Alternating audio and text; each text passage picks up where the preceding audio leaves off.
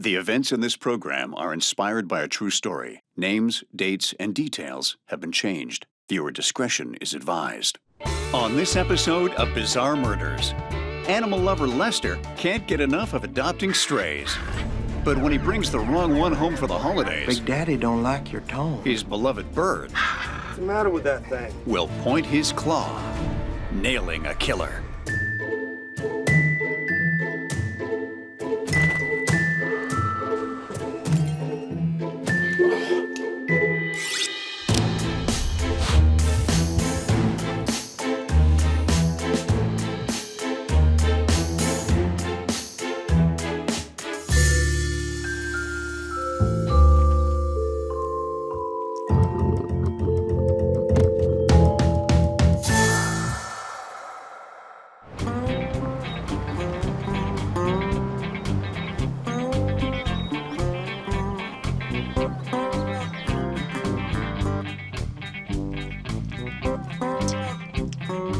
By day, good old boy Lester is the head of a local roofing crew.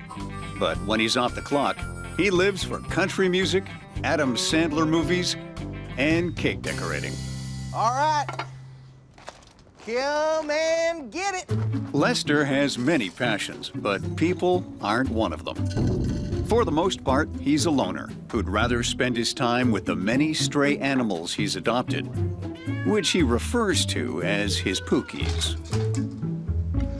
Bon appetit. Over my many cases at the FBI, I found that a lot of loners develop close relationships with animals. That's because loners avoid people for a reason. Anxiety, childhood trauma, things like that. But with animals, all that disappears. It's just about loving your pookies and them loving you right back.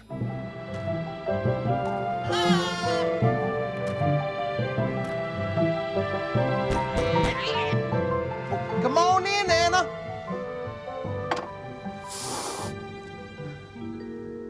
When one of Lester's friends gets married to a man with bird allergies, she's forced to give up her lovebird. He's so precious.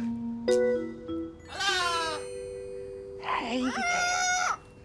My new little Pookie. Lester gets another pookie to add to his menagerie. Thanks, Anna.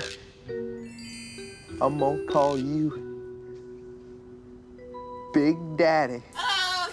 Named after his favorite Adam Sandler movie, of course. Hey, look what I brung for you.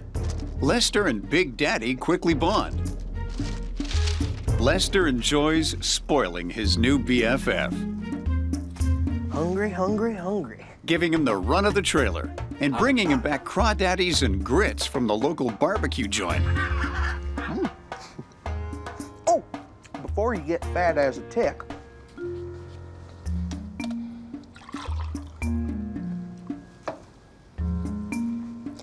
little sweet tea for my sweet Pookie. Y'all got a 6? Go fish. You don't have a 6. 6, it looks like this. Yeah, I know what a 6 looks like, Carl. Go fish. Come on there, you got a 6. Let me Carl. see that hand. Hey, get your mitts up out. Whoa! Hey, Big Daddy, no! Big Daddy is ferociously loyal to Lester, attacking anyone who seems to be a threat to him, even a friend. But you said that was a lovebird. He is a lovebird. He's in love with me. That's protective, all right. I've worked with some scary dudes over my career, and even I would be afraid if Big Daddy was coming at me. Whew. Beer? Bear. Beer? Bear. Hey, buddy, how are you? Yes. When Lester starts hanging out with a couple of guys from his crew, All right. Big Daddy is very Liquid jealous. Relaxation. Cheers. Indeed. Oh, oh, oh. You don't like you much, does it? Hey, come on, stop talking my bird. Big Daddy, you leave him alone now. Come on. He can smell your fear. That's the problem. Looks like these guys don't pass the Big Daddy test, and we all know animals have that sixth sense, and if they don't like you, there's usually a good reason. Jesus. What's the matter with that thing? Memphis over here just got back from 2 years in the big house for drug possession, and Billy Ray's never met a brawl he didn't like. If there's a bar fight in Lynette, there's a good chance he's at the center of it. What I don't understand is why Lester, the gentle giant, is hanging out with these deadbeats. It feels like he's asking for trouble, but he seems happier than a dead pig in the sunshine. For those of us not from the South, that means he's naive and more than willing to stay that way. Bottoms up, fellas. Yep. Woo! Yeah! Let's have another! Come on! Hey, Jimbo. Guys, this is my cousin Jimbo. These are the guys. Another! Ignore him, he's already cork high and bottle deep. Come on! Another round! Let's go! About time. Yeah, sugar. Another round. Turns out our gentle giant is an angry drunk. Well, that came out of nowhere. I think you've had more than enough for tonight, sweetheart. I'm talking to you, Chicky Poo. Given the way Lester's acting, it seems like he has a problem. And from what I've witnessed, alcoholism can create a real personality split. So while he's little Nicky, when he's sober, he turns full-on Happy Gilmore once the booze is flowing. Another round. Well, bless your sweet, picky little heart.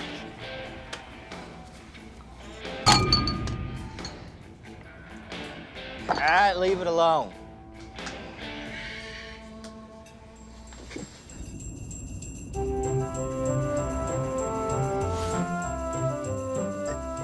Just as drinking releases the anger in Lester, the holidays bring out his sense of joy. Well, don't look at me like that. It ain't one of your relatives. Every year, he cooks the turkey for his Christmas Day dinner with his few close friends. This time, he's going all out with a deep-fried turducken. We'll have us festive time. When your best friend's a bird, holiday meals are hard. I'd suggest switching to a Christmas ham, but with Lester's collection of animals, he's probably got a pet pig tied out back. Oh, hey, come on in.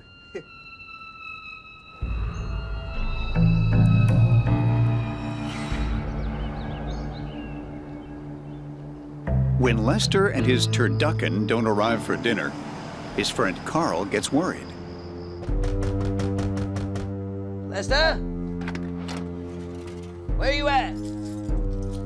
Big Daddy? Of course Lester's friends are worried about him. I mean, the guy never showed up for his favorite day of the year. That's pretty odd, especially when you're the one bringing the turducken. Rise and shine, drunkie. Come on, boy, don't you be playing possum with me now. Come on, Lester, get up. After years of dealing with Lester's drinking, Carl's convinced his friend has simply gotten lit up like a Christmas tree and passed out. Come on, boy. I'll tuck you in snug as a bug in a rug. Carl doesn't want to leave until he takes care of his friend Lester. Lester. Lester. Lester. Oh, Lester.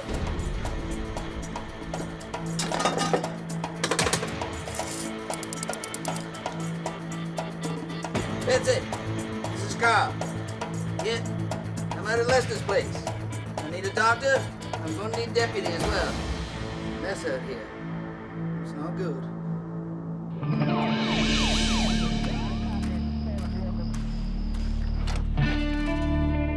Detective Peacock arrives on the scene. She's known for her no-nonsense attitude and her love of taxidermy. It doesn't take Detective Peacock long to establish that Lester's been strangled to death. But he's not the only victim. His beloved pet lovebird, Big Daddy, is also dead. Oh no, not Big Daddy. I mean, it's weird that after seeing so many murders, animals being killed still gets to me. I guess there's a little animal lover inside all of us, even my cold, cynical heart.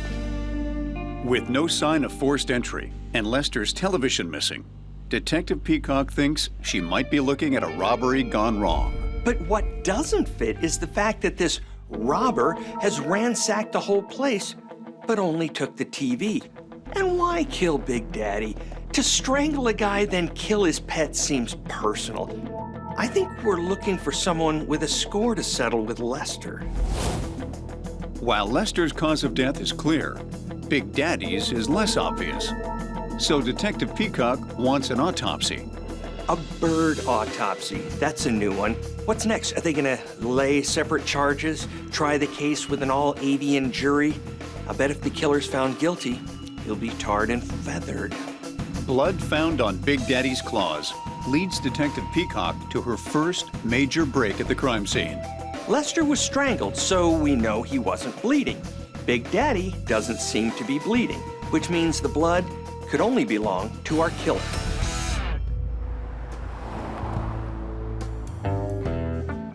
While Detective Peacock waits for the DNA report from the blood samples, a local preacher's wife calls in with a tip. Thank you. The same car has been parked at a convenience store since Christmas Day. When Detective Peacock runs the plates, she discovers the car belongs to Lester.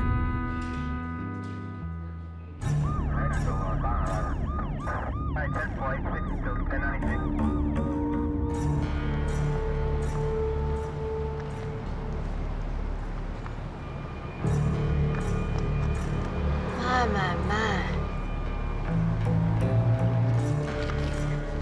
When Detective Peacock searches the car, she discovers blood on the door and cigarette butts in the ashtray. That's weird because Lester doesn't smoke, and I don't know many non-smokers who have cigarette butts in their ashtray. Here's my problem with this killer. Everything he does is almost smart, but then he doesn't follow the idea through. Like, he steals the car, which does shore up the robbery gone wrong idea, but then he dumps it somewhere easy to find and leaves a ton of evidence in it. It's almost like he wants to be caught. But if so, here's what you should do. Just turn yourself in. Detective Peacock sends samples of the blood and cigarettes from the car to the lab for DNA and fingerprint testing. As those tests are being run, Detective Peacock calls Lester's friend Carl in for questioning. Now, I assume you've known Lester for a while? Lester and I have known each other many, many years. Colorful guy, as I hear. He was colorful, to say the least. He was multicolored, that character. Interesting. A whole spectrum. You know anyone who'd want to tie a knot in Lester's tail? Or his birds? Of course. All kinds. Lester had a way of being a fly in people's ointment. You know what I'm saying? It turns out Lester's drunken exploits have earned him a number of enemies. And yourself? Ever had any problems with Lester? Yeah. Lester took a run at me a couple of times there. But are you saying that you'd have reason and maybe want him dead? Is that what you're saying? No, I'm not saying that at all. Now. Don't you to be jumping to any conclusions there, missy, and pulling this New York City crap on me. There. All right, I'm listening. There was a bunch of new people hanging around. Roofers. Carl reveals that Lester's been having problems with one group of people, his roofing crew. These guys have all done time. Real bad seeds. You know what I'm saying? And worst seed of all, good old Memphis. He's gotten into it with Lester over money and was caught stealing from him multiple times. As far as I'm concerned, that makes him a prime suspect. Well, I don't know nothing about no murder. I mean, even if I did, I ain't telling no pig. 'Cause nothing makes you look more innocent than attacking the police for doing their job. You got an alibi for the night in question, hotshot? Duck hunting. I see. So killing birds really deals you a pickle then. You got an alibi to confirm this. The ducks. You can be all sweet and cooperate, or I can load you into a cell for the night. It's your choice. My mother's gun club. Seniors with shotguns. I'll check into this. In the meantime, don't leave town.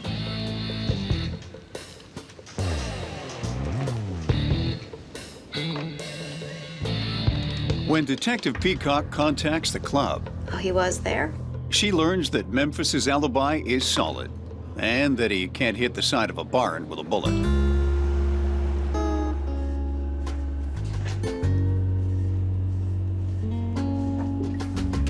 Who would kill Lester? And his bird?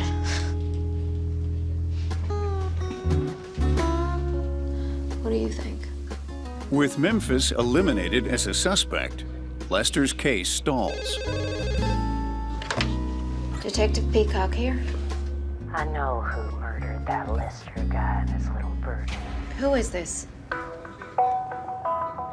Detective Peacock convinces the tipster who called in about Lester and Big Daddy's murders to come down to the station. Anybody again?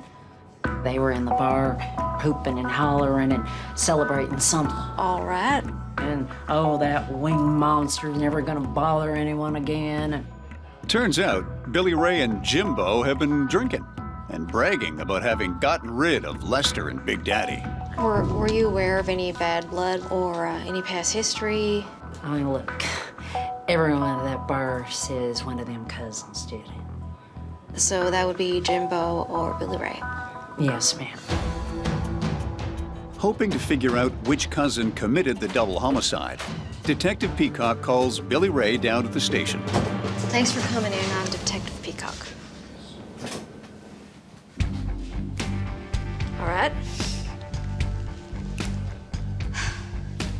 Now, why would I be hearing that you got something to do with Lester and Big Daddy's murders? Don't know. But what I can tell you is that whoever told you all that has only got one oar in the water. I was having Christmas dinner at my mama's place. You got anyone to confirm that? Jimbo was there. I tell you, I ain't no lying dog. We got a tip that Billy Ray or Jimbo killed Lester and Big Daddy.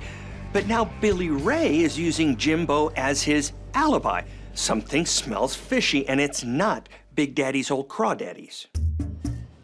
Determined to crack Billy Ray's alibi, Detective Peacock brings Jimbo in for questioning. Sir, there is no smoking in here. Why you got an ashtray? I like turtles.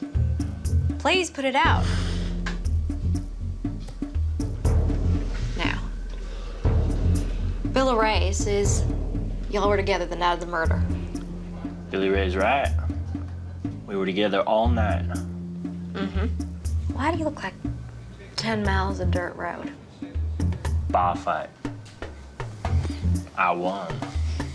Yeah, well, it sure don't look like it. Okay, we know Lester's killer was bleeding in the trailer the night of the murder. And now we got Jimbo showing up with all these injuries, which, to me, look more like he got mauled by a wild animal than won a bar fight. If I was a betting man, I'd say, to use a southernism, that Jimbo's trying to pee on our legs and tell us it's raining. While cousins Billy Ray and Jimbo deny any involvement in the Lester and Big Daddy double homicide, they agree to provide police with DNA samples and fingerprints. I'm not saying I don't want to help you catch Lester's killer or nothing, but all this is about as useful as tits on a bull.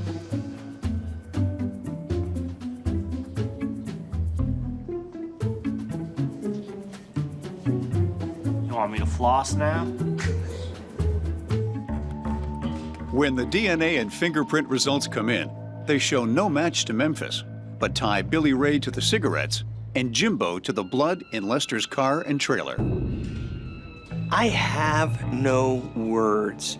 These guys just handed police the evidence to tie them to Lester the night of the murder. And hey, I'll take a match any way I can get one. I'm just saying it's a good thing that most criminals are this dumb, or else some of us over at the FBI would have been out on our ears.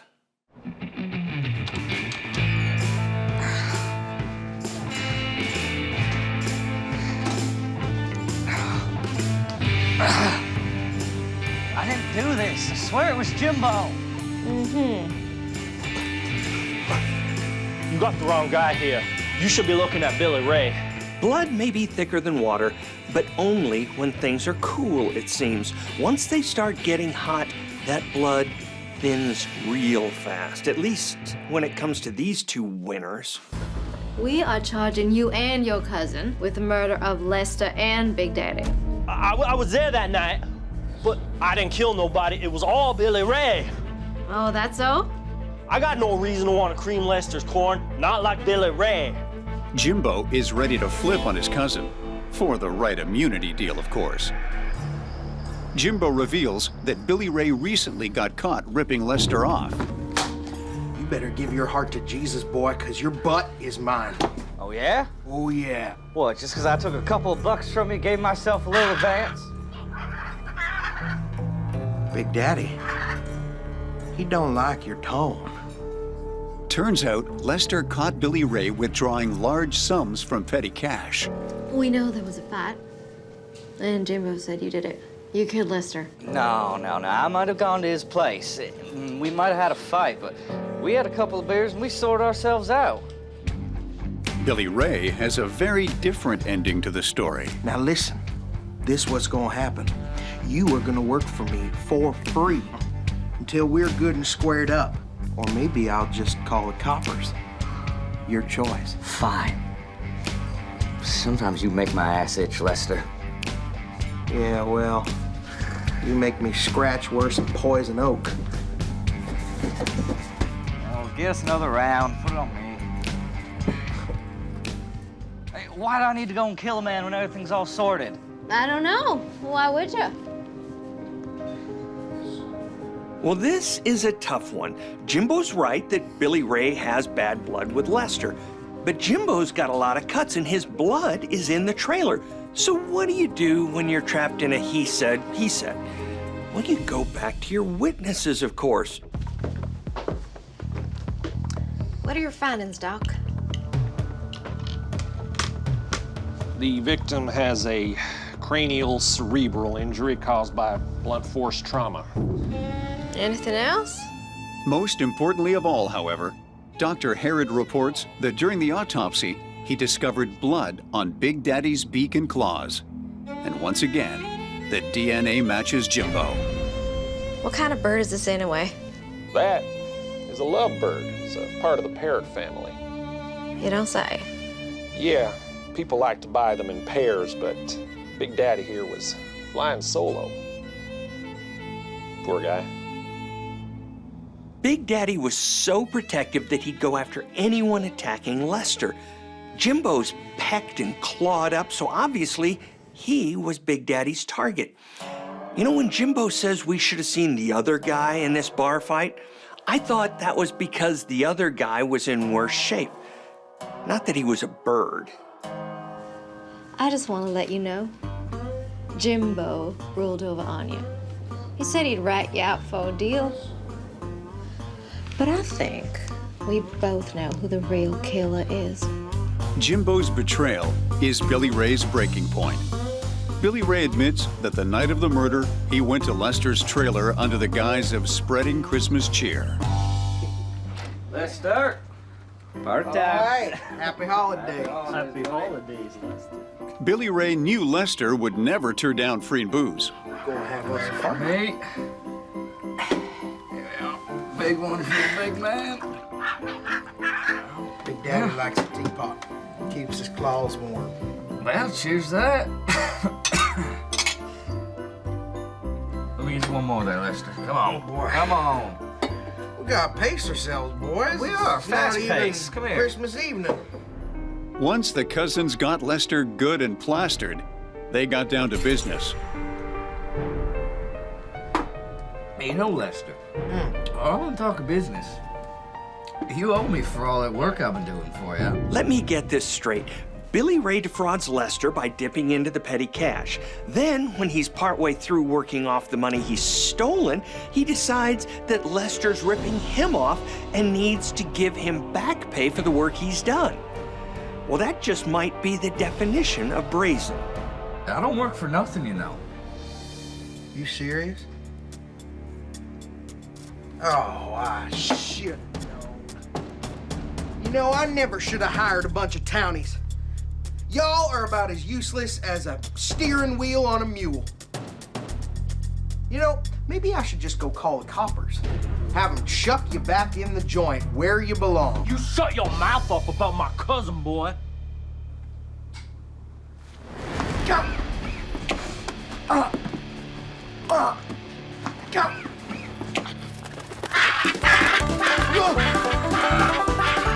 Grab the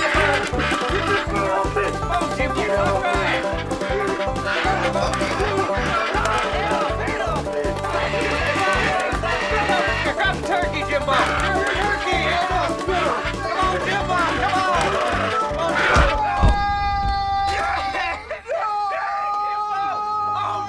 Come on! Despite Big Daddy's sacrifice, he's unable to save his owner. Oh, please. Get Big Daddy to a vet. You can kill me. Just get him the help he needs.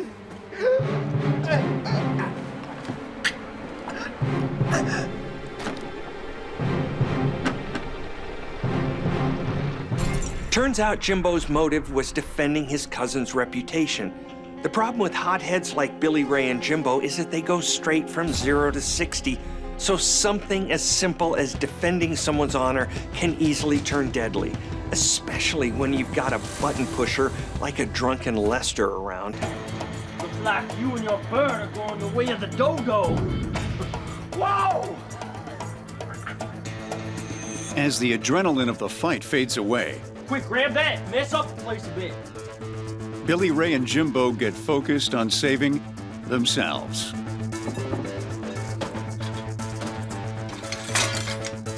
Come on, Scotty.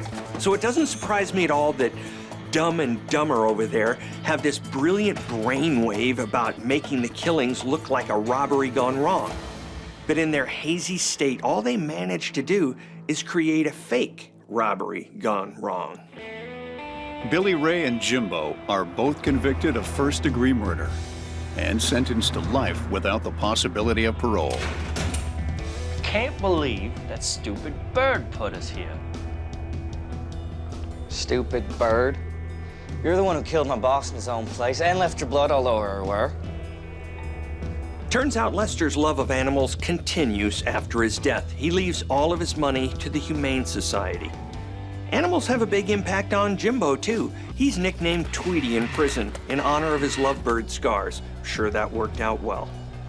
It goes to show you, never go up against a lovebird when, as the Southerners say, you ain't got the sense of a goose.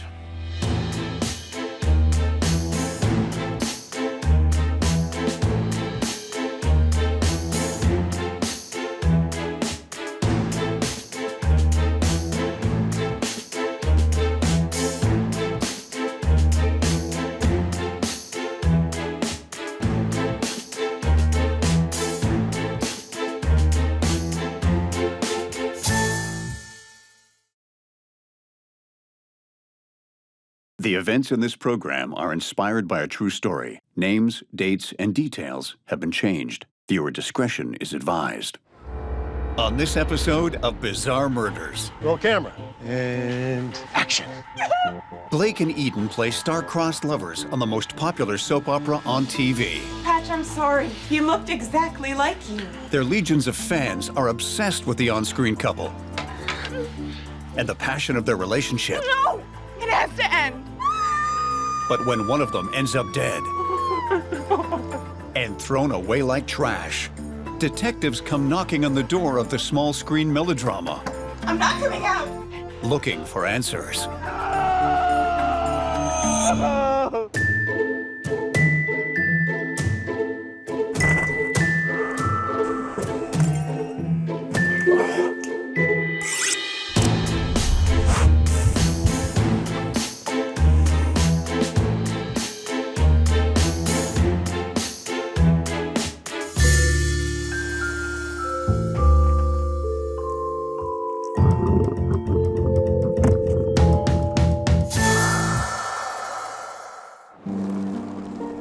Los Angeles, California, 2013. On a warm summer morning, a former model turned actress takes her daily stroll to a local strip mall.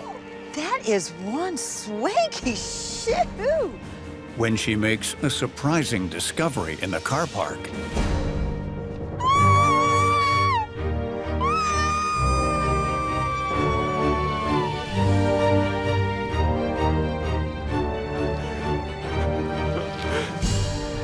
Detective Byers is called to the site. Do something about this. They don't deserve to live. It's that actor chick. He identifies the body as soap opera star Eden from The Liars and the Lustful.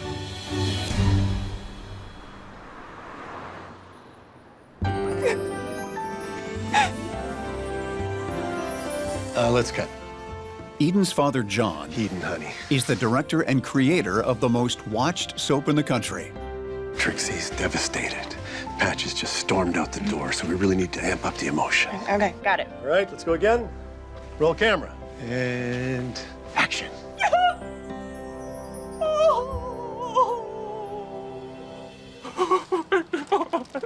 He's so young. Detective Byers believes Eden was most likely bludgeoned to death by the trophy she won as part of the most famous soap opera couple ever to hit the small screen. All right, everybody, step back. Why would anybody do this? When a celebrity is killed, it can be hard to keep the investigation under wraps. Give us some space. Give me some space. As an investigator, knowledge is power, and holding back key points of the investigation from the media is a very strategic move. You see, that way, if someone gives up information only the killer would know, then bam, you've got yourself your prime suspect. The first suspect on Detective Byers' radar is Eden's husband and agent, Ty. So, Ty, how did you two meet? On set. She's a client of mine. He's taken her from unknown actress to soap opera star to worldwide brand. Ever any fights? No. I mean, you argue, but no big fights. The spouse is always the first person investigators look at. Was he cheating? Was she cheating? Did he get jealous and decide to off her? Ever get physical? No. It sounds like I'm recounting a soap opera plot, but believe me, this stuff happens all too often in real life. She was my everything. We were a dynamic duo. I would never hurt her. Ty tells the detective that on the night of the murder, he had dinner at Mr. Chow with two of his most famous clients. Robert Manero and Cleveland Eastwood, you know them? Actor type? Yeah. Not only did other diners see him there, he was photographed by the paparazzi going into the restaurant. The bad thing about being famous in Hollywood is that you can't go anywhere without being watched or followed. Just ask the Kardashians. The paparazzi can be a menace, but if you're an innocent man being questioned for the murder of your wife and they can provide you an alibi, maybe there is a use for the paps after all.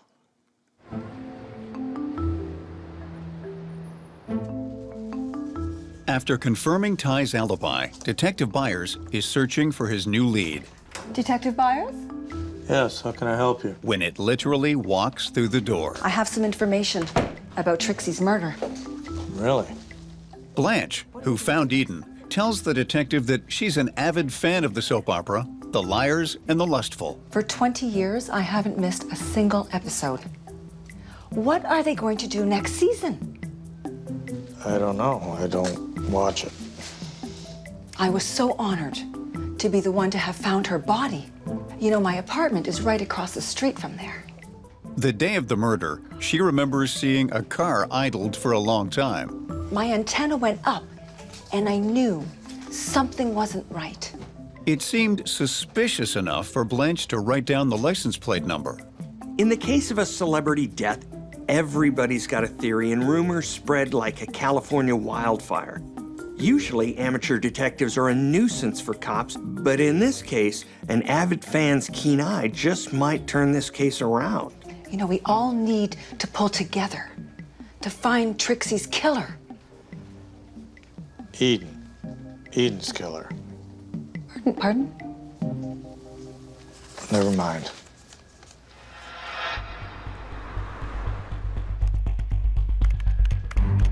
A search of the license plates reveals that one of the cars belongs to Eden, and the other belongs to Blake, Eden's co-star, aka Patch. This kind of lucky break doesn't happen often in my line of work. Usually detectives just pound the pavement day after day, putting their case together. But sometimes, even the grittiest jobs are sprinkled with Hollywood stardust. So when it happens, you just look up and thank your lucky stars. 2 years ago, Blake was a struggling actor who worked as a stripper by night while auditioning during the day. A good Midwestern farm boy with more looks than talent, he came to Hollywood to fulfill his lifelong dream of winning an Oscar. But when he couldn't find work, he used the one thing he did have in his arsenal to pay the bills: his body. It's also where he met his wife, Cassie.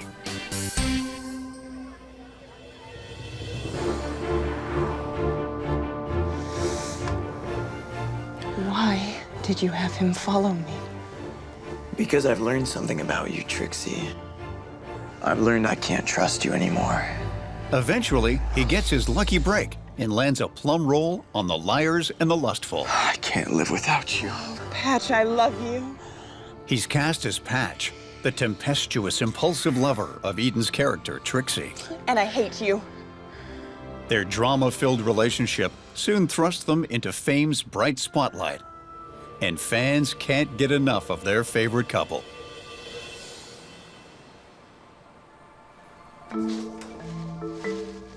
Blake.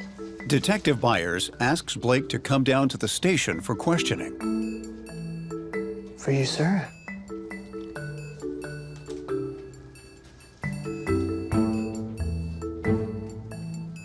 Yeah, I'm all right, thanks. More for my fans. We have a little problem, Blake. Your car was seen in the parking lot where Eden was murdered. That's absurd, Detective. I mean, there's no way that's even possible. Blake insists the witness must be mistaken. He claims he stayed in all day with his wife. Do you know there's a surveillance camera on the store in that parking lot? Sees your car, plain as day. In cop parlance, this is called a bluff. You know your suspect is lying, but you have no proof. So you bend the truth a little bit just to see if you can force his hand. With a little luck and a half-decent performance, he'll crack. Okay, yeah. I'll tell you what you want to know, but you're not gonna like it. Try me. Detective Byers beat Blake at his own game and tricked him into confessing. Now let's see if Blake will spin another tall tale or finally cop to the truth. Why was your car there, Blake? Under pressure from Detective Byers, Blake cracks. Well, the only reason my car was there is because Eden asked me to come and meet her.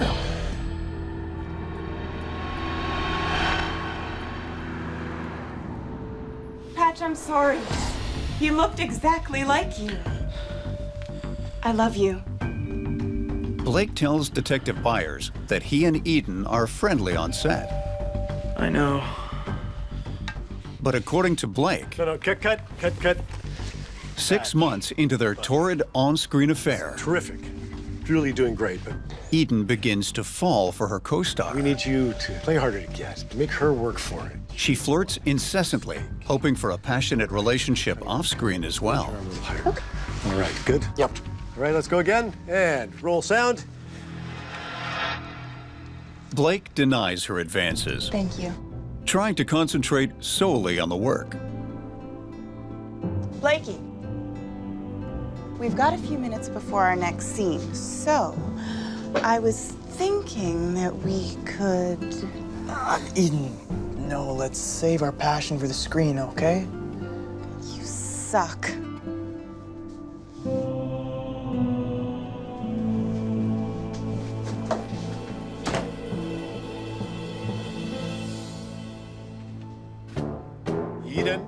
Tired of being rejected, Eden refuses to return to the set. I'm not coming out. Come on, honey, come on out. Go away. They shut down filming for the day. Blake. But not before Blake is given a warning. I need you to fix this. Production's counting on you. Concerned he'll be fired, Blake reaches out to Eden. He doesn't want his first big break to be his last big break. And if Eden doesn't return to set, he fears it's his neck on the line.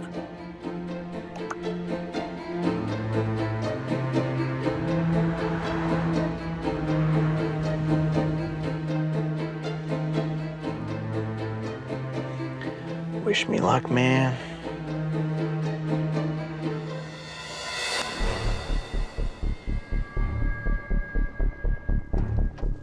Knowing how volatile Eden can be, Blake treads lightly. I really want us to get along, Eden. Really? But Eden takes his peace offering Eden. as a come on. No, I'm married. So am I. What's that got to do with it? Eden, our love exists. It's on screen through Patch and Trixie. No. If I can't have you, no one will. In a fit of rage, Eden attacks Blake. No! Trying to fend her off, he grabs the only thing in sight, his trophy, and slams it into Eden's head. Oh my gosh. Eden! No! No! No!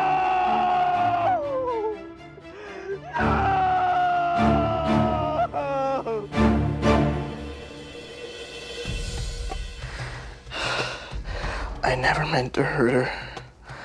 I just panicked.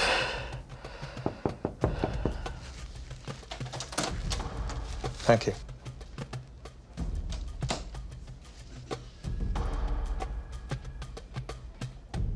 That's your story. Yes.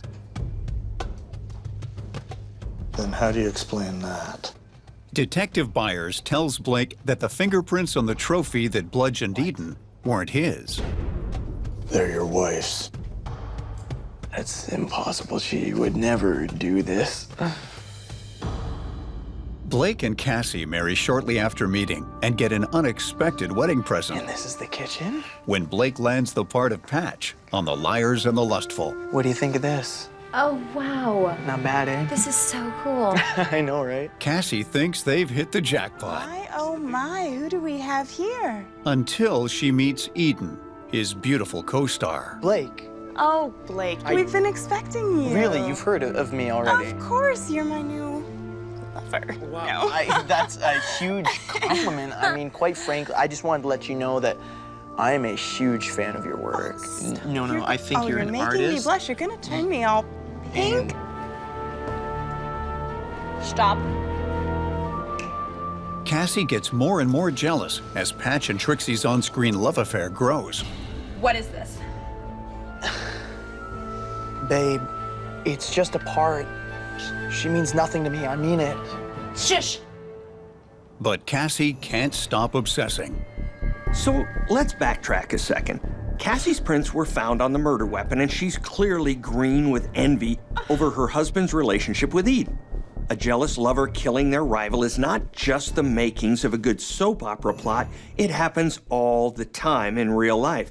I've seen the most reasonable people lose it because they think their loved one is cheating on them.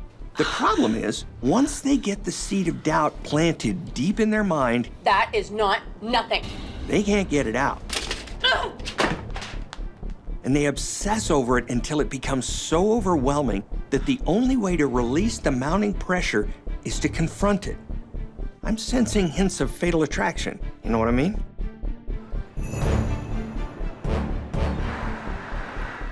Have a seat. Am I in trouble? Looks like detectives are honing in on Blake's wife, Cassie. She can't deny her fingerprints were found on the murder weapon. But that doesn't mean that's the end of the story. It's my guess she's got a tale of her own to tell. Funny thing is, the bloody fingerprints are yours. It's not what you think. Cassie cracks under the pressure. Eden was in love with him. She confirms Blake's claim that Eden was aggressively pursuing a relationship with him. She kept making advances, and he kept saying, I'm married. But that's where the similarities between Blake and Cassie's story ends.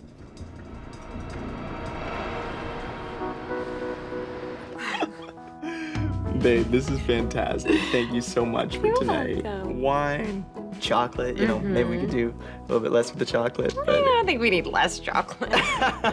Anyway, babe, I actually got a new copy of the script and...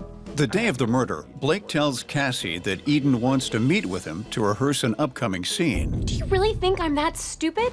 Believing that Eden has finally got her claws into Blake, I'm on to you. No, Cassie cakes, come on. Cassie accuses him of cheating on her. Why would I want her when I have you?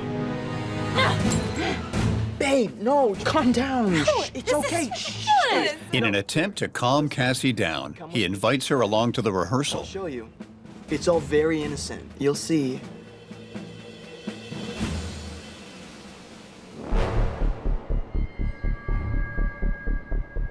Cassie hides in the back seat of the car as Blake meets with Eden Hi, Blakey Doodle. and soon gets proof her suspicions were right. I guess we won't be needing this. Eden, no, I'm married. Our love exists. It's just on screen through Patch and Trixie. No. If I can't have you, no one will. Worried Eden is about to kill her husband, Cassie comes to Blake's defense and grabs the closest thing to her. No! Cassie, what have you done?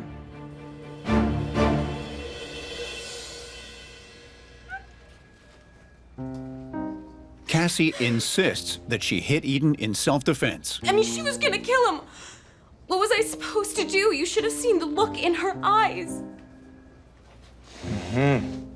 She tells Detective Byers that Blake confessed to protect her, but he had nothing to do with it. Really?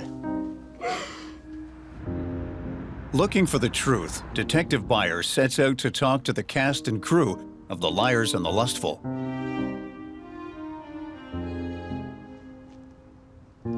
Detective Byers. John, sorry about your loss. Thank you. He quickly discovers that Blake's story about Eden's obsession is a little more fiction than fact. Eden loved her husband. They were a match made in heaven. As the detective delves deeper into the soap opera world, he learns that Blake is known as a method actor. He took his craft very seriously. For those of you who aren't in the know, the method is a style of acting where the actor totally immerses himself in the role and tries to truly experience the emotions of their character. He wanted us to call him Patch even when the cameras weren't rolling. Seriously? It all sounds a little complicated to me, but hey, I'm not an actor, so I'm gonna leave it to the pros.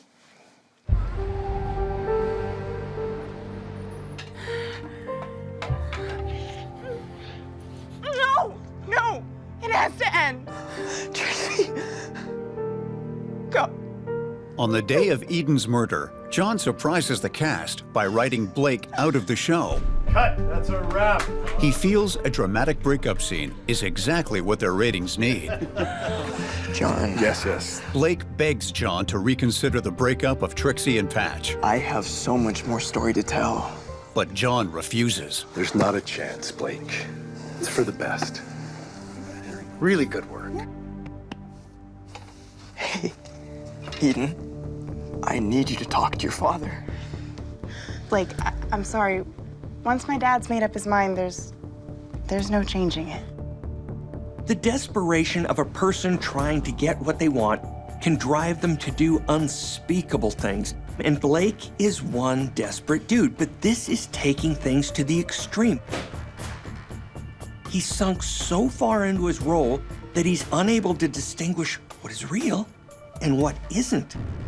There's a different word for that in my line of work. It's called delusional.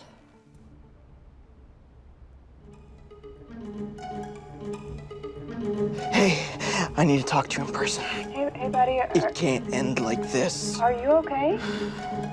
Can you meet me somewhere? Yeah, sure. Just let me know where. Okay. Okay, thanks, hon. So this flies in the face of what both Blake and Cassie told Detective Byers.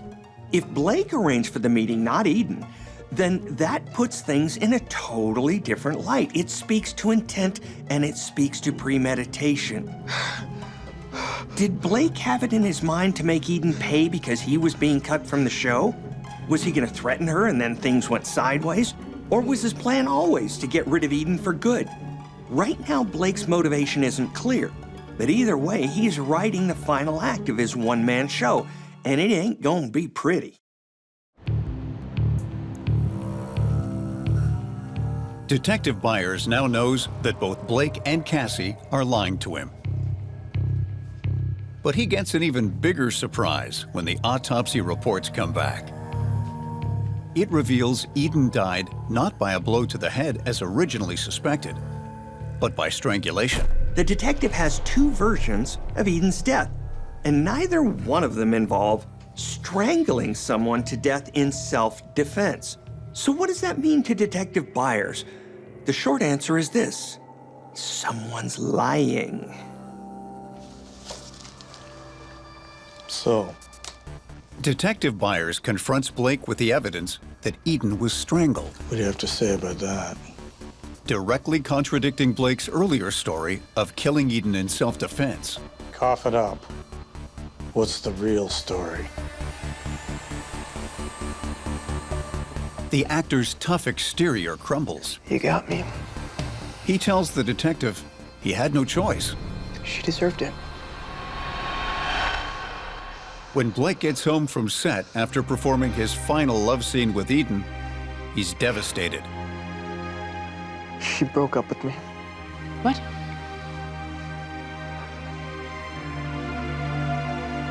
Trixie broke up with me. They're cutting me from the show. Blake lies to Cassie, telling her John would prefer to keep Patch on the show rather than Trixie, but he can't fire his own daughter. She is nothing but trouble. First, she tries to steal my man, and then she gets you fired? There is another way. What do you mean? This, my friends, is a brilliant course in Manipulation 101. Playing on someone's insecurities is a surefire way to get them to do what you want. In this case, Blake needs an accomplice, and he knows his wife's jealousy will cause her to go along with just about any plan he suggests. We need to kill Trixie. You mean Eden? Yes, of course. Eden, we need to kill Eden. In an attempt to get rid of her biggest rival and finally have her husband all to herself, Let's do it. Cassie agrees.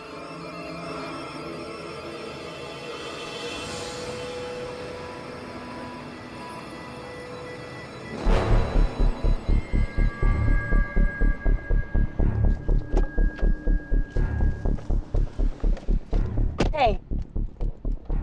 How you doing, buddy? You shouldn't have done it, Trixie. What? Blake, that's my character. It's Eden here. What's up? You never should have broken up with me. Are you okay? Get your hands off of him! Ah! Take that, you man-stealer! When they're sure she's passed out, You can't say I didn't warn you, Trixie! Blake proceeds to strangle Eden to death with his own hands.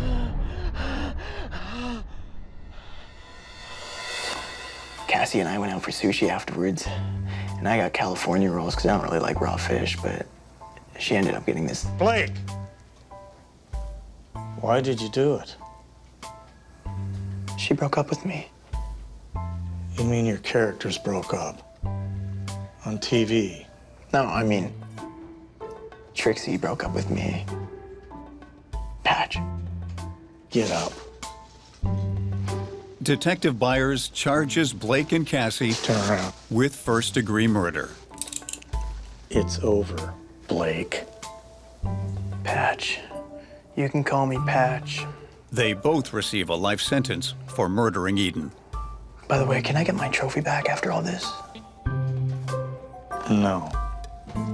The fact that Blake cares more about his soap opera award than the human life only reinforces what we know about him.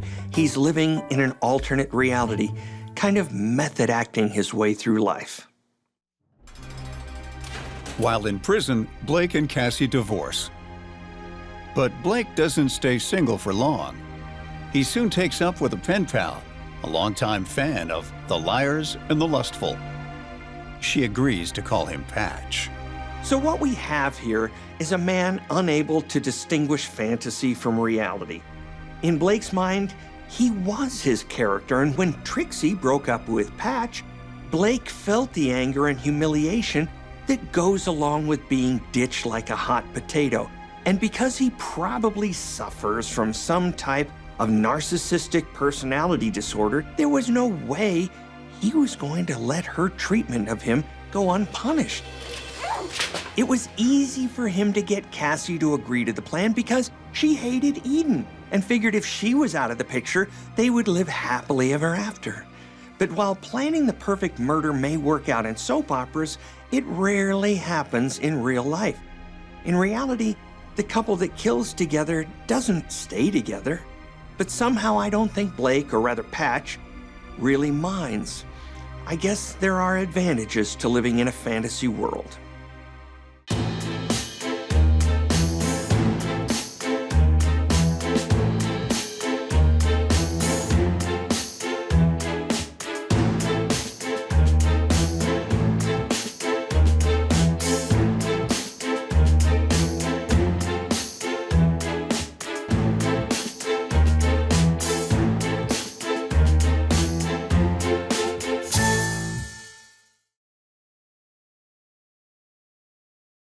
The events in this program are inspired by a true story. Names, dates, and details have been changed. Viewer discretion is advised. On this episode of Bizarre Murders, when two wealthy retirees looking to help the homeless This is your new home, Frank. I'm not sure what to say, man. take a vagrant under their wing, it seems like a win-win situation for everybody. Plus some pocket money for walking tickles now and then. But when a dead body turns up the victim of a hit and run, investigators wonder, is this a tragic accident? Or do they have something far more sinister on their hands?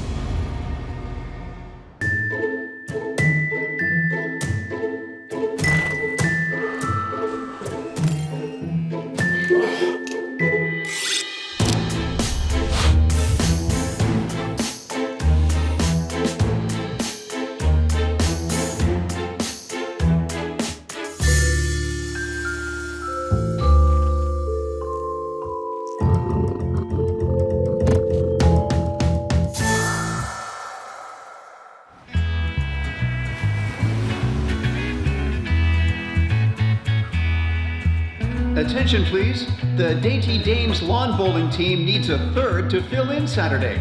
See Ruth at the desk. So, I said to him, Jimmy, not in the green room. Oh.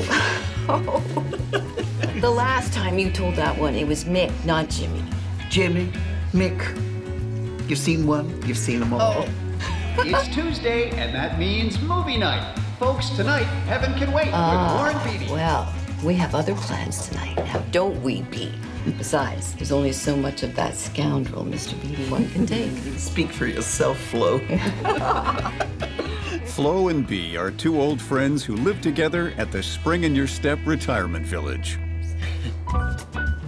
It's an upscale, exclusive retirement community on Florida's Atlantic coast.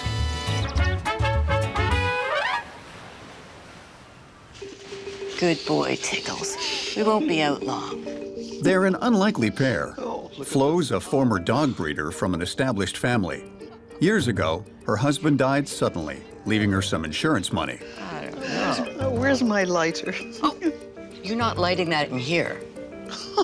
Well, You gotta die sometime, so you might as well make the best of it. Oh. B is an aging flower child who had a successful career promoting rock and roll bands. Their paths crossed in the 70s when one of B's rock and roll clients needed a dog groomer. Despite their different backgrounds, they hit it off and became the best of friends. It was fun at first in the retirement home, but they couldn't shake the feeling that they were still young at heart and deserved a more exciting retirement.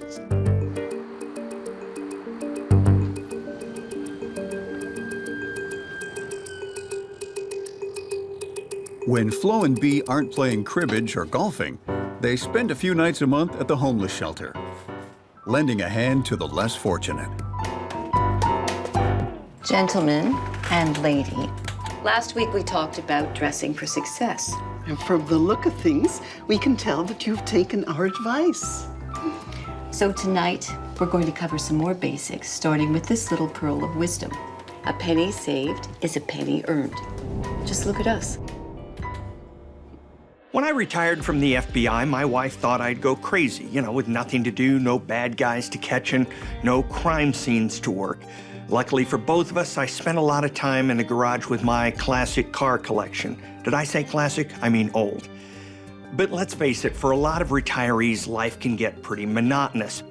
And these two dames are no exception. For them, mixing it up means amusing themselves with some charity work, and their generosity extends way beyond giving life lessons and slinging beans down at the shelter.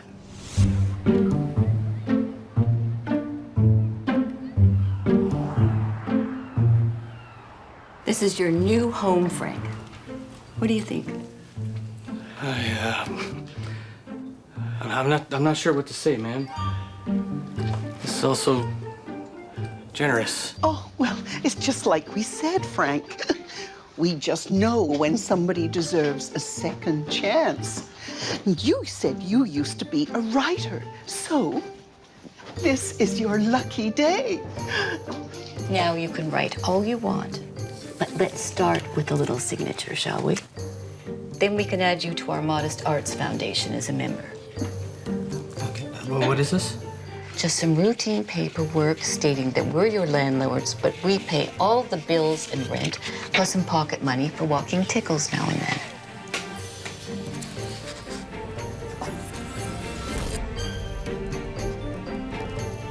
That's what I call a generous offer. Walk my dog and you can write the great American novel.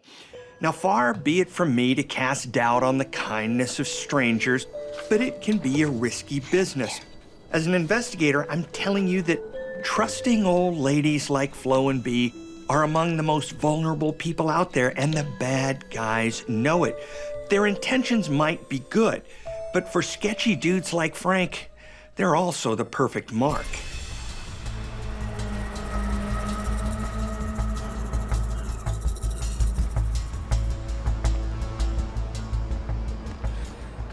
Almost 2 years after Frank signs the agreement, police find his lifeless body in an empty parking lot.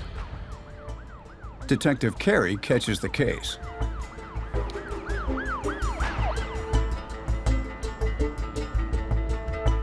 Security camera footage confirms that Frank was killed by a driver who fled the scene. But the license plate is invisible, and the make of the car isn't clear.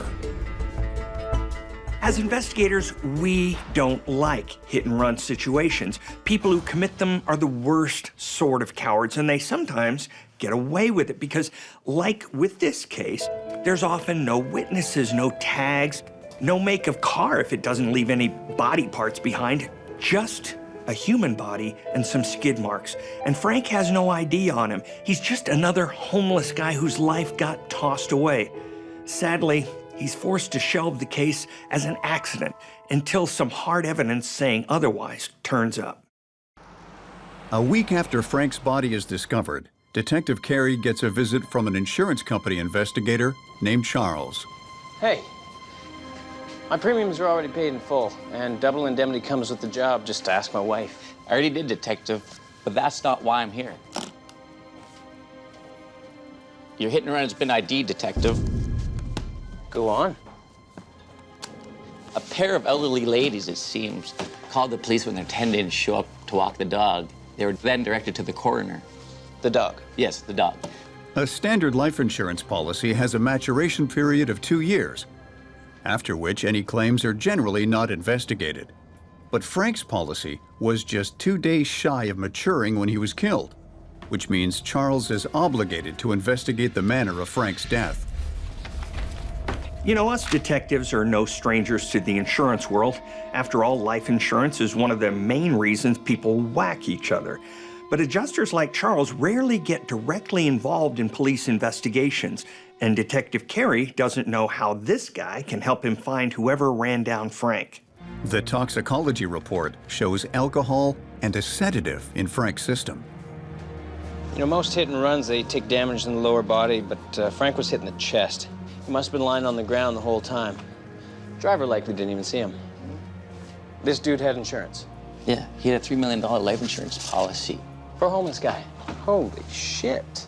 Mr. Bob Reno was not homeless, Detective, I assure you. So here we have a homeless guy who wasn't really homeless, and it turns out he's worth millions to a pair of little old ladies. Now, down at the Bureau, that's what we'd call a big red flag.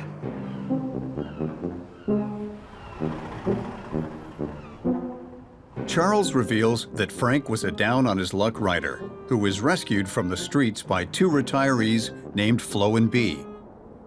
Not only had they set him up with a place to live, but according to the insurance documents, Flo has a little dog walking business, so they gave him a job too.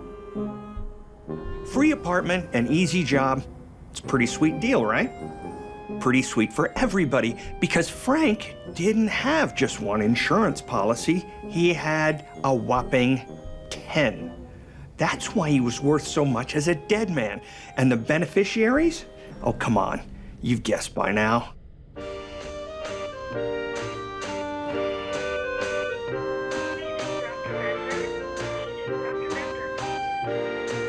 That's him. That's our Frank. Poor man, how awful. To trigger the insurance policies, Flo and Bee have to claim Frank's body. But because Frank's death is ruled an accident, the medical examiner has no reason to notify Detective Carey that he's been identified. Carey.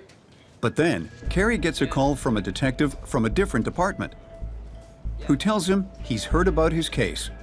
It sounds a lot like another hit-and-run incident the other detective caught about 5 years back. That's strange.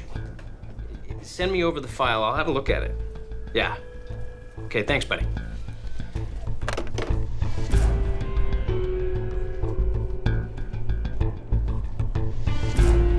The woman, Pearl Asner, was killed by a hit-and-run driver, struck in an almost identical manner as Frank.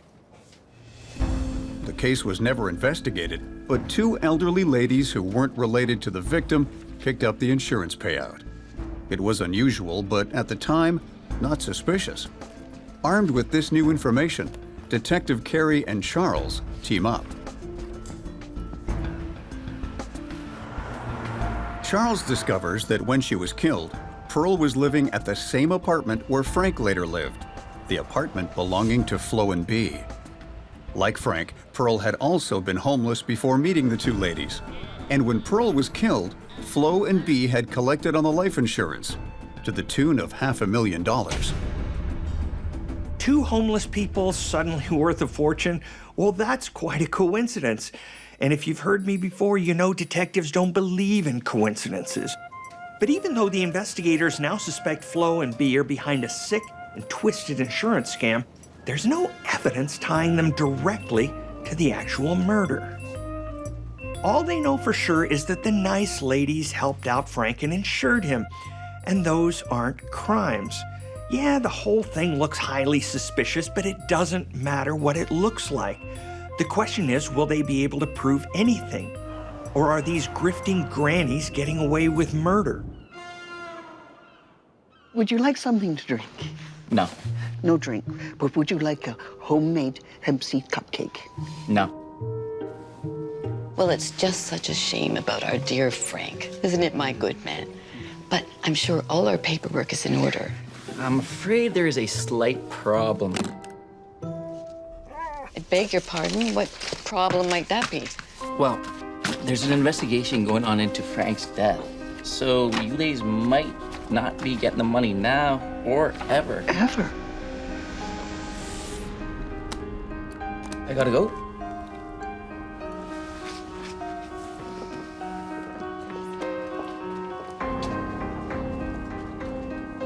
Thank you for coming.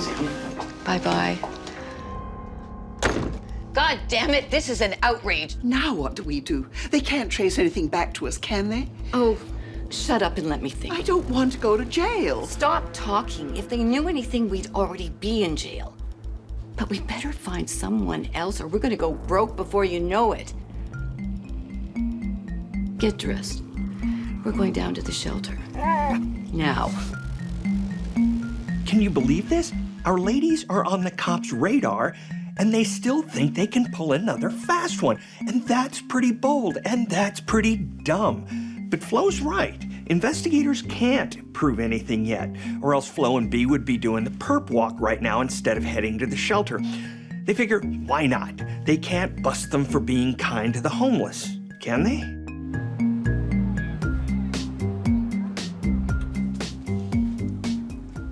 Detective Carey follows Flo and B around for the next few days. He's certain they're looking for another victim. Well, you seem to be having a rough day, young man. Maybe we can help him out. What do you think, Flo? I think we most certainly can. What's your name, sweetie? Phil. 3 p.m. Looks like our suspects are making a new friend. Going undercover is all about blending in. And even though Detective Carey has an advantage because our ladies have never met him, there's always a chance they'll smell something fishy. Crooks are like that. They have this kind of built-in cop detector, so the detective has to be extra careful. If Flo and B realize they're under surveillance, they might bolt. Well, now, what do we have here? Give me a second. Oh. There's still nothing concrete linking Flo and B to Frank's hit and run, so they can't bring them in on murder charges. But they need to bring them in on something. Okay. Thank you. Detective, we just caught a break. There is no dog business registered in Flo's name. So technically, Frank wasn't an employee. So what? What does that mean?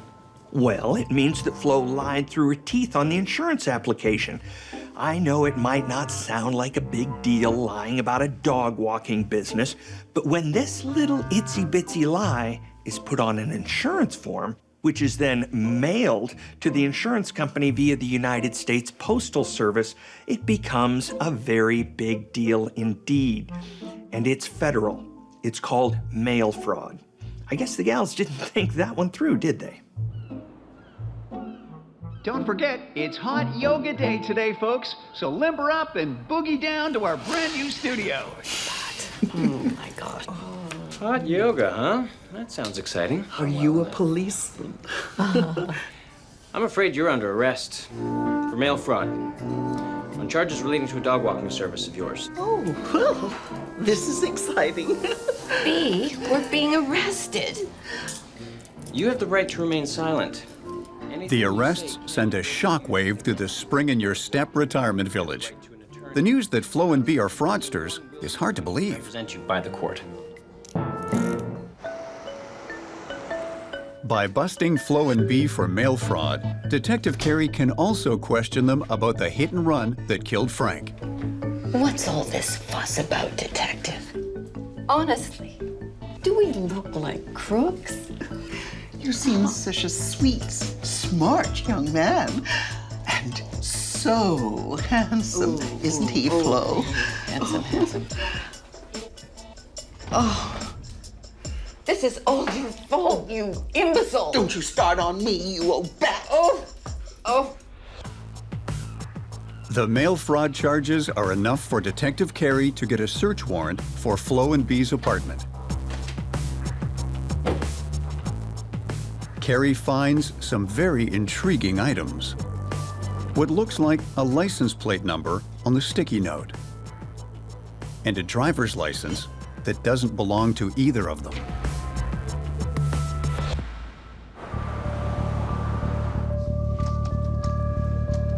Detective Carey discovers that the license was reported stolen a month ago.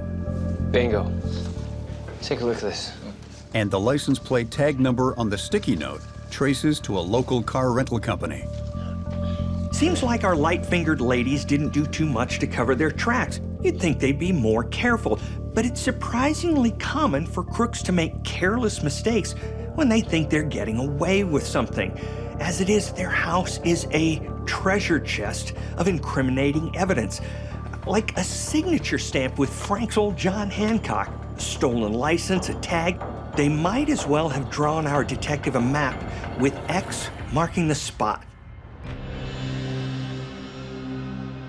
The rental company confirms that the two old ladies returned the car with a damaged grille, the same night Frank was killed. Detective Carey sees what looks like blood on the front grille.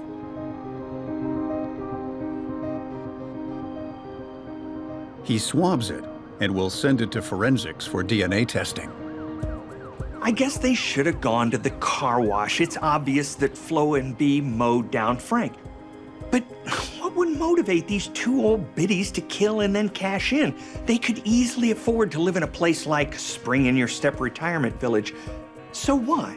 For thrills? Could they really be that bored? Or maybe they're not as flush as they're making themselves out to be. Detective Carey knows he has a pair of killers in his custody. He's hoping that if he applies some pressure, he can get them to confess. What's all this fuss about, Detective? Surely a little fib about a dog walking business doesn't warrant a jail cell. How awful. That poor, lovely man. The lab results show that the blood on the car grille matches Frank's DNA.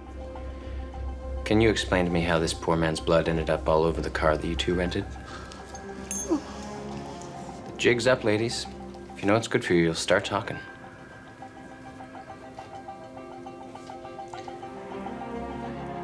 You've got us. Oh, shut up! Shut up, you fool! Shut up yourself, Flo. You were the one that started it anyway.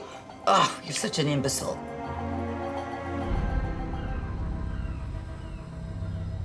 We have some very special guests tonight, folks. Backed by popular demand all the way from sunny California, it's Captain and Tennille. They're gonna do it for us one more time. Oh, I just love it. But it's so expensive, Flo. I can't afford this. Maybe we can find some other place. That place down in Boca. Oh, not a chance. I'm not spending my sunset years in some shanty town surrounded by the sunburned hoi polloi. This is the place. We've got to be realistic. We're retired. Oh, I'm being realistic, all right. Don't you worry. I have a very realistic retirement plan for both of us. It only stretches so far, you know. Your savings, your pension, your husband's life insurance. Bee tells investigators that she and Flo just didn't have enough money saved for retirement. Not if they wanted to live in a place like Spring in Your Step. So the prospect of trading down didn't appeal to either of them, especially not to Flo, who's obviously the brains of the operation. I guess there are weirder motives out there. But anyway, when Flo's husband died, she learned a few things about how life insurance works, and she came up with a plan to make the rest of her retirement as comfortable as possible. But she couldn't do it on her own. The scam was more convincing with a sidekick like Bee. It's a simple plan. Take in and insure a homeless person no one will miss. They die in an accident. But $500,000, I mean, that doesn't keep you in the lap of luxury for long. Not if you're these gals. So with Frank, they didn't stop at just one insurance policy. Are you sure about this? Don't worry. This little stamp is going to make us rich. Once they had Frank's signature, they could take out as many policies as they liked from different companies. As long as the monthly premiums were paid, no one asked any questions. They just had to wait 2 years for the policies to mature.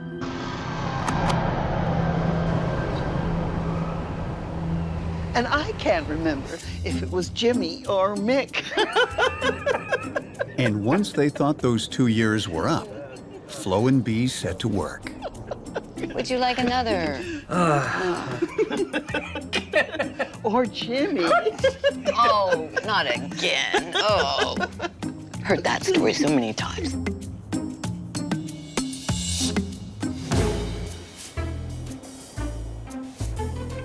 He's out. He's out. Let's go.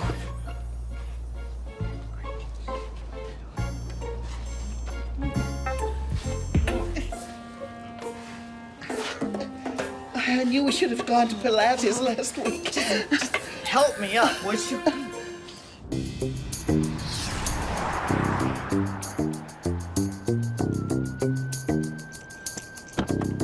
Bee, come on!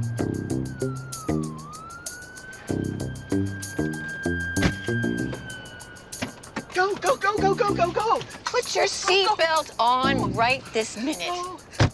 Flo and Bee tried to get away with murder and get a huge payout, but they made a critical mistake. All right. Okay, come on, let's do it. All right, go, go. Okay. But we screwed up the timing. The insurance wasn't mature. So they sent this investigator. You screwed up the timing, not we. That was your job, you imbecile. My job? You said you would keep track. Oh, you think you're so smart. Flo and Bee are convicted on insurance fraud charges and Frank's murder. They get life without parole, and their sentences are to be served in the same prison. I can't believe this. You can't believe this. You better watch your back in the food line. Well, you better make sure I'm insured first, you old crone. We could have been sitting in Boca by now. Oh. They say you're never too old to try new things. And it turns out that's just as true for grifting and murder as it is for, say, lawn bowling. Flo and Bee looked like your typical harmless old ladies enjoying a golden sunset. But beneath those peace and love moo-moos, Bee was a limousine liberal who didn't want to travel coach in her old age. So she hitched a ride with Flo. And Flo herself, well, that blue blood of hers ran ice cold when it came to living the good life. She'd never trade that Gucci bag for a cheap knockoff. And as for the hapless victim, he too thought he'd landed in the lap of luxury. He didn't realize he was just a cash cow being fattened up for the slaughter, one premium at a time. You know, there are easier ways to fund that retirement, folks.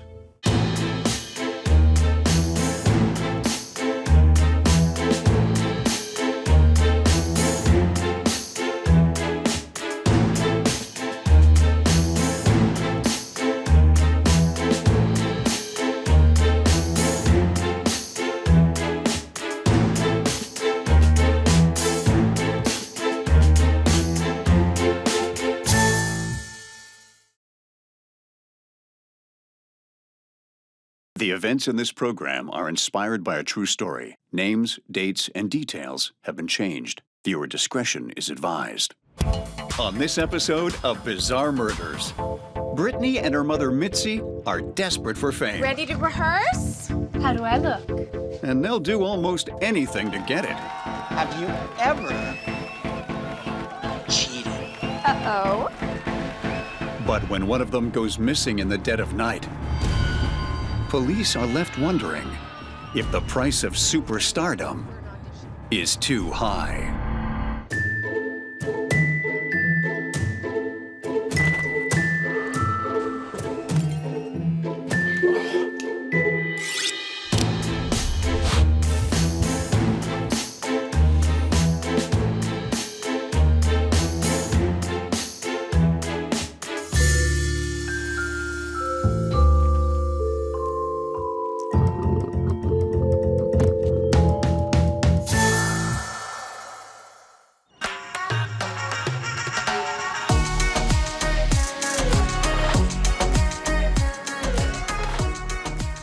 Brittany is a 25-year-old former beauty queen who works as a cocktail waitress and dreams of becoming a famous actress. And the only one who wants this dream to become reality more than her You ready to rehearse? How do I look? is her mother, Mitzi. Would you like fries with that? No, I don't believe that at all. Mitzi is a single mother who works double shifts at the local diner, having been passed over by the superstardom gods. Who's gonna be a superstar? You are. Mitzi has determined her own daughter will climb the ladder and join the Hollywood elite at the top. Oh my God, Mom. Don't touch my hair. I spent like an hour getting it to look this good. Sorry, there's just this one hair. I said stop. Brittany. You come across a lot of dysfunctional relationships in my line of work, but this mother and daughter duo takes the cake. Brittany is a spoiled kid who thinks her mother is put there for the sole purpose of making her a star. And Mitzi is your typical overbearing stage mother who's determined to manage her daughter's career with an iron fist. The sad thing is, it's not all that uncommon in Hollywood. Remember Lindsay Lohan and her mother? Need I say more? Brittany's boyfriend, Connor, is a handsome but shy driving instructor who grew up around the corner. Yeah, I saw him in the store. I thought I'd buy him, surprise you. Connor worships the ground Brittany walks on and showers her with gifts. Well, Connor, yes? Brittany's getting ready for an audition. But I just wanted to just... Goodbye. Britt, you can do better. I know, but he buys me nice things. You need to find someone famous to buy you nice things. Besides, those flowers were cheap. Set your sights higher. Mitzi's a true tiger mom who's not letting anything get in the way of Brittany's success. Least of all, a driving instructor with no game.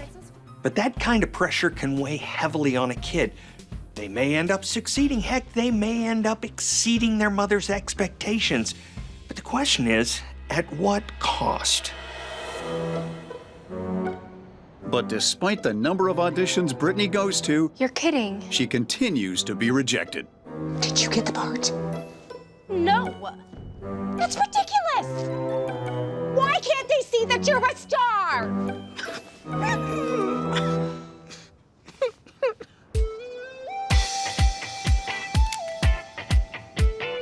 Chocolate? No. Brittany continues to audition and continues to be rejected. Why don't they like me? Those director types are shallow and self-centered. They can't see past themselves. They don't know what they're missing. Go away. But just when Brittany is ready to give up on her dream of becoming a superstar, she gets a call that changes her life. I got it? Oh my God! I got it! Yes. I got it! Yes! But it's not quite the award-winning role she'd been hoping for. Oh, what? It's to be a contestant on a game show. So? Are you gonna be on TV? Yeah. Then we'll take it! Stage mom Mitzi isn't too concerned at this point what role Brittany lands. Much like Mama Kardashian, she seems to subscribe to the view that there's no such thing as bad publicity. And even an unknown game show could be their ticket to stardom and financial freedom. The show is called The Truth Hurts, where contestants are hooked up to a polygraph machine and asked a series of questions. With each truthful answer, they win more money. Okay! Brittany, we're really glad to have you here. Let's start off slow to warm you up. Have you ever called in sick to work? Yes. And has she answered honestly, folks? Alrighty then, next question. Have you ever flirted with a customer for a bigger tip? Yes.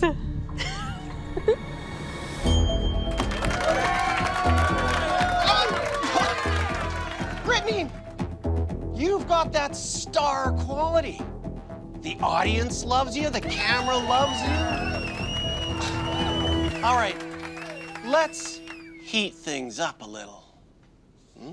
Have you ever had surgery to enhance your looks? Well, Yes. I got a boob job. Oh.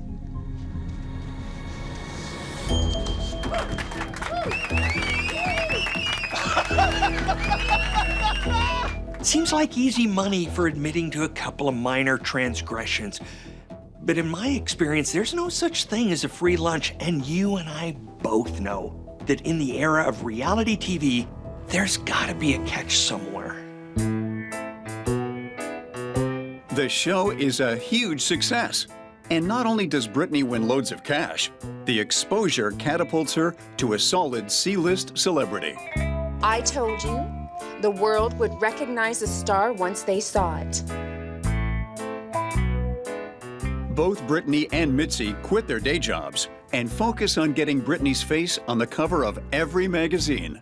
Sorry, Connor. It's over.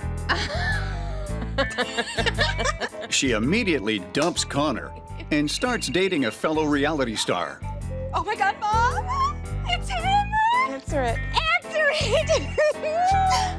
Brittany and Mitzi have achieved their dream. Not only is Brittany newly famous, but they have money to boot. This dynamic duo believes that the gravy train has finally started running and there's no stopping it now. But we live in a world where celebrities come and go as fast as cold beer on a hot summer day, and there's always someone newer and younger clawing at your heels. If you're smart, you'll parlay your 15 seconds into a fortune fast, but if you're not, well, you'll just end up another Hollywood has-been. Hoping to capitalize on Brittany's newfound fame, her mother keeps her schedule packed with auditions and interviews. So when Brittany misses an appointment for a starring role in a new reality show, Mitzi is furious. What do you mean she didn't show up?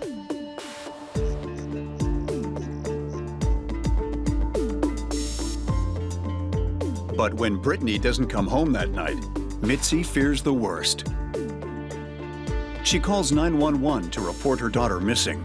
No, she hasn't been missing for 24 hours. Do you know who my daughter is? Does Brittany the Vixen ring a bell?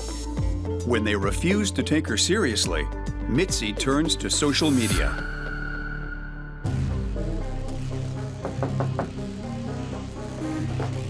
News of Brittany's disappearance spreads like wildfire. Thank you for seeing me. When the mainstream media grabs hold of the headlines, the police finally take Mitzi's concerns seriously. Is this your daughter? Of course it's her. That's me in the background. Detective Pablo tells Mitzi that her daughter's car was found parked outside the latest Miami hotspot. In it, they found Brittany's purse and phone. But she was nowhere to be found. My Brittany. Where's my Brittany? So there's two ways of looking at this scenario. One, Brittany went out clubbing, went home with some guy and is sleeping off her hangover somewhere in the city. The other is that she's a victim of foul play. And over the course of my career, when you find someone's purse and cell phone abandoned in their car, it's usually the latter. She called me on the way to her audition, and I haven't heard from her since. Detectives search social media looking for clues. She hasn't posted anything in a while, and that's not like her. In this day and age, reality stars live online. Their worth is measured by how many people follow them. So for a fame-hungry person like Brittany not to post, it means that something or someone is preventing her from doing it. Thank you. Thank you. Mitzi gets the word out in the one way she knows how. My name is Mitzi. I'm Brittany's mother. She's the star of a new game show called The Truth Hurts. I'm imploring anyone who knows anything about my daughter's disappearance to come forward. Meanwhile, detectives work to track down every possible lead. Acting on a tip generated by Mitzi's news conference, they track Brittany down to a motel room in a rough part of the city. Police, open up!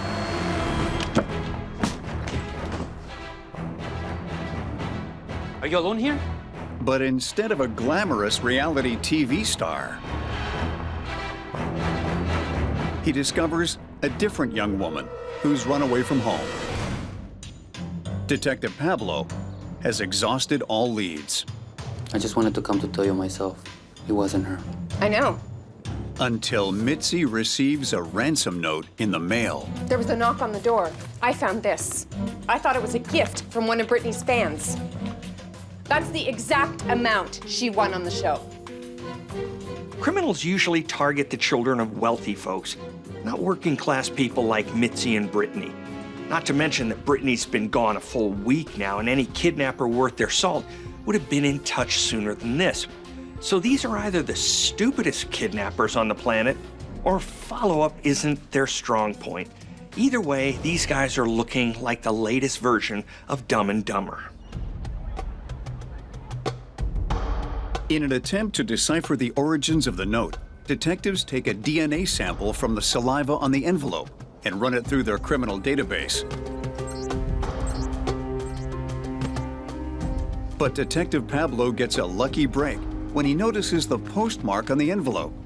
It shows the letter was mailed at a nearby post office, which means that the kidnappers could be local.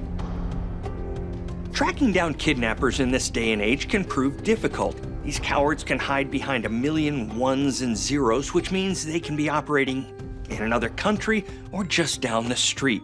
But this kidnapper may be showing his age by using an old technique and snail mail to boot. But just because the letter was mailed from somewhere in Brittany's neighborhood doesn't mean that's where the kidnappers are holding Brittany. It could simply be a ploy to throw investigators off the track. Why am I here? Detectives are starting to wonder if this is a publicity stunt orchestrated by none other than Brittany and her mother. Is this a trick for you guys to get even more famous? I would never hurt my baby. You fool. Then, would you mind providing us with some saliva samples? No way. You can't treat me like a common criminal. Mitzi, it will help us with our investigation to find Brittany.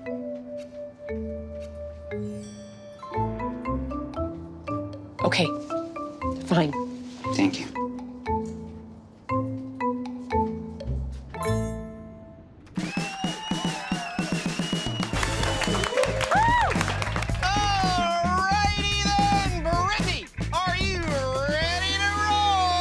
Bring it on. Ha! Have you ever cheated? Uh-oh. Mom's not gonna like this one. Yes. In the state beauty pageant.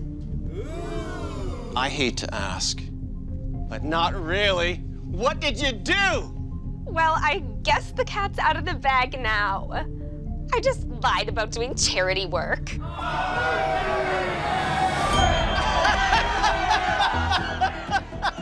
It was like so boring. I just couldn't do it.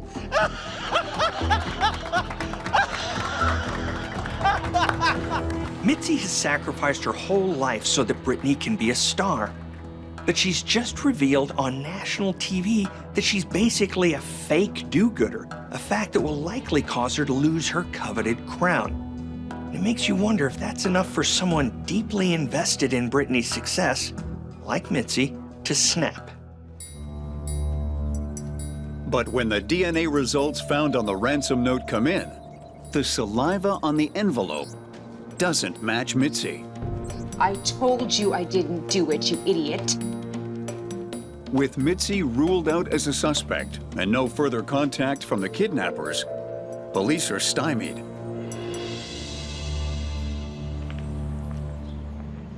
Until a waste collector stumbles upon her body during his daily pickups.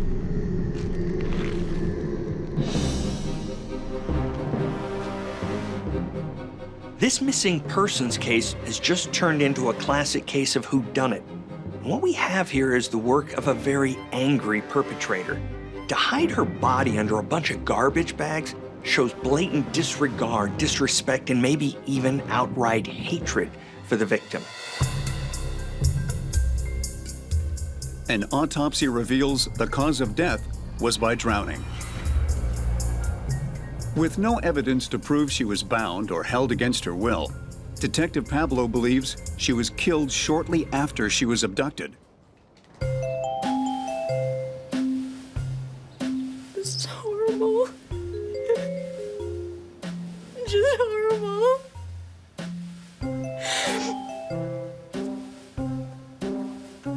I don't know what I'm gonna do without my Brittany. Do you know anyone who would want to hurt her like this? She just broke up with her boyfriend. But he's so meek. He wouldn't hurt a fly.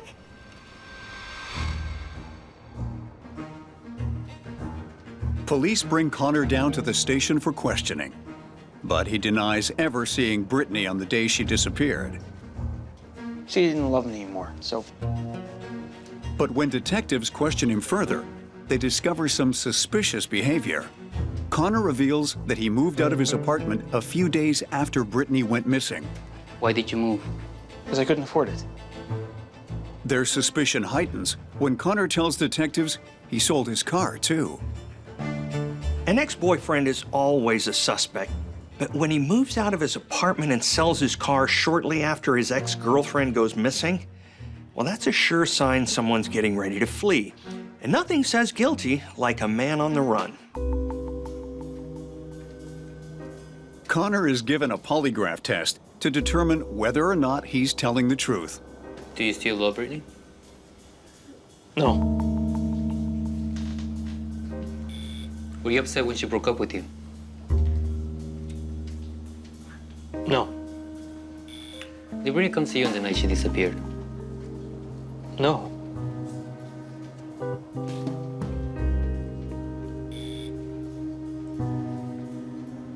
Connor, literally, why don't you just fess up? I didn't mean to... I didn't mean to hurt her, I'm being honest. Connor says that Brittany came over to his house to pick up some money that he owed her. One drink led to 4, and they decided they were meant to be together. I never stopped loving you. All the reality stars in the whole world could not measure up to you. Yeah? What about, your new boyfriend? He's so yesterday.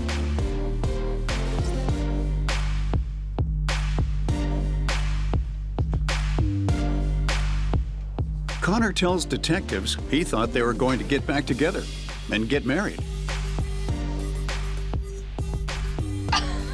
Connor, I can't marry you. What? Why not? Because I don't love you. Connor, shocked and hurt, turns to leave, Connor, wait. but is stopped in his tracks by what Brittany says next. What about the money you owe me? Is money all you care about? Ow, stop it! Ah! I didn't mean to hurt her, honest. That's good, Connor. Now, why don't you just tell us what really happened?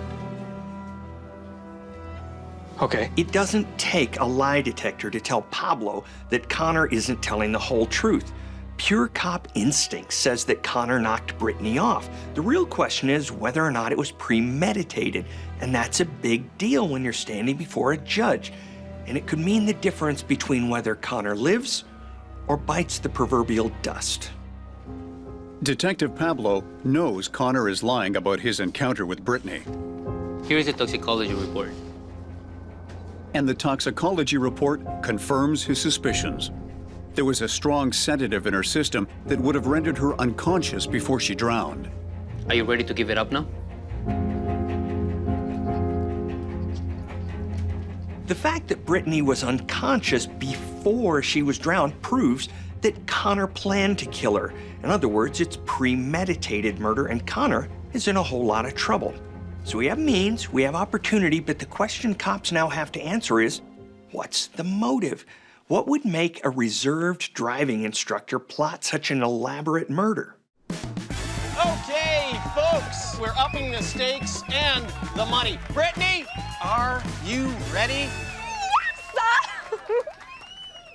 Are you a waitress in a cocktail bar? No, I'm not. I'm actually a stripper!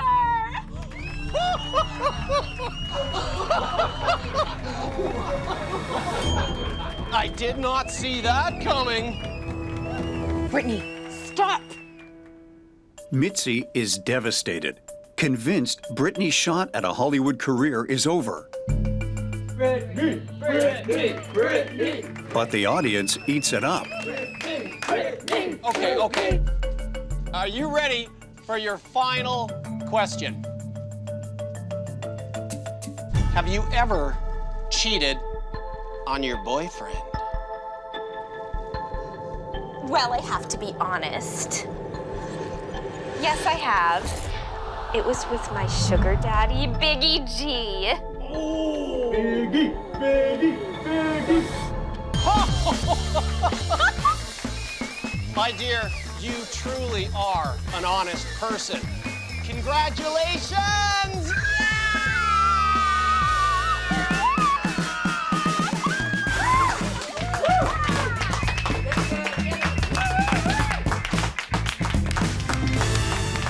Desperation for fame and money can drive people to do unthinkable things. In her pursuit of being a star, Brittany has humiliated her boyfriend on national TV. The audience may love this drama, but the casualties involve real people with real feelings who can end up with real motives for murder. Following Brittany's rejection, Connor becomes more and more isolated and unhinged. Shut up! Shut up! Shut up! And the media hounds him non-stop.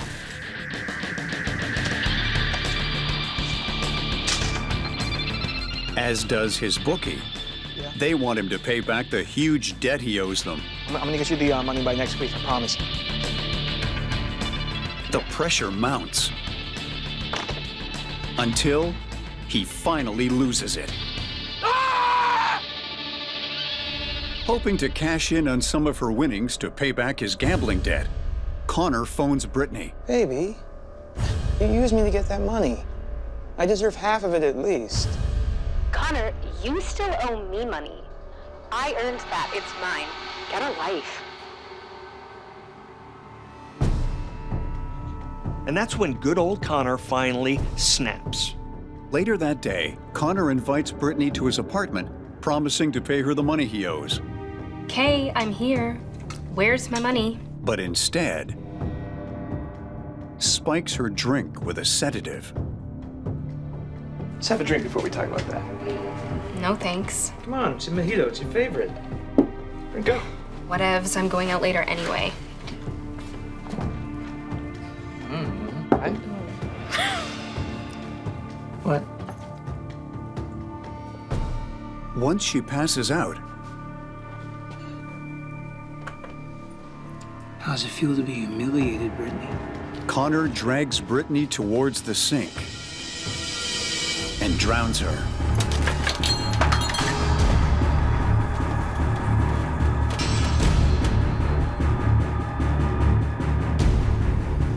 Then attempts to cover his tracks.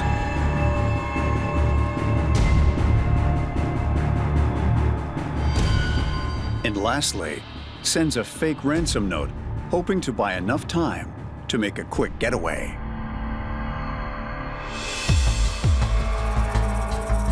She humiliated me on national TV. Okay? I just wanted my old life back. Killing someone for humiliating them on national TV, even for me, that's rare. Looks like Connor's taking the meaning of reality TV to a whole new level.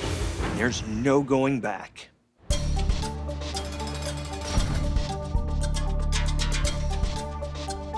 In an attempt to lessen his sentence, Connor's lawyer tries to blame the television show The Truth Hurts. He argues it's responsible for humiliating him. But the judge doesn't buy it. Connor is found guilty of premeditated murder and sentenced to life in prison.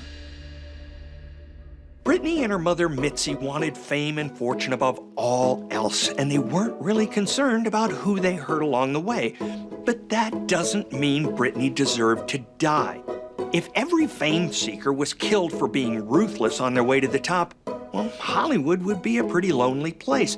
Just think of how many bachelors and bachelorettes that have been dumped on live TV, and not one of them have been killed by their ex. Connor may have been humiliated by Brittany's confessions, but he chose to kill her because of it. That's all on him. It kind of makes you wonder if honesty really is the best policy.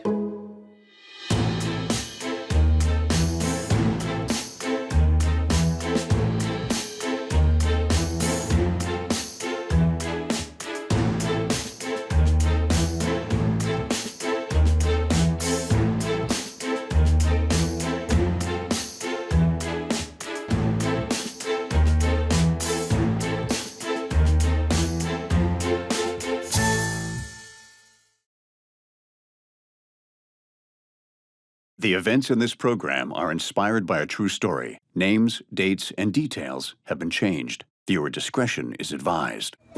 On this episode of Bizarre Murders, Jesus works hard to make ends meet in Mexico I wish you could follow your heart. until he rolls the dice on a move to Vegas 2 lottery tickets. Atta boy. and hits the jackpot. I can take care of you now, Mama. But in Sin City, I'll take the fault for the right price. You can do that, right? there's always a devil waiting to make your life go bust. No, please. I'm talking to him. You're ripping me off just like everybody else.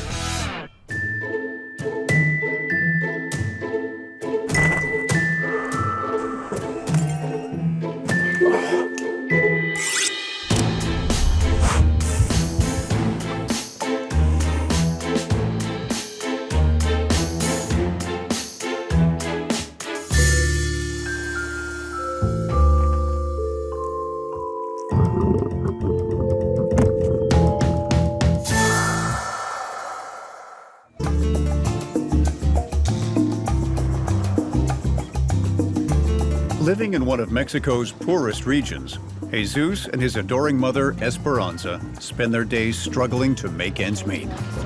Okay. Jesus, tortillas. Momento, Mama. It's for you. Okay. Bye. Bye, ciao. Life may be hard, but Jesus finds joy in his passion for magic. Hey, Ma. Show you a trick. Pick a card. No. There. Put your hand on it. Okay. Okay. Look. Increíble, Jesus. You're such a talent. I wish you could follow your heart. Actually, I could. Remember Alejandro? Jesus' childhood friend from the barrio, Alejandro, moved to Las Vegas 2 years ago and recently offered to help Jesus join him. I'm not going without you, Mama. Te quiero.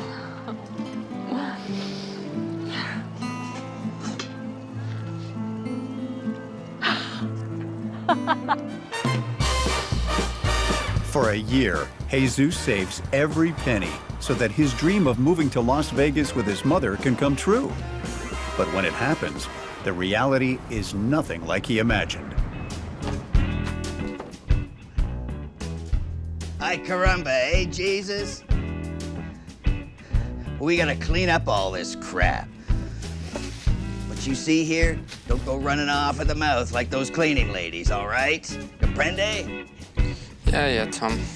Unable to read and write English, Jesus is forced to take the only job he can as a post-party cleaner for major hotel chains on the Vegas Strip. Boy, I sure would like to meet the gal that fills this one out. Hey, think fast.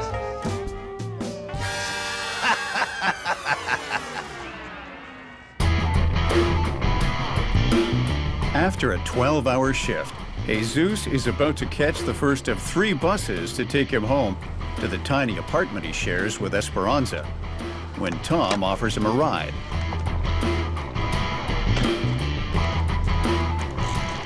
I'm going into the corner store to get some liquor. You want anything? Gum, candy, mints, 2 lottery soda? tickets. 2 lottery tickets? Atta boy, Pedro. You're getting into the Vegas vibe.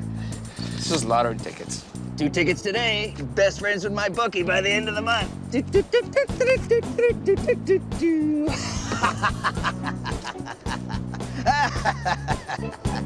I'm with Jesus on this one. Give me a job with a stable paycheck and a good retirement plan any day. But I'm boring like that. When my friends dragged me out to the casino, they played the tables while I head straight for the buffet, because the only thing I'm willing to bet on is how fresh the shrimp is. And this week's winning lotto numbers are 7, 19, 20, 24, 43, Serio? 45, 49. We won. Jesus collects a cool $22 million.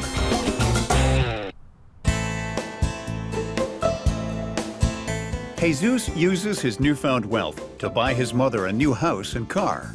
This is beautiful, conejito. I can take care of you now, Mama.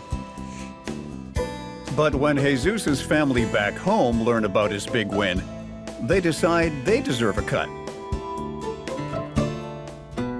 I get that people want to win that big old lottery payout, and hey, I'm human. I imagine what it would be like too sometimes. But my work has taught me that getting rich quick has its downsides. Sometimes what you get is a jackpot of disappointment and trouble. Jesus's family aren't the only ones trying to get their fingers on his cash. Get out of my way, Mama San. Let me at him. I'll talk to him. Let me talk to him first there. Hey, Jesus. I bought that lottery ticket at the corner store fair and square. You owe me half of that money. Estás loco. No loco there. There's the check there. Put my name on it. My name's Tom. Muy loco. No muy loco there. If you don't write that check, I'm gonna sue you. You know why? Because this is America and I can do that. Tom, please. No, please. I'm talking to him, not you. Tom launches a lawsuit claiming he's entitled to half the winnings.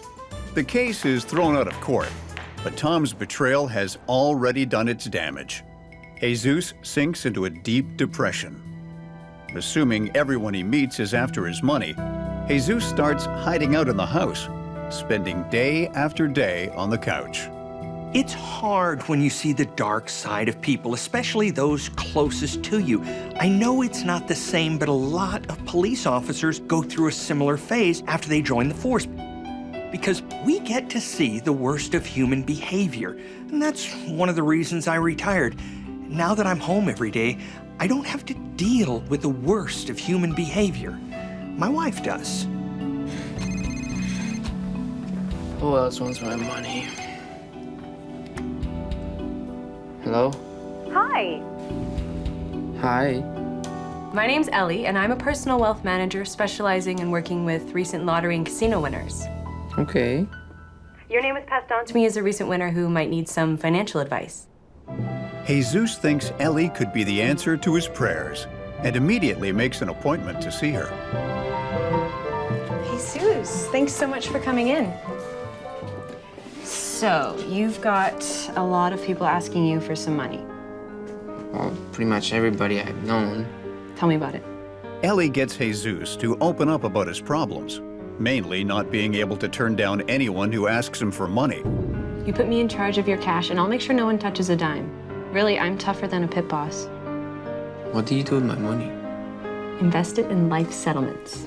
So there are funds that buy up people's life insurance policies. Then, if that person dies early, the fund gets the payout. Basically, you're playing roulette with lives. Hey, I'll put $20,000 on Jerry down the street to die of a heart attack. I'm sorry, but I can't read or write in English. Oh, that's no problem. It's just a standard contract. Nothing to worry about.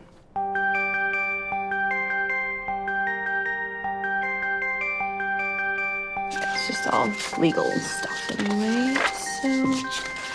Right there. I know Jesus wants this money off his hands, but who hands over millions of dollars to someone they just met? That's not naive, that's insane. You're just rolling the dice at that point and hoping you don't crap out. That's it? Yeah, perfect.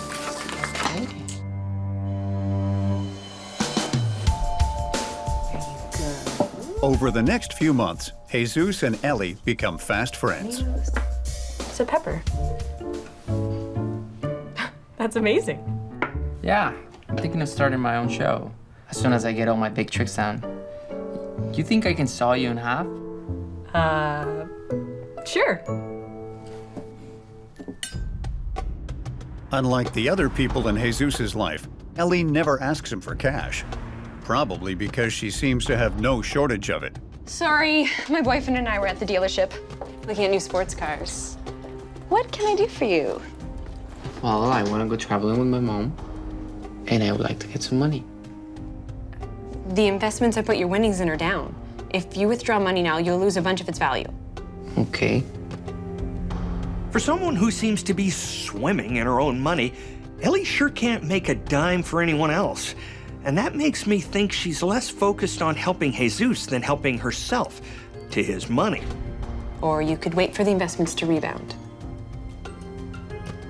Jesus may already have gotten a lottery check, but maybe it's time for him to get a reality check and realize Ellie's taking advantage of him. Hello? Oh, hi. Is Jesus there? Esperanza. Jesus told me you might call. He's actually on a magician's retreat, learning how to make buildings disappear and stuff. When did he tell you this? A couple days ago. But I have to go. Okay. Looks like Jesus' investments have bounced back after all. But why would a lifelong mama's boy leave town without talking to Esperanza about his trip, or more likely, taking her along? But when Mother's Day rolls around a few weeks later, Jesus proves he hasn't forgotten about his mama. Something doesn't add up here. You've got a guy who doesn't read or write in English who's suddenly writing novels over here. Either his retreat involves magically learning new languages, or he didn't write this card. And that tells me Jesus' American dream is turning into a nightmare.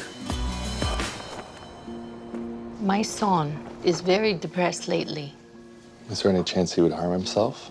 No, he would never leave his mama. We are mejor amigos. Concerned about her son, Esperanza files a missing persons report with local police. This letter, it's written in English, but he does not write in English, only Spanish. Okay, let me take a look at it, ma'am.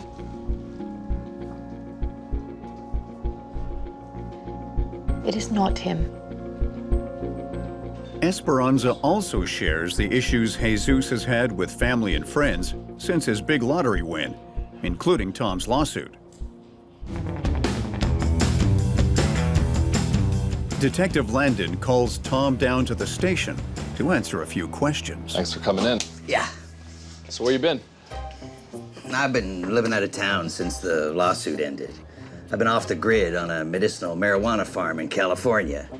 Keyword, medicinal. Can anyone vouch for that? Of course. Here's my partner's card. Call him.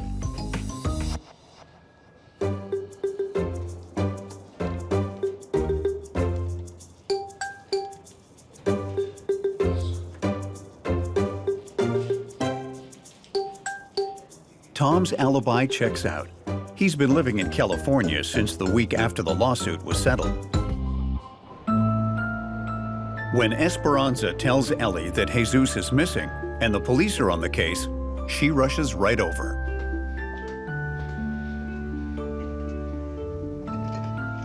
Hot chocolate? I know you're worried, but Jesus wouldn't want all this fuss. I'm sure there's nothing to worry about. He'll turn up any minute.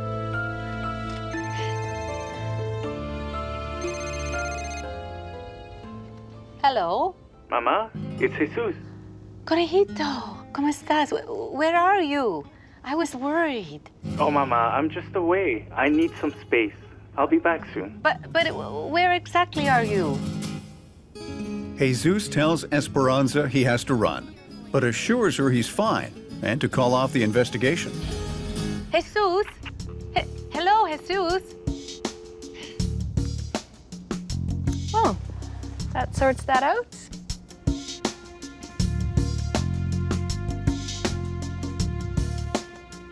Oh, would you look at that?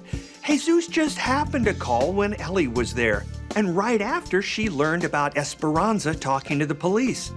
Isn't that such a coincidence? And you know how I feel about coincidences. Between that and Ellie's cavalier attitude, I think she's working Esperanza, which tells me she knows more than she's letting on. I know Mijo's voice. That wasn't my son on the phone.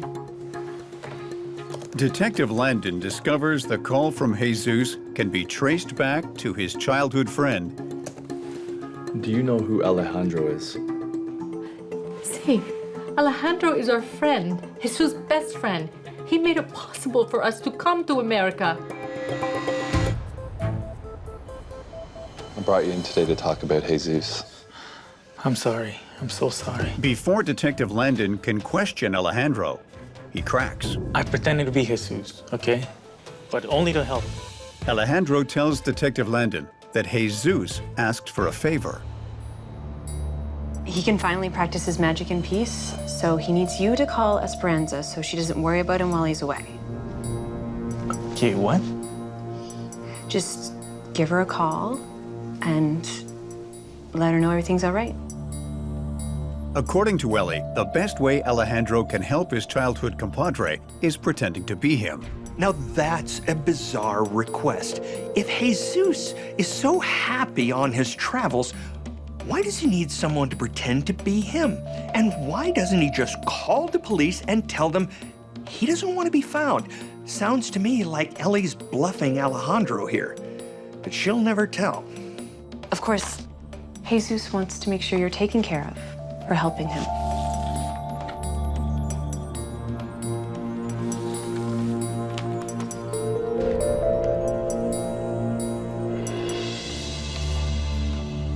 Okay, what do I do? It's amazing how people's morals and views can change once there's money on the table. The more cash, the more flexible people become. And Ellie's got enough money to make Alejandro bend over backward for her. When Detective Landon looks into Ellie's past, he discovers she's no stranger to law enforcement. A few years earlier, she was busted for selling fake casino chips to gullible tourists. The scam may have earned her a tidy profit, but it also cost her a year in prison. Ellie's like the local casinos, glitzy on the outside with promises of wealth, happiness, and those fuzzy drinks served in plastic flamingos. What? I like fuzzy drinks. You can't judge me. Oh, anyway, I know Ellie's kind. Underneath that shiny exterior lives the smarts of a pit boss, mixed with the cutthroat wiliness of a desert coyote. You're gonna pretend to help Ellie. Detective Landon hatches a plan to turn Ellie's scheming back on her, but it hinges on Alejandro's acting chops. Get close to her. Record everything she says on this. Ay. Well, why are you up under your shirt? No, you can't. Ellie hugs. She'll feel it.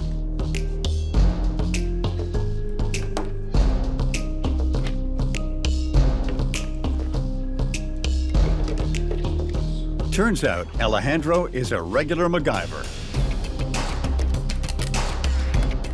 transforming Detective Landon's jumbo-sized pop cup into a recording device.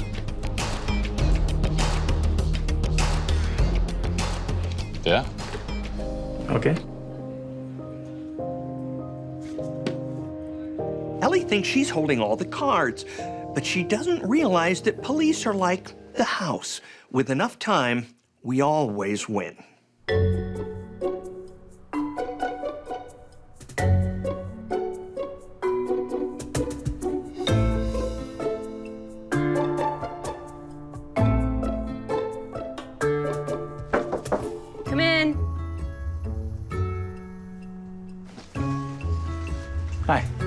take a seat. Okay, here. Just working on my fishing lures, but you're welcome to join me. Of course Ellie has a secret love of fishing, and I'm sure she's great at it. I mean, after all, she has lots of experience getting her hooks in. I brought you these. Esperanza says you like them. Thank you. Determined to find his friend, Alejandro treats buddying up to Ellie as a full-time job. Listen, Ellie, I need a favor. I mean, Jesus does. He's learning too much to come back from his magic retreats. Esperanza's getting worried again. If you could just make a few more calls to her and to some other family and friends, all paid, of course. Sure. Just tell me when and what to say. Great. Here's a list. Start at the top and work your way down. Okay. Wow, that's one crazy addiction you got going. Maybe you should cut back on the sugar. Yeah, maybe I should.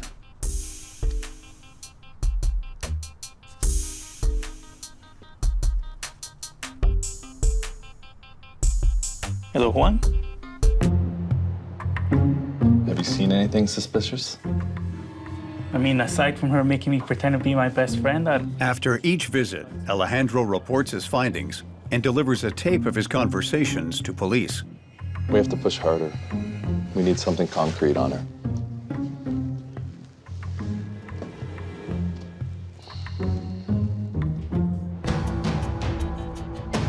I'm gonna need you to make another call to Esperanza. Tell her you're Jesus' bookie, Ray. His bookie? When someone starts creating fake problems with supposed bad guys, they're usually setting up a fall guy. And most of the time, when you do that, it's because there's a body somewhere. And it's only a matter of time before the truth comes out. You've already been such a big help to me, Alejandro, and I'm sure you've already figured out Jesus is not coming back. Wait, what do you mean? Alejandro, Jesus was killed.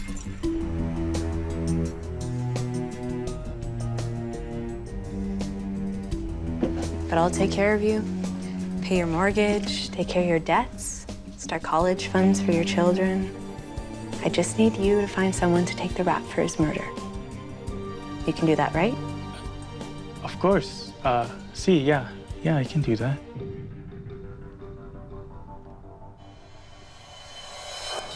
When Alejandro reports the bombshell that Jesus is dead, Detective Landon decides it's time to go undercover as Mickey. Do you want to sit? Nope. A hardened criminal with nothing to lose. So, how do you two know each other? Church. Yeah. Going undercover is a great way for us in law enforcement to work a suspect for information. An undercover officer can win a target's trust, getting them to open up. The only problem is if things go south, the target knows you're onto them. And that's why going undercover is like playing poker with high rollers. If you want to win, you got to go all in. And why do you want to do this? Listen, I'm facing 35 years for a robbery charge. I'll take the fall for another charge for the right price. Okay, great. Mickey agrees to confess to the murder for just $65,000.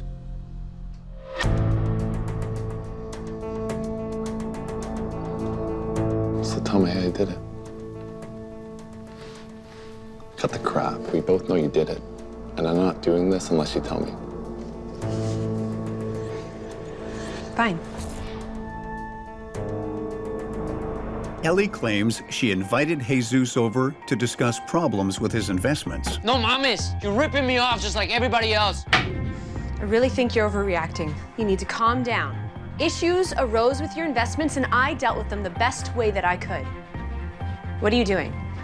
I'm calling the police. I'm not dealing with this anymore.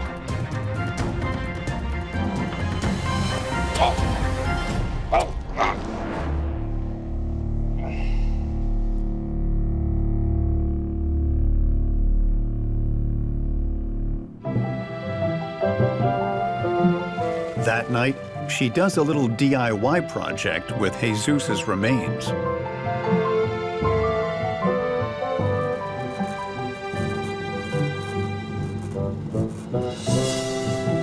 So what did I do with the body? You portioned it and cemented it into a statue. I portioned it. Yeah. into a statue. Yeah. Where's my murder weapon? Why? Not wanting to hinge the police case solely on Ellie's confession, Mickey pushes her further. I'll have to turn it in when I confess, make him believe it. Detective Landon knows the stakes in this case are big, but if he can get the knife, that'll be the last card he needs to make a winning hand and take down the Queen of Cons.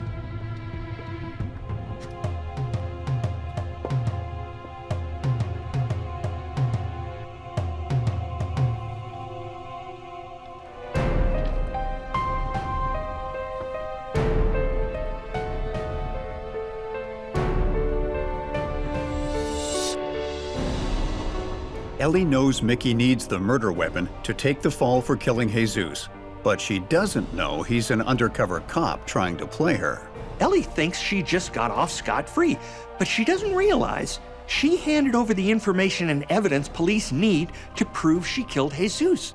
She hasn't just tied up this case for us, she's put a pretty bow on it too. Unbeknownst to Ellie, Detective Landon now has the evidence he needs to get a warrant to search the garage. There, he finds Jesus's remains encased in concrete. When the autopsy results come in, they show that Jesus has been stabbed multiple times in the abdomen by the knife Ellie handed over to Mickey.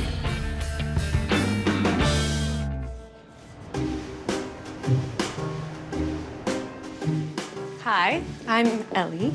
Take a seat.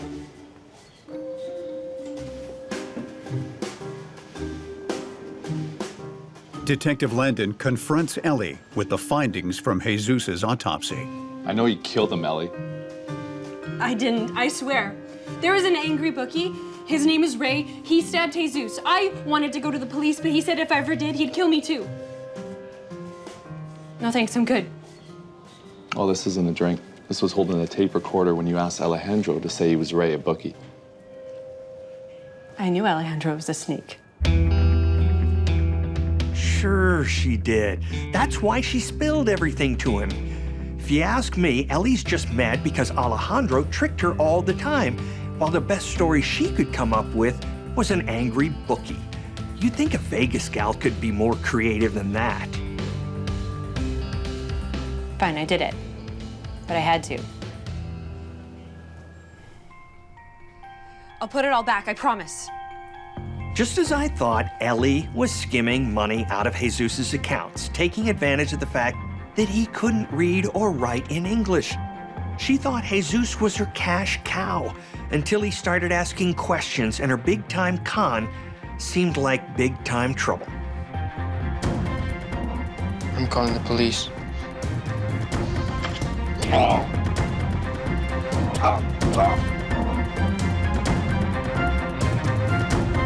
Not willing to go back to jail, Ellie killed Jesus to keep him quiet. She's convicted of first-degree murder and sentenced to life in prison. Jesus wanted to live his dream, but he was driven by fear. Instead of taking control of his life when he won the lottery, he practically threw his money and his future at Ellie, just so he didn't have to say no to everyone trying to get their paws on his cash. But the problem with betting on a stranger is that sometimes you win big, and sometimes you find yourself face to face with snake eyes.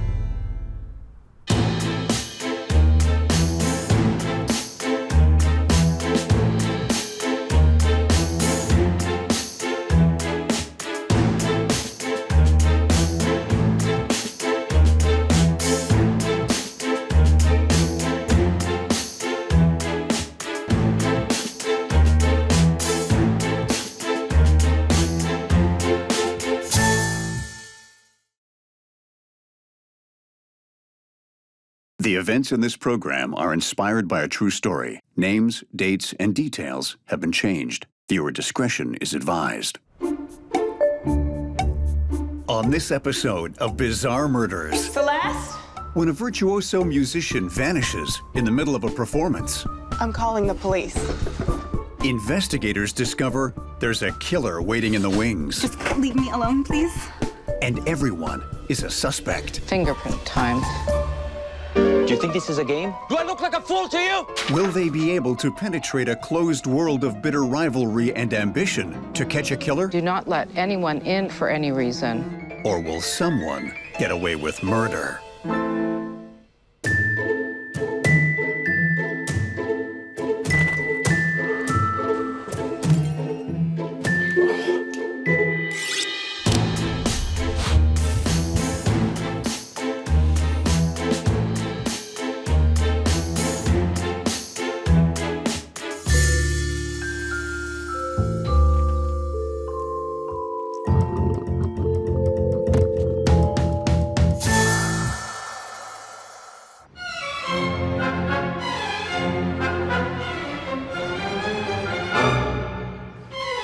Celeste is a young virtuoso cellist who just graduated top of her class from a music conservatory in the south of France. She's left the provinces behind and moved to the City of Lights, determined to make a name for herself as a soloist.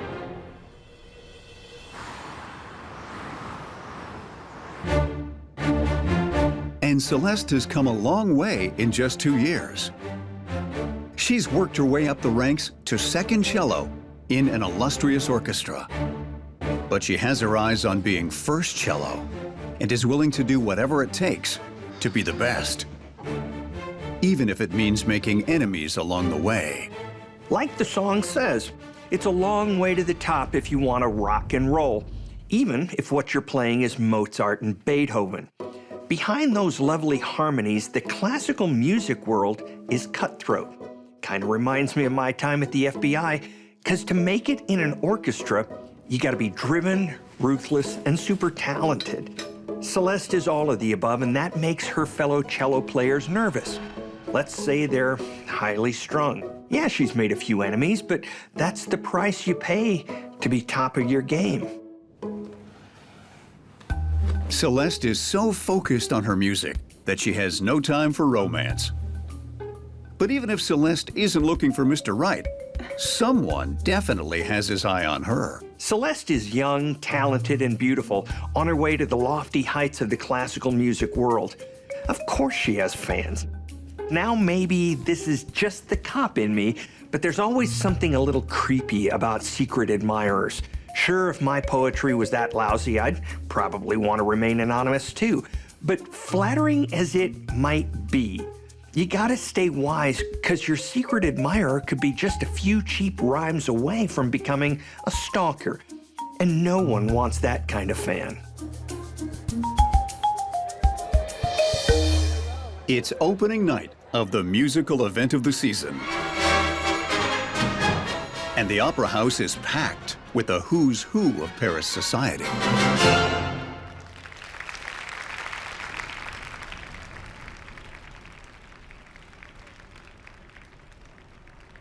But tonight, Celeste is feeling under the weather. She lives by the words, "The show must go on," so nothing short of a natural disaster will prevent her from picking up her bow for the final acts.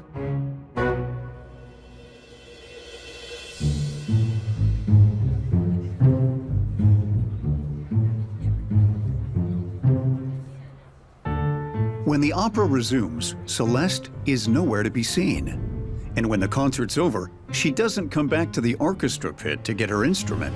It might not seem like a big deal, but you gotta remember, with musicians, their instruments are like their babies. They don't just leave them lying around. Not to mention, a cello like Celeste is worth several $1,000s. She would never just leave it. There is definitely a bum note in this situation. Celeste? Celeste's friend Amelie knows that she isn't feeling well and thinks she might be resting backstage. Have you seen Celeste? Who? Celeste Dimwit. Second cello. Whatever, lady.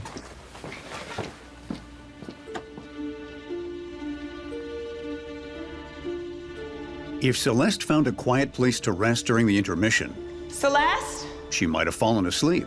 Are you back here? But the backstage service corridors are confusing to anyone unfamiliar with them. and the musicians rarely have any reason to venture there.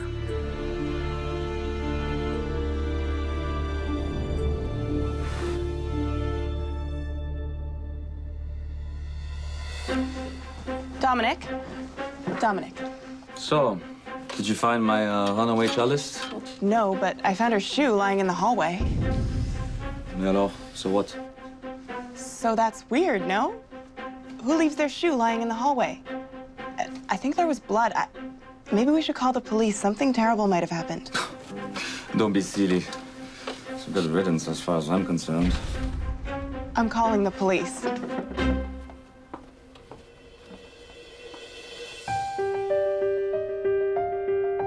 Inspector Javelle has detective work in her blood.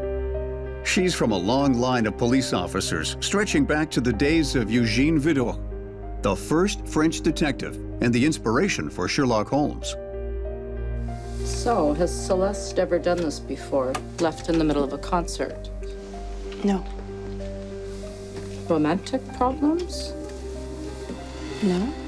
So here we have a musician who never misses a day of practice, let alone half a concert performance, and she has up and vanished. Her friends found her shoe near a trail of blood backstage. Show me where that shoe is. But if anyone can figure out what's going on, it's our inspector. She's a lot like Celeste herself, determined and meticulous, and nothing escapes her attention. Like Dominic's attitude towards the situation, Javelle sees right off the bat that her missing cello player has rivals. This is where I found the shoe. Don't touch that. There might be evidence. You two, go back to the rehearsal room and wait for me. Do not leave the building. It's down there.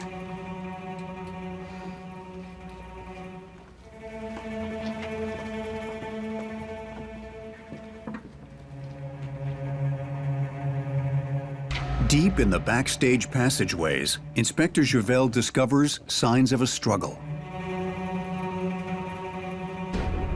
There's a streak of blood next to the abandoned shoe. Quite the night at the opera so far, isn't it? Now, we all know that in show business, things go on behind the scenes and we all want a glimpse. The thing is, you rarely get one. But if you're in the crook-catching business, your badge is a backstage pass to the darkest corners of human nature. And our inspector is shining a light into a very dark nook indeed.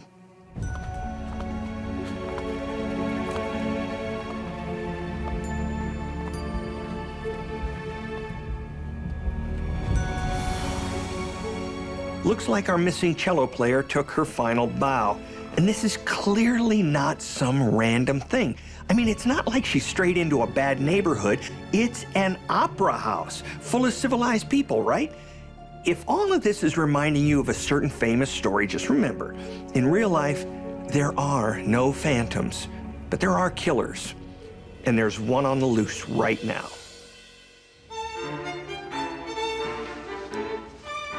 Get me the medical examiner on the line and lock down the building. Do not let anyone in or out for any reason. To Inspector Javelle, Celeste's murder has all the hallmarks of a sexually motivated crime. After a few years of working homicide, you learn how killers think and how they do things. And in Murder 101, you learn that killers almost always try to hide the body. I mean, it seems obvious, right? Celeste has been tied up and partially undressed. To me, this looks like the killer wants to send some kind of message. Whoever murdered Celeste has something to say. When Inspector Javelle searches Celeste's locker, she finds the anonymous love letter. It could be a key clue. If she finds who wrote it, she might find Celeste's killer.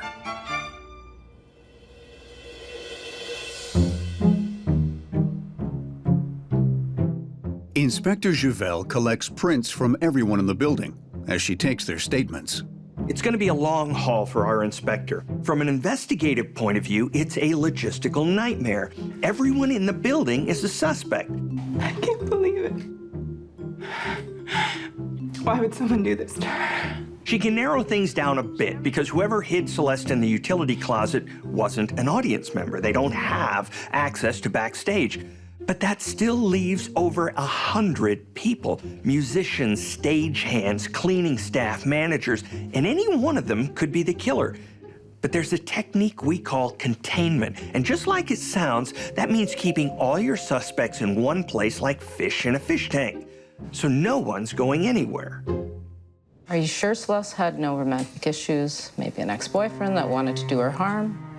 She had a casual thing with someone here a while ago, but Someone here? Yeah, someone here. Do you think this is a game?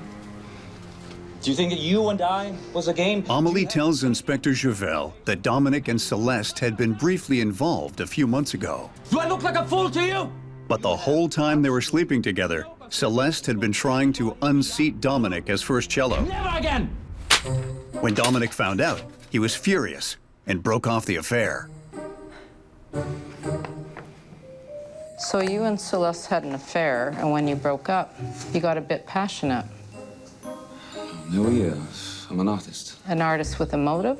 How dare you suggest that I could possibly be capable of She committing... wanted your job, Dominic, and she humiliated you, correct? Yes, but I'll never be capable of committing such a... We're done now. Don't leave the building. Sex, ambition, jealousy. It's a classic emotional cocktail of the Molotov variety. Now, normally Dominic would go from first cello to prime suspect, but there's one problem.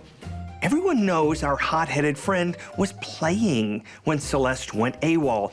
He might have given her the heave-ho as a lover and a rival musician, but he didn't kill her and hide her in the utility closet. 24 hours into the investigation, Inspector Javel gets a break. Well, I was just going out back to get some fresh air, and I saw them talking. When a violinist claims to have seen Celeste during the intermission, and Celeste wasn't alone. I didn't really want to get into it, so I just kind of turned around and walked the other direction. The violinist was probably the last person to see Celeste alive, but there's a problem. I didn't really get a clear look. She says she can't remember what the person with Celeste looked like. Is it a man? Woman? For cops, memory is both a blessing and a curse. People forget what they see. They second-guess themselves. Their memory fades. It's notoriously unreliable. But in any investigation, witnesses are also crucial. We need to know what they saw as accurately as possible. So sometimes, to get the old memory banks working, you need to try something a little outside the box. Have you ever been in a hypnotic state? You're joking, right? Not in the least. Just keep your eyes on the pen and relax.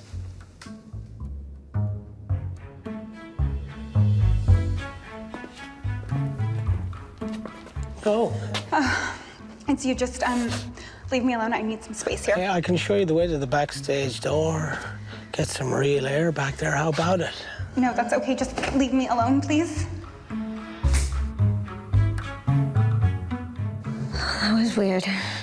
Tell me what you saw. It was a young guy. He looked like a stagehand. It's Inspector Javel's first solid lead. If Celeste was last seen with a stagehand, she can now focus her interviews on a specific group of people. Okay, that's all for now, but don't leave the building.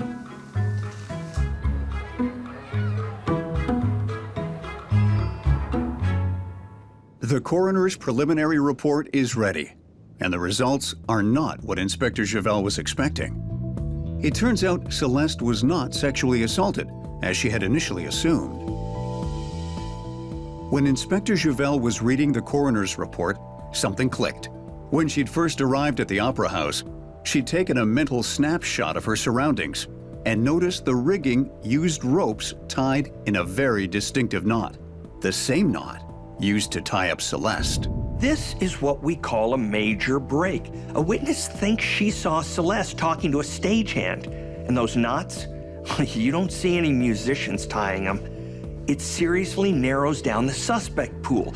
Everything in this investigation is now pointing backstage, but that still leaves a lot of people. And our inspector needs more than finger pointing if she's going to make an arrest. What can I do you for? Inspector Javel interviews the backstage staff one by one, starting with Victor, the stagehand she encountered when she was retracing Celeste's movements during the intermission.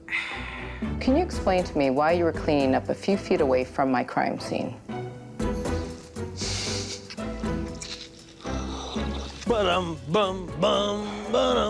I hate you know that? Victor tells Inspector Javel that it's normal for the backstage crew to have a few drinks during the performances. Who cares? No one can hear us back here anyway. So full of themselves, le bourgeois, le musicien. You know what? They'd be playing in a park without us. But we make more than them, so who cares, right?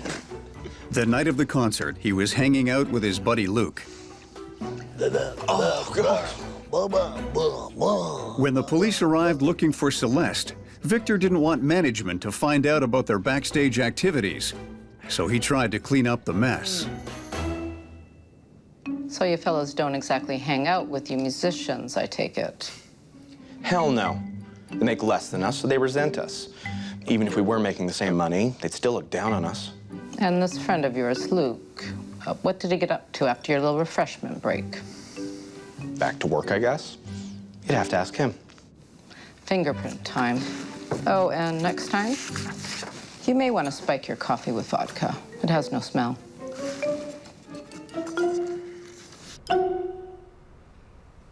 Where were you during intermission? Next on Inspector Javel's list is Victor's friend, Luke. I was taking a nap by the wardrobe area. Well, so what? Everyone takes a nap there sometimes. Away from the so-called music. Did you see her?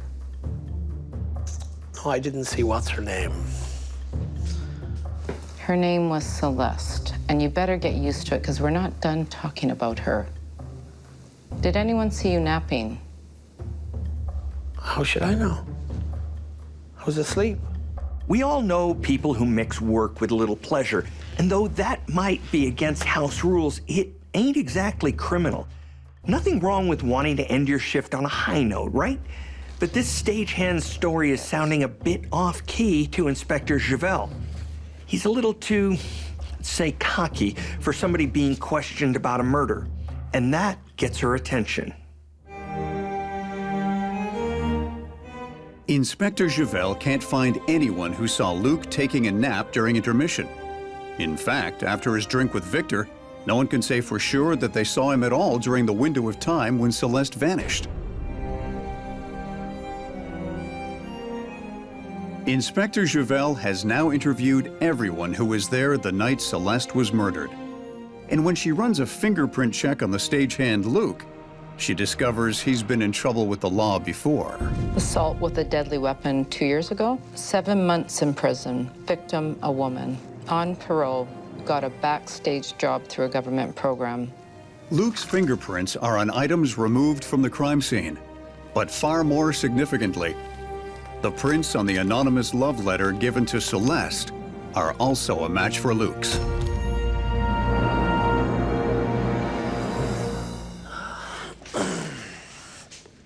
Miss my company, Inspector? Inspector Javel now has evidence that connects Luke directly to Celeste. Does any of this remind you of anything? So the pothead stagehand with the attitude has left his prints like a trail of breadcrumbs from the love letter to the utility closet. But so what? It's not proof of murder. This is what we call the dreaded circumstantial evidence, and it's the hardest thing to bring to court. Well, I do work there. You got any DNA proof? So while it might not look good for Luke, that's all it is, a bad-looking situation, and you can't cuff a guy on bad looks alone. If that were the case, Luke would have been incarcerated long ago. Inspector Javel is gonna need some hard proof, or better yet, a confession. And that's when looking bad can work for an investigator.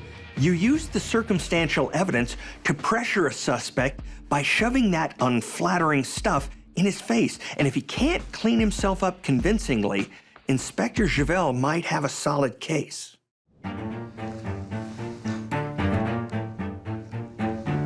You make me want to sing because you're my everything.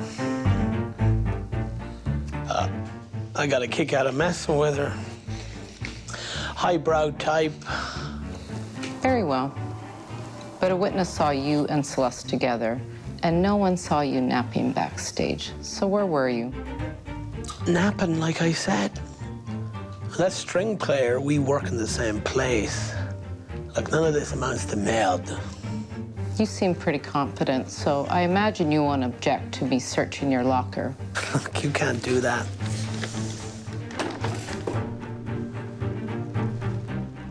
Yes, I can.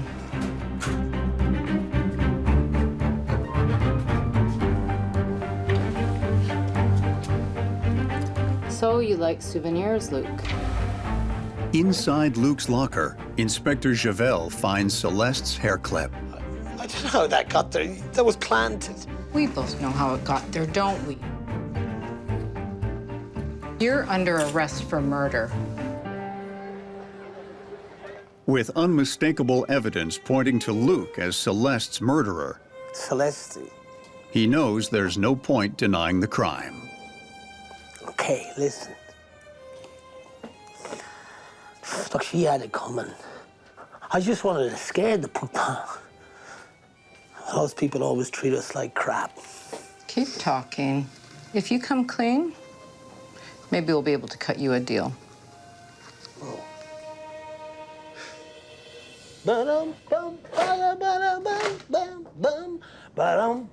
Hey, golden tonsils, patois, shut it! I'm rehearsing tonight. Get out.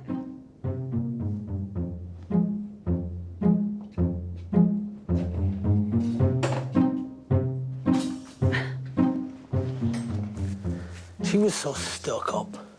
Too sophisticated for someone like me, right? Luke tells Inspector Javel that Celeste stands for everything he hates in life, especially privilege and snobbery. But he just couldn't resist the way she played music. Luke couldn't bring himself to approach the beautiful and talented Celeste.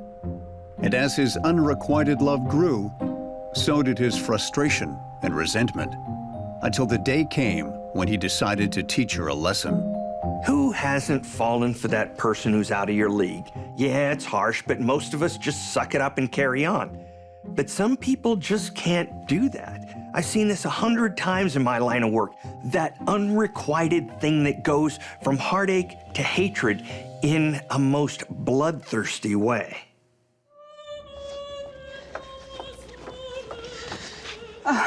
It's you. Just leave me alone. I need some space here. Look, I can show you the way to the backstage door. Get some real air back there. Yeah. How about it, huh? I don't think so. Just go away, please. We're getting some air. Move. And don't bother screaming. No one can hear you here anyway. Okay, okay, just don't hurt me.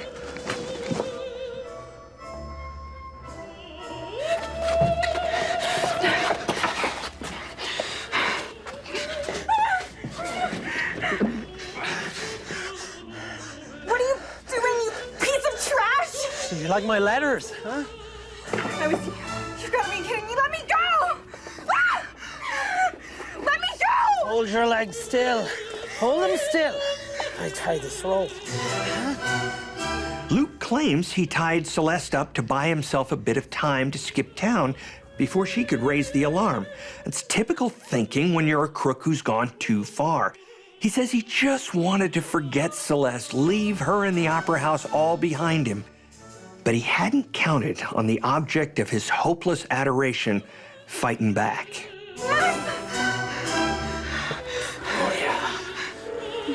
Shut up!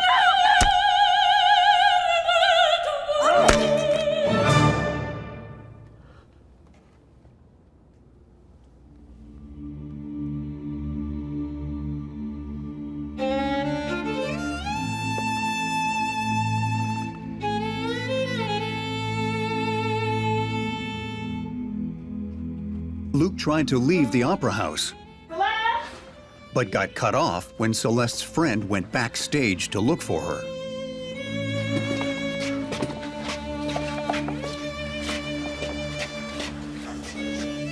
So, said we'd cut a deal.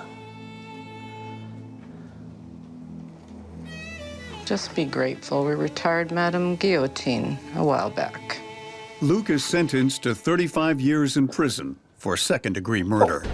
What the hell? No deal? Take it from me, you can't count on mercy just because you fessed up to the deed. Murder will always be murder, and giving it up is no guarantee justice will go easy on you. Luke is going to be singing to himself for the rest of his days. Despite the tragedy, the show must go on, just as Celeste would have wanted. The orchestra plays a moving tribute concert in her memory. They say music is the gateway to the soul, and even a punk like Luke has one of those. But he fell for the kind of gal he knew would never have anything to do with him, and instead of staying in the wings, he took on the starring role as the villain in a tragedy. Murder has to begin sometime, and those harmonious strains from Celeste's cello planted the seed of discord in our tone-deaf killer. Love can drive anyone crazy, and when you know it's hopeless, it can drive you and the object of your affection right over the edge. But thankfully for everyone, our backstage killer won't be getting an encore anytime soon.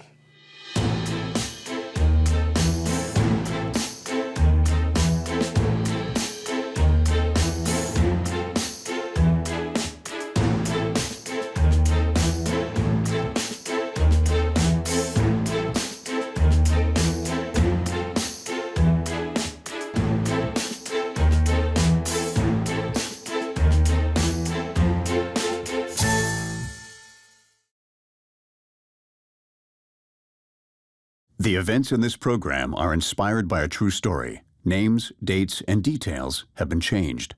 Viewer discretion is advised. On this episode of Bizarre Murders, Texas is a wild place full of colorful personalities and deadly critters lurking around every dark corner. And when a heinous crime is committed, well, murdering people ain't that hard. It's up to a former Texas Ranger to uncover the truth. Hey, Betty, wake up. Because things aren't always as they seem. Oh my God, she's not breathing. In the Lone Star State.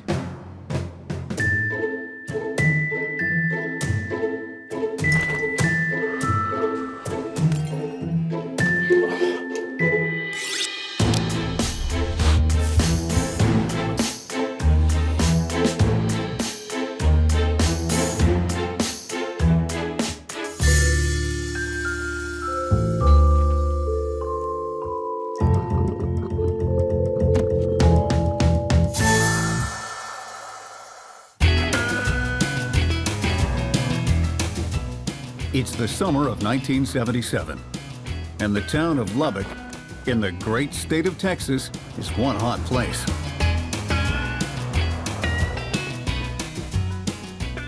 Former rodeo star Dirk now runs a successful barbershop. Business is good, and he wants to hire a shampoo girl to help out. Betty is a former beauty queen with dreams of making it in Hollywood, but she ran out of money crossing the country. Are you looking for some help? Certainly am, darling. And finds herself stuck in small-town Texas. Betty had the job before she even said hello.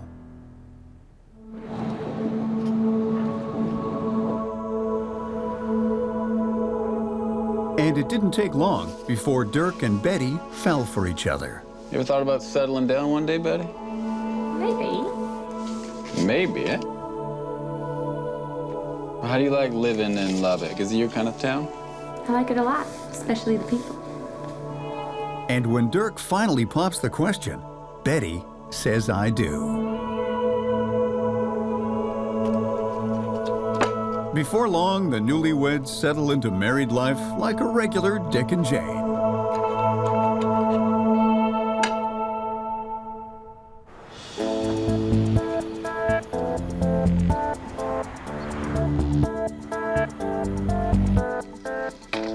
Say, Dirk, I'm feeling a little crummy. I gotta go home and rest. Y'all talk it out today, Betty? All right, I reckon you just go home and take the day to resting.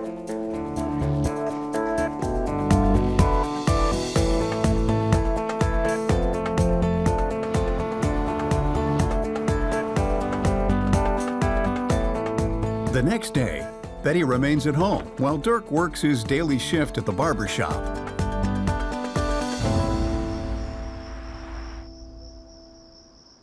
You just said it ain't even my horse. I don't even know what's going down. Come on, man. Hey, Betty girl, we're home. All right, bring that on the table. Let's do this. Longhorns better win tonight or I'm in deep on a couple of bets. Hey, Betty. Betty, you up? All right, let me go check on the old ball and chain, all right? All right, all right. Hey, Betty. Hey, Betty, wake up. Dwayne! Oh, my God, she's not breathing. Those look like snake bites there, Dirk. Right, we gotta call an ambulance.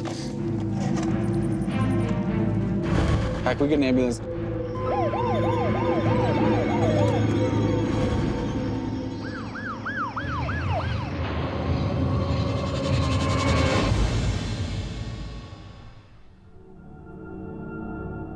Detective Harris, a former Texas Ranger, is called to the house because the circumstances surrounding Betty's death are suspicious. So you boys want to tell me what happened? Well, found this around back. Betty picks up the trash. Maybe it bit her. Well, that there is a diamondback. Those are our killers. Maybe that's what got poor old Betty. Maybe. Maybe. Throughout my career, I've seen more murder victims than I can shake a Texas stick at. Poor old Betty's death looks accidental, all right. The snake bites that Dirk found could very well be the cause of death. But as Texans like to say, just because a chicken has wings don't mean it can fly. And until the coroner orders an autopsy, we'll just have to wait and see. The next day, the autopsy report lands on Detective Harris's desk. The coroner finds that Betty's system at the time of death contained large amounts of proteolytic enzymes, more commonly known as rattlesnake venom. And the series of bite marks are identified on her feet and ankles, indicating that she'd been bitten repeatedly by a snake. Western diamondback rattlesnakes, also known as Texas diamondbacks, are real nasty pieces of work. I've seen them in the flesh, and you do not want to mess with those suckers. Their venom can cause severe paralysis before shutting the cardiovascular system down. They're responsible for the most amount of snakebite fatalities in the US of A. Searching for new leads, Detective Harris learns that Dirk and Betty's neighbor Jane saw Betty the day she died. And what time was that at? It was around 4. She was by the back door. She was taking out the garbage and she was sweeping up. Dirk was still at the barber shop at 4 p.m. that day, so that gives him an alibi. And the fact that the rattlesnake skin was found at the back door where Betty's neighbor saw her sweeping up makes a logical connection, indicating that's where she was bitten by the snake.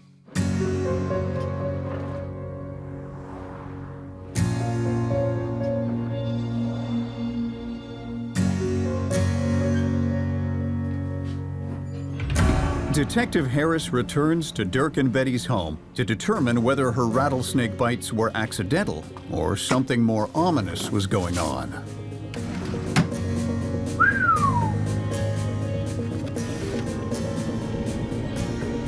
The detective discovered an unsent letter written by Betty to her sister on the day before she died. In the letter, she writes about feeling ill, but her life here is great with Dirk, and she can't wait for her sister to come visit. Betty's death is ruled accidental, and for the investigating cops, it's pretty much case closed and time to crack a cold one. That's beer, y'all. But Detective Harris has a hunch. There's something hinky about Betty's death, and he continues digging. He learns Dirk was married before, and his first wife also died prematurely. 2 dead wives. Well, that's unfortunate. You want to guess how the first one died? Spider bite. So we've got one dead wife from a spider bite and the other from a snake bite. I mean, if Dirk was a zoologist or something, maybe. But a barber? I don't know, it seems a little weird, no? And by no, I mean yes. 4 years earlier, Dirk came home from the good old San Antonio Rodeo Classic to discover his then-wife, Annabelle. Annabelle. Lying motionless on the bed. My lord.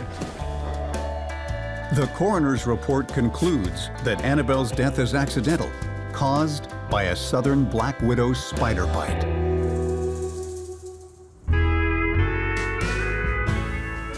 Turns out that Dirk cashed in his first wife's $20,000 life insurance policy and bought himself a Corvette. Got something for you there.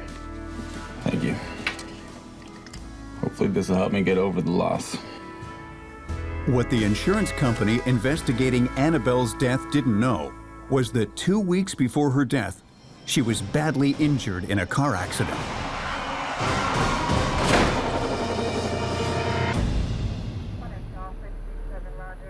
But despite the suspicious evidence, the car accident was ruled accidental and never investigated by authorities. Well, that'll be... With the information on Dirk's previous wife, Detective Harris is convinced that Betty's death was no accident. All right, then. I know times have changed, but come on, guys. A bloody hammer in the car, Annabella bashed up real bad, but Dirk looking perfectly fine, even though he claimed he threw himself clear from the moving vehicle. Obviously, the local authorities should have pursued a thorough investigation. Sloppy police work makes Steve an angry cowboy. So now it's a murder case, and Rodeo Man Dirk, well, y'all, he's the #1 suspect.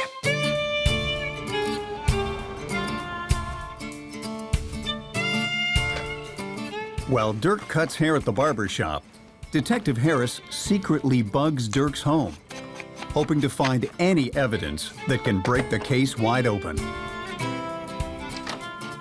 This is where the real magic happens, baby. Is that the best line you got there, Dirk? You have to do better than that, boy. Police discover that Dirk is a connoisseur of the oldest profession in the world, with a regular stream of prostitutes visiting him at his home.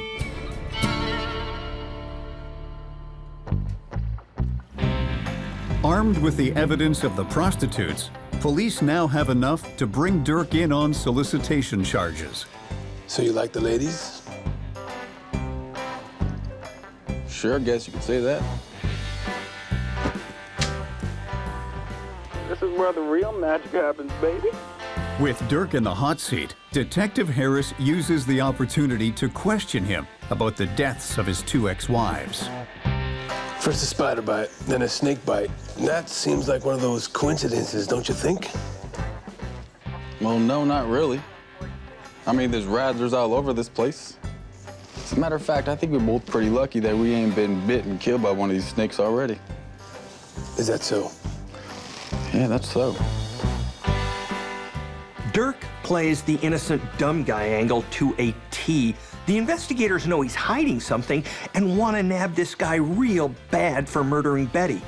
But right now, they need some hard evidence or it's back to haircuts, football, and hookers for Dirk. Harris brings Jane, the neighbor who was the last person to see Betty alive, back in for another round of questioning. I don't know why you brought me down here again. I told you everything you needed to know last time. Is that so? Tell me something, Jane. Why do I get the feeling you ain't giving me the whole picture?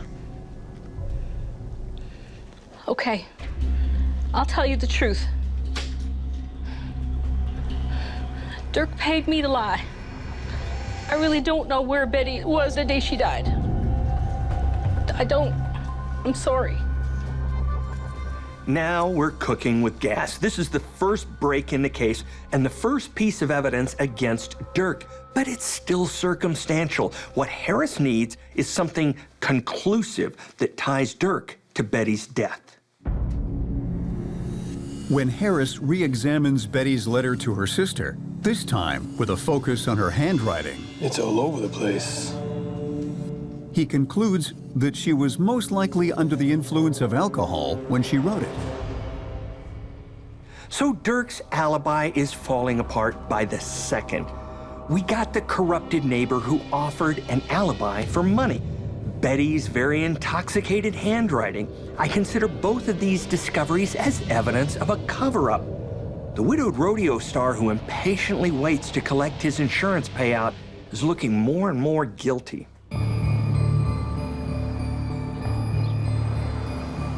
Detective Harris meets with the insurance agent who issued the life insurance policy on Betty, hoping to dig something up on Dirk. This is the policy I issued. He took out Betty's policy within a week of their wedding. Really? Well, that seems quick. You can say that. M is for wrong, motive, which has clearly been uncovered here. Now, that's not to say that all people who take out life insurance for their partners have the motive to murder them.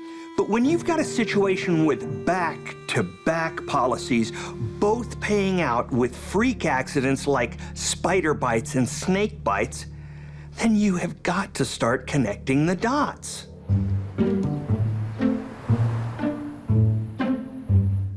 Meet Maurice. You know, I was out there at the Robinsons' ranch the other day, looking for critters. He works in roadkill and pest removal, and is a regular customer at Dirk's barbershop.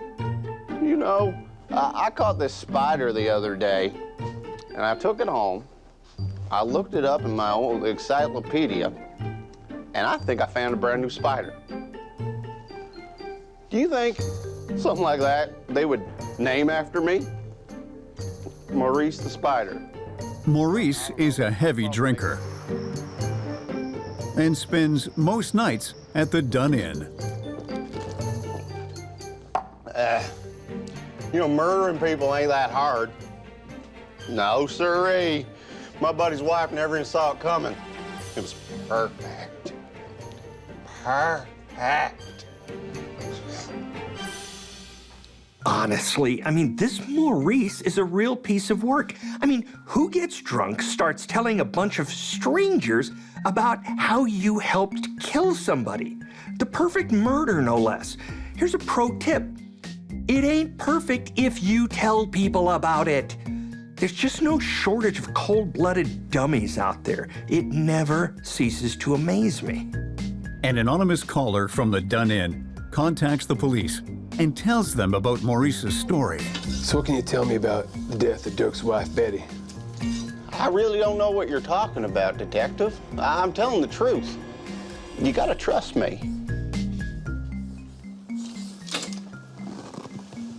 Do you know how much time you're gonna get if you're lying to me? Hard time. And I got friends who can make it happen. Let's try this again, Maurice.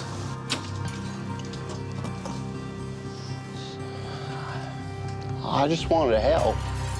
Maurice eventually buckles under the pressure and tells the police that he helped Dirk move his dead wife's body to the bedroom, but that he had nothing to do with the poisoning part.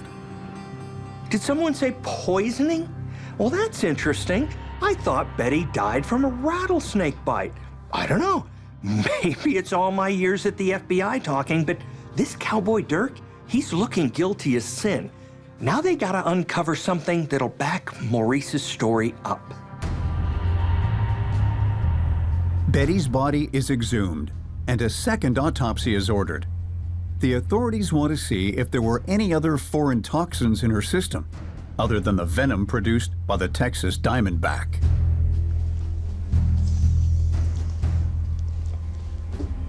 Alkyl, dimethyl, benzyl, ammonium chloride, sodium nitrate, rubbing alcohol, blue dye. Blue dye? Okay, let me think for a second. Where would you find a liquid substance that combined a very strong disinfectant that also included a large quantity of rubbing alcohol and blue dye? Come to think of it, I was at the barber just last week, and I think I saw something that just might fit the bill.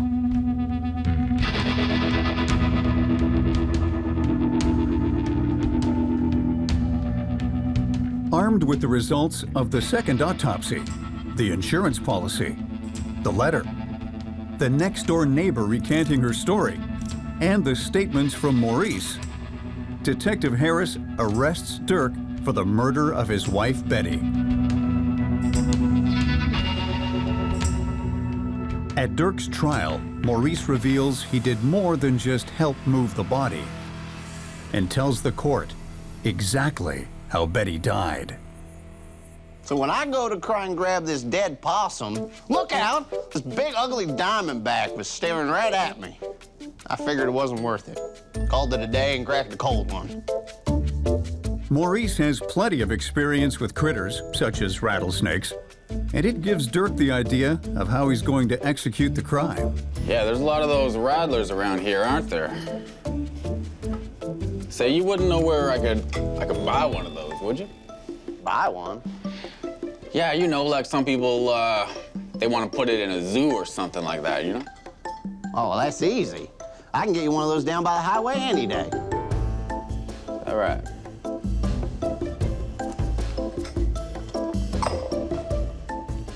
You gotta be kidding me. In all my years at the FBI, I have never come across a rattlesnake as a murder weapon. I mean, full marks for originality here, that's for sure. But in terms of an intelligent approach, not so much. Say, Dirk, I'm feeling a little crummy. I gotta go home and rest. Y'all tuck it out today, Betty?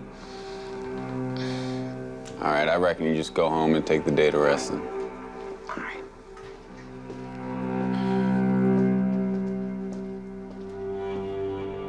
When Betty falls ill at work, Dirk decides today is the day to put his plan into action.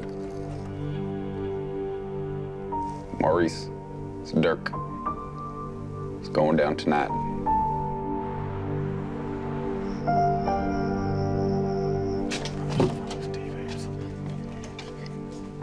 Betty, I brung you a doctor. Feeling all right? This is Dr. Moore, Dr. Moe Morris. Howdy, ma'am. How you feeling there? Oh, geez, heard you been laid up? That's right. Well, you know what this doctor prescribes? Bourbon. This'll fix you right up. You ready? Here you go. Yeah. Tilt her back now. Yeah. There, yeah. That's the good stuff. Have some more. That's the doctor's prescription. It's fixing you. Yeah. You're feeling it work. Come on now. Yeah, that's right. There you go. Yeah.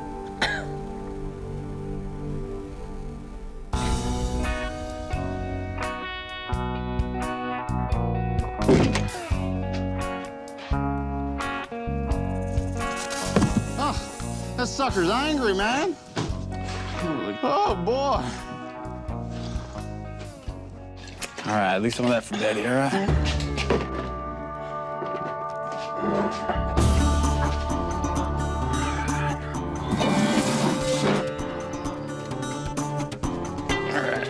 Take her feet.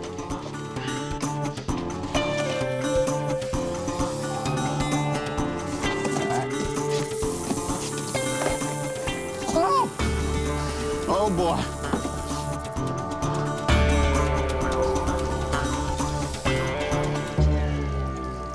How come it ain't bitter yet?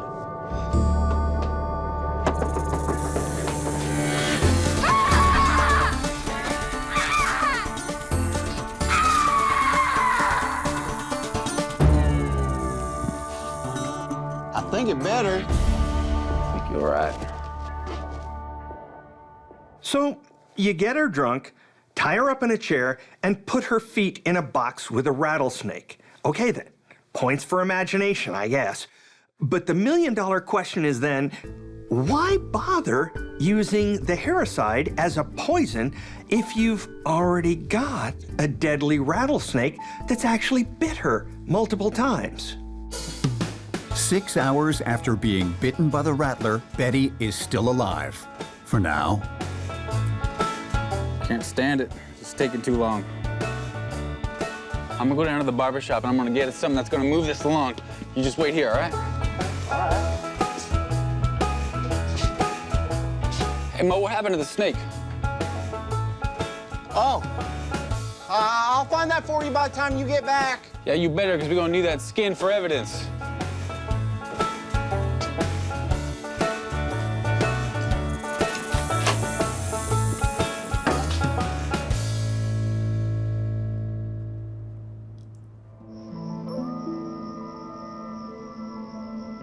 Dirk's way of speeding up Betty's slow death is to feed her the haricide he uses at the barber shop.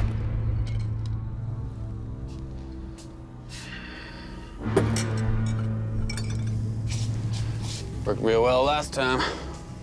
She's gonna die anyway. You're not soon enough. You should go get that snake skin, put it around back.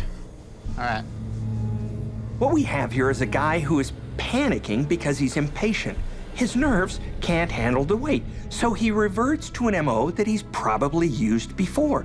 The toxic disinfectant that he uses every day at work. I'll bet your bottom dollar that his first wife's spider bite had a little haricide in it as well.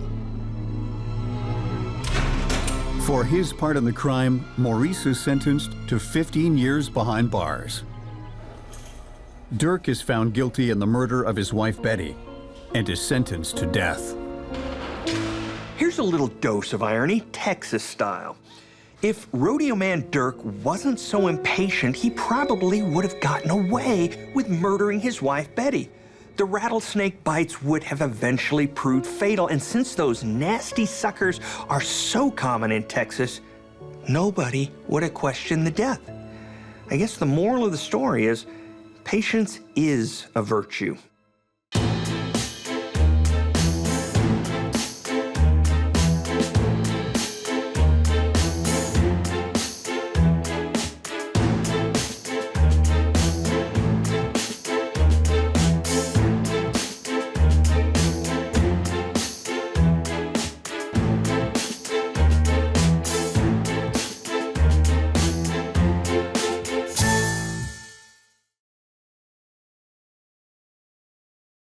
Events in this program are inspired by a true story. Names, dates, and details have been changed. Viewer discretion is advised. On this episode of Bizarre Murders, it's Floyd's first ever hunting trip with his wife Debbie, a lifelong deer hunter and gun enthusiast.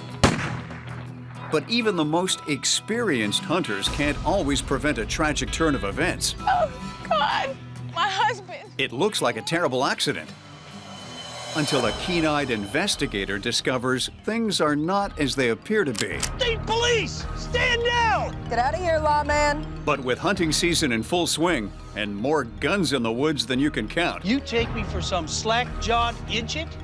will he be able to track down the killer? Or will someone get away with the perfect crime?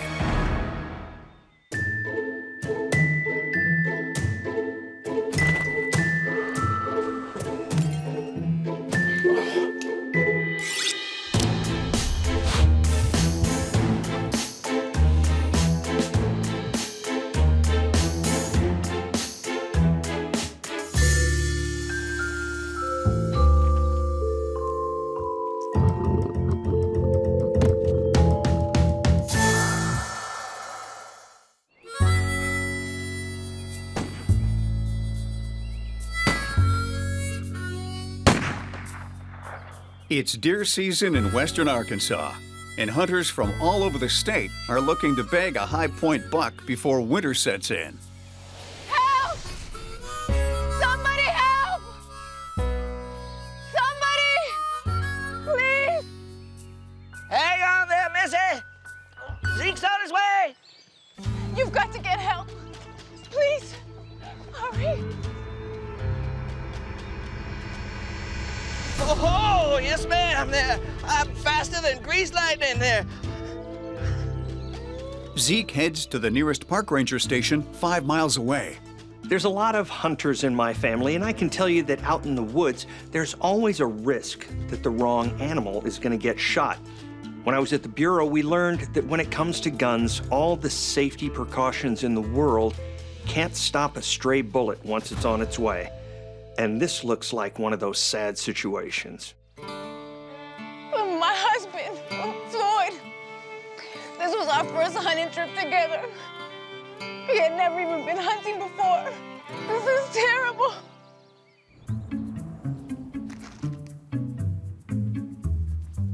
Honey, I'm home.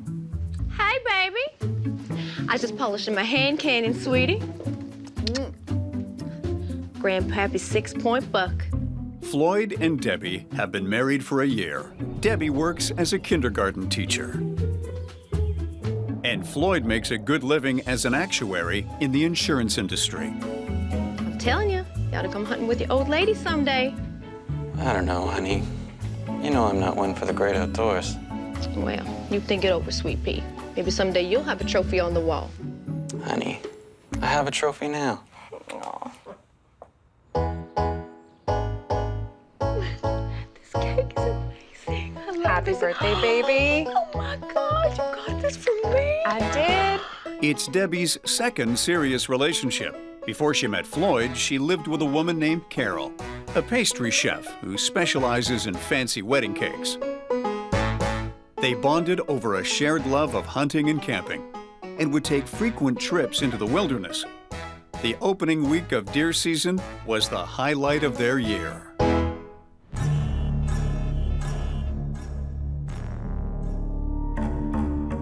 But it doesn't take long for Debbie to grow restless. She thinks she deserves more out of life than teaching little kids their ABCs. She knows that staying with a pastry chef is a dead end if she wants to live the good life. So Debbie starts looking for some company with more cash in the bank.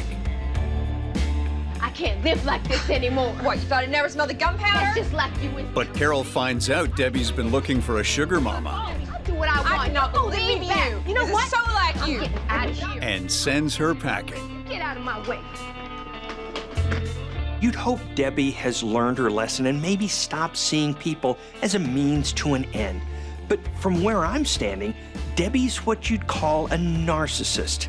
That's the short way of saying she thinks she's superior and entitled to whatever she wants, no matter what. So getting the boot from her girlfriend only makes Debbie more determined to get a sugar mama or a sugar daddy.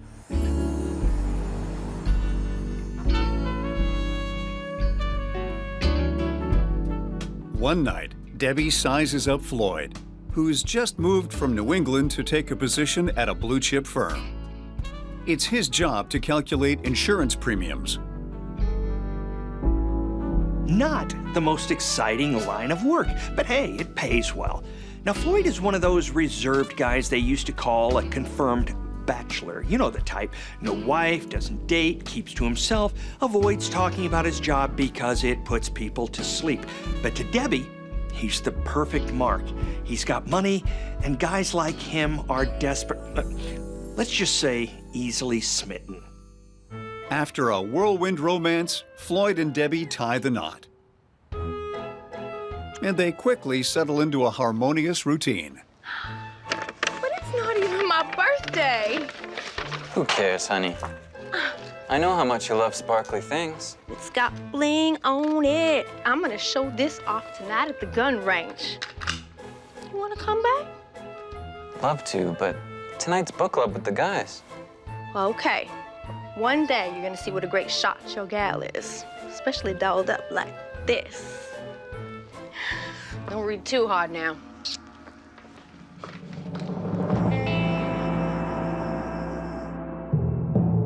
It's a year into their marriage, and Debbie is becoming bored with domestic life. Floydie, I think I need a 9mm.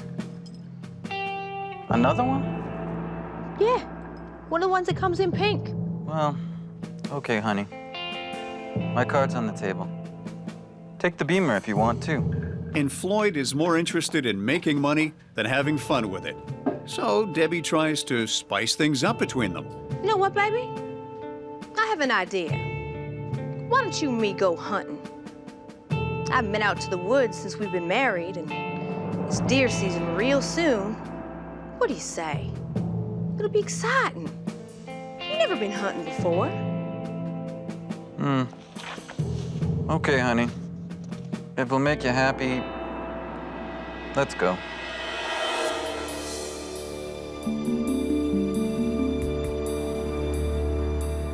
The state police are called in to conduct a routine autopsy on Floyd. They learn he was shot in the head with a Remington 7mm, a popular make of bullet.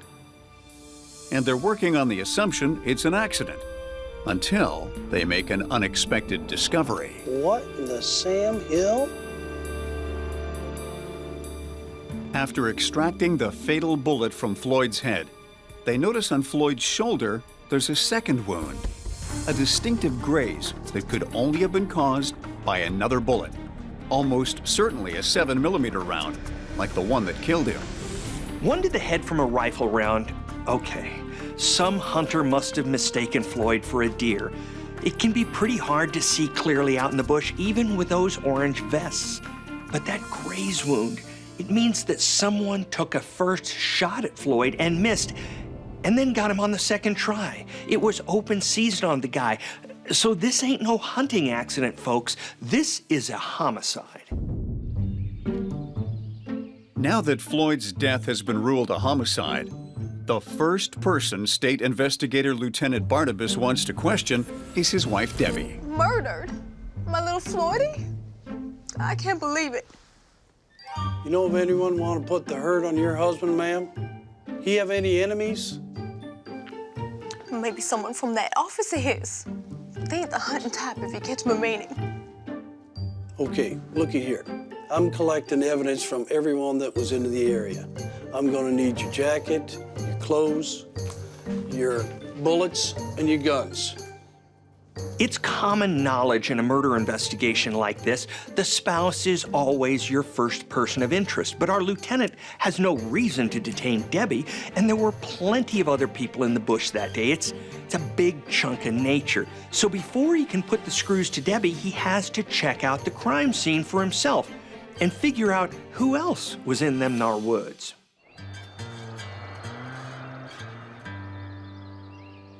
Mighty fine day for looking for evidence. To prove Floyd was shot at twice, Barnabas needs to find the missing bullet that caused the graze wound on Floyd's shoulder. Working a crime scene in, say, someone's apartment is one thing. But imagine now when your crime scene is a square acre of trees, wild animals, and poison ivy. Good luck dusting for prints. And finding a spent round out there, you'd think it makes finding a needle in a haystack hassle-free. But our lieutenant's a hunting man himself, and he knows exactly what to look for. 'Cause bullets can leave their own kind of fingerprints. I got something here for ballistics. The slug is compressed from the impact into the tree, but Lieutenant Barnabas recognizes it as a 7mm bullet. Now that's the same caliber that took out Floyd, and let me tell you, a 7mm like this is a lot of bullet. Not too many hunters use it. I mean, you want something left of your animal, but even so, anyone could have fired that round. So our lieutenant now has to run a ballistics test to see if it came from the same gun used to shoot poor old Floyd. Because there are only so many hunters in the vicinity, narrowing down where the shot came from could narrow down his suspect pool. State police, stand down! Get out of here, lawman. Leave me be. Just take her easy, ma'am. Don't get your britches in a bunch. Drop your weapon, or you'll be having a short conversation with my girlfriend, Peggy Peacemaker here. Go on. Good girl.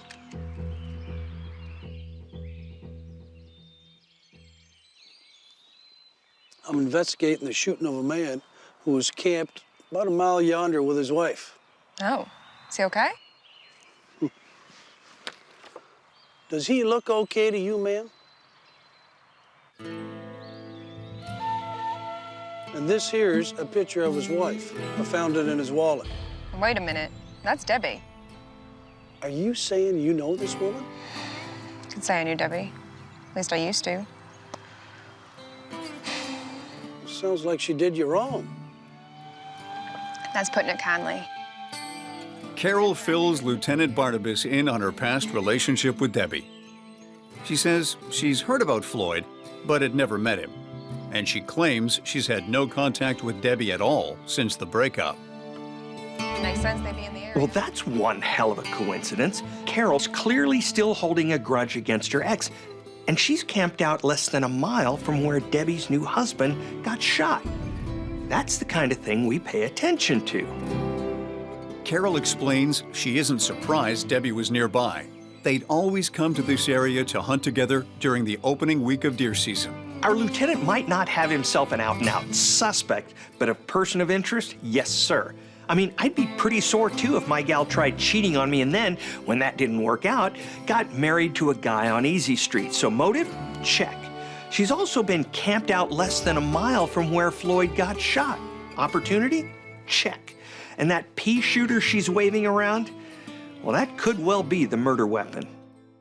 Serious hunter like yourself? Only have one rifle? My only other one. But when Lieutenant Barnabas inspects Carol's rifle, he realizes right away that this make of gun doesn't take 7mm rounds. It can't be the murder weapon. Mind if I have a little look-see in the tent? Right.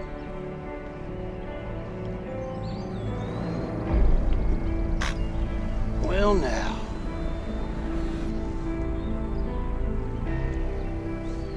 What do we have here? Carol explains that her spare rifle was a Remington that was too powerful for some smaller deer, so she just had it as a backup.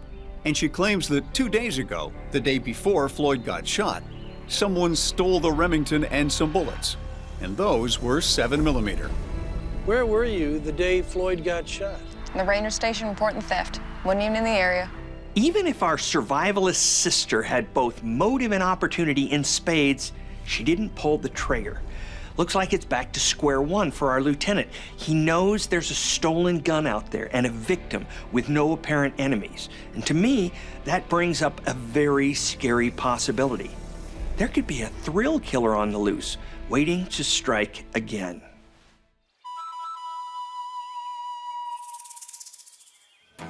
Hoping to narrow down the suspect pool, Lieutenant Barnabas checks the campsite booking records for the season.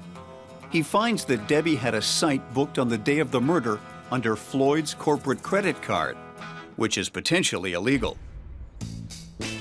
Lieutenant Barnabas decides it's time to have a closer look at our bereaved widow, and for 3 weeks, surveils Debbie.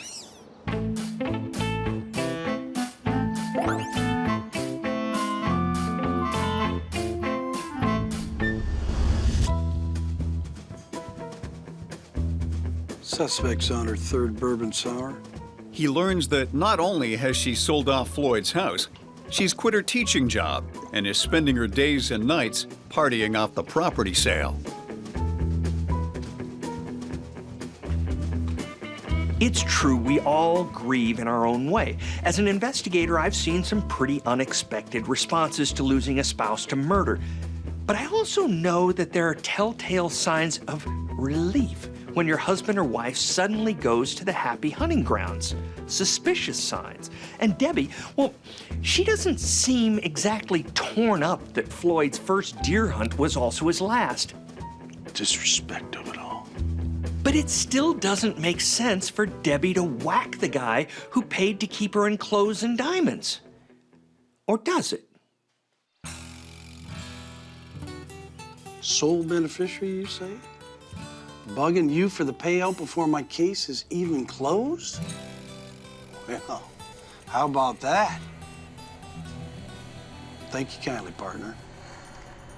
Lieutenant Barnabas learns that Floyd had not one, but 2 insurance policies, amounting to a couple million, and Debbie is pushing to cash them in. Now that's what I reckon to be a motive. But there's no proof Debbie had anything to do with Floyd's murder. It's all circumstantial.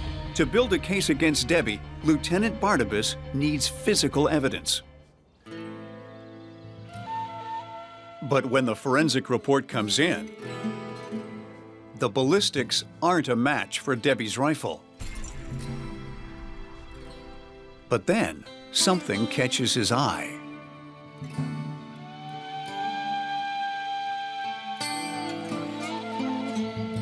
The forensic report noted that the mud on Debbie's hunting jacket is not native to this region of Arkansas. It's a type of red clay that's brought in to reinforce man-made drinking holes frequented by the deer herds.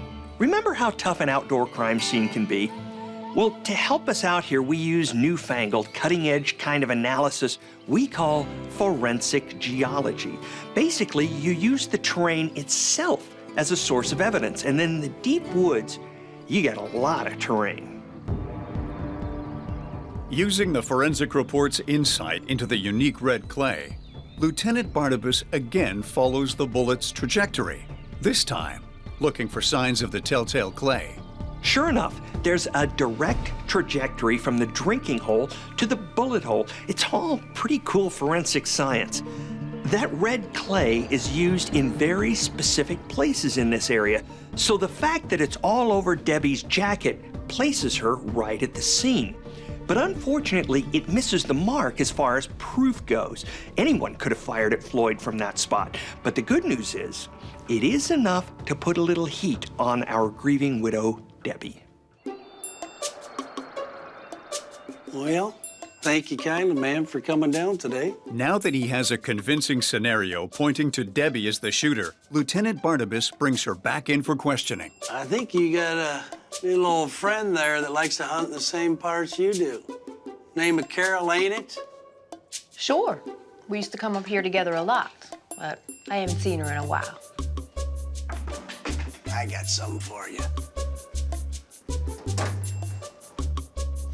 Now, how's your geology, ma'am? Why don't we go stretch the old legs a little bit, get some fresh air? Come on now. Lead the way, Lieutenant.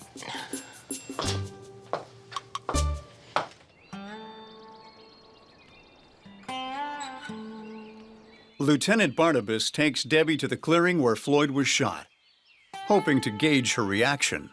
Lieutenant Barnabas knows that sometimes the bad guys don't return to the scene of the crime, so you just gotta take them there yourself. It's a great investigative trick. If your suspect knows that you know what happened, they can get stuck like a deer in the headlights of the law, and that means they start talking, although it might take some persuading. What are we doing here? See that bullet hole here? Great. Just go over there, 100 yards. Walk that way. Next, he takes Debbie to the watering hole, where he thinks the shot that killed Floyd came from. This place look familiar to you at all? Well, maybe this photograph would jog your noggin. Lieutenant, I have no idea what this is all about. Why are we in the woods?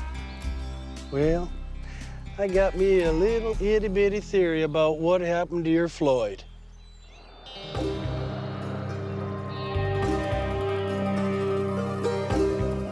Lieutenant Barnabas tells Debbie he thinks she snuck into Carol's campsite at the break of dawn on the day Floyd was killed. She knew her ex-girlfriend would be at her usual camping spot for the opening of deer season and stole her gun to commit the murder.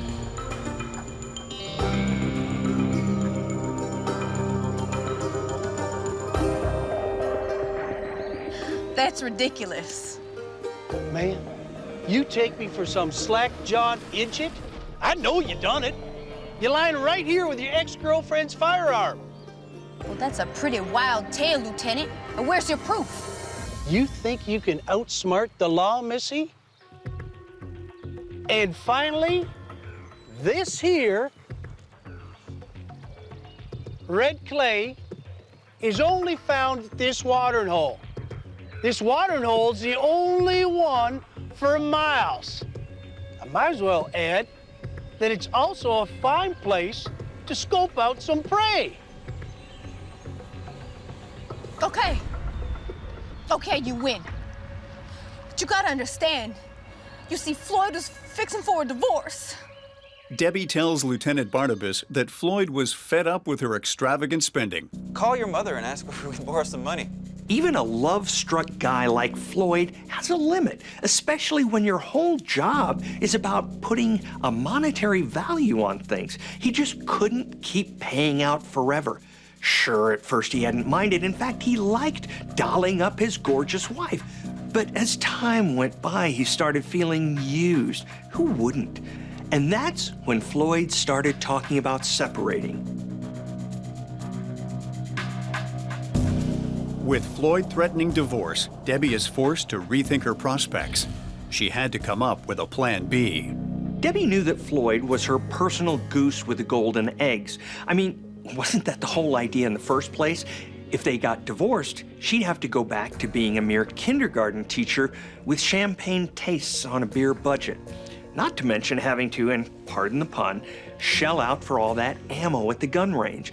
Just because you can buy bullets at Walmart doesn't make them cheap.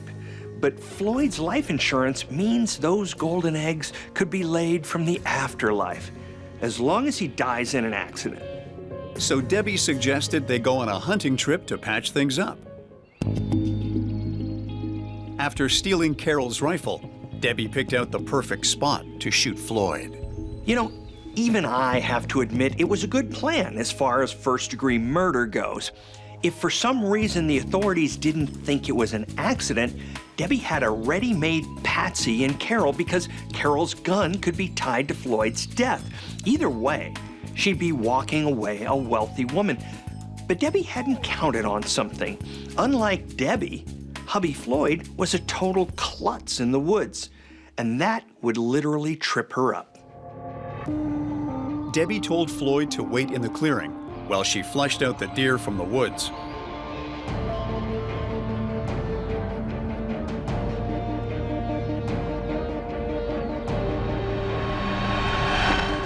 Oh!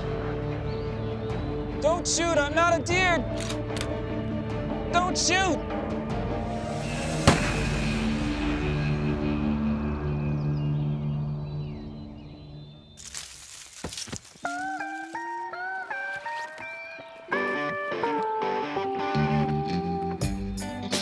Floyd was a fool.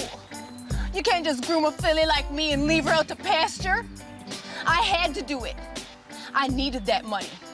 I deserved that money. Thought you hatched a pretty perfect plan, did ya? I did have a perfect plan.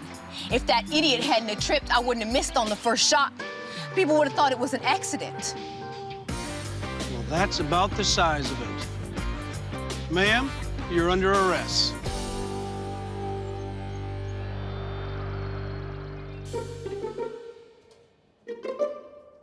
Debbie tells Lieutenant Barnabas where to find the murder weapon, Carol's rifle. The ballistics from the gun and Debbie's confession put her behind bars for life with no chance of parole. It all came down to mud. Well, I'll be damned. Learn something new every day. Crooks the world over dream of committing the perfect crime, but I'm here to tell you there's no such thing. That said, Debbie came pretty close. It was an ideal setting to stage an accident that was actually a murder. It's deer season. Bullets are flying everywhere. A ready-made fall gal in the ex-girlfriend, but her own setting gave Debbie away, thanks to some forensic science and a determined lawman.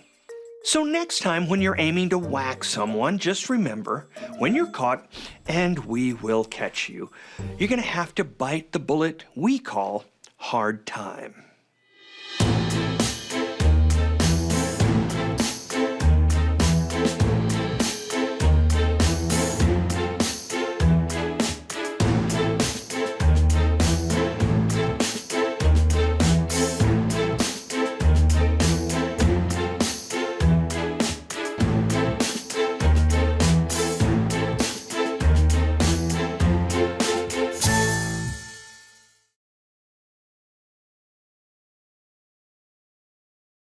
The events in this program are inspired by a true story. Names, dates, and details have been changed. Viewer discretion is advised.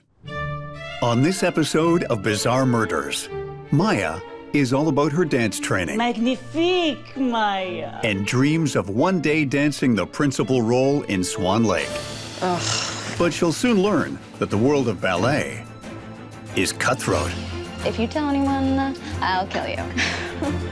It doesn't take long. My name is Detective Carver, and I'm here to help. For the feathers to fly.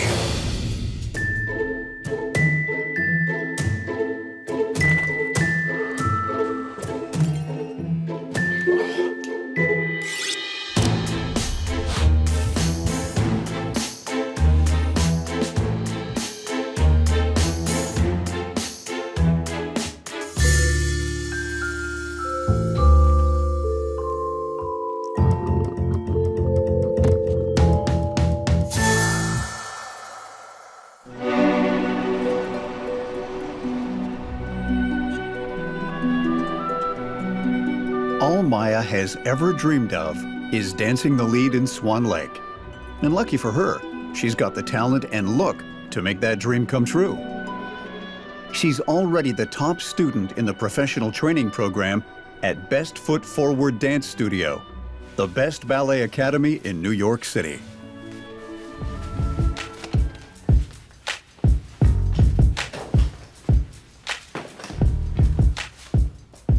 Ugh, you're like really good. Oh, what? You agree? You think you're really good? Don't hate, appreciate. Bar. Maya's entire life revolves around the studio. Her friends are there, and even her boyfriend, Nicholas, a fellow dancer. Every class, she's like, oh, Maya, je t'adore, je t'adore. Whatever. So the girls and I are going for vegan tofu bowls. Come on, loser. Oh, actually, I got a thing. Oh, yeah? With Nick? Mm-hmm. Okay, well, don't let me stop you from your pas de deux.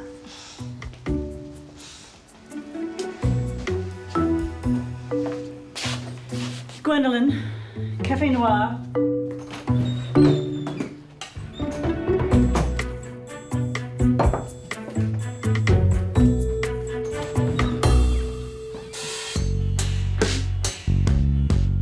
In order to afford her dance training, Maya lives at home with her mother, Brenda.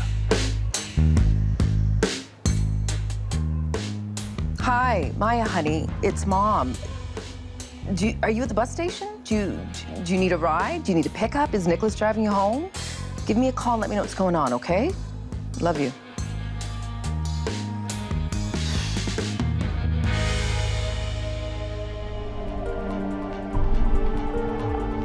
Maya, where are you? It's your mother. Call me. Several hours and many messages later, Brenda is frantic. Hi, I'd like to file a missing persons report for my daughter. 6 hours. Look, I'm a dad of 2 amazing daughters, so I get that 6 hours is an eternity for a parent when their kids are missing. But if we took a missing person report every time someone was AWOL for more than a few hours, anybody whose phone dies would come home to find the police on their doorstep. So we wait 24 hours to make sure the person is really missing, or find out they've run off to shoot The Bachelor without telling anyone. Seriously, that actually happened. The next morning, there's still no sign of Maya. Nicholas, Hey, Miss Sar.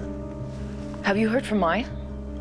Not since yesterday when we agreed to drive to class together today. Well, she never came home last night, and I keep calling and calling her phone, and she's not picking up.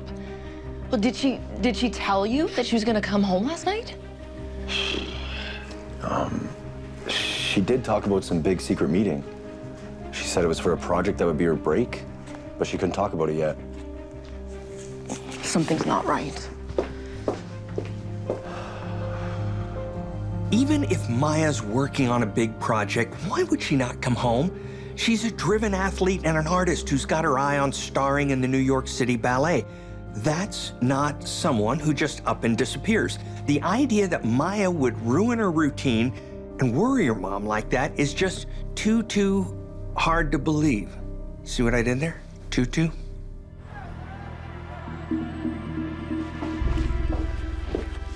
Gwen, I need to talk to my daughter. Is she here? She's not here. She didn't come to class today. She skipped class? Gwendolyn, I'm finished! Sell it to free! Maya was talking to Teresa yesterday. Maybe that would help.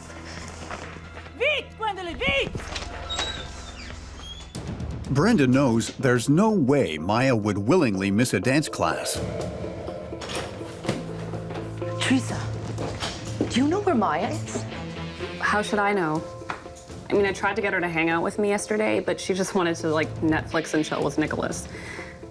Which was weird, because when I left, she was just at the bus stop talking to some girl. A girl? Who? I don't know. She was bundled up. It was hard to tell.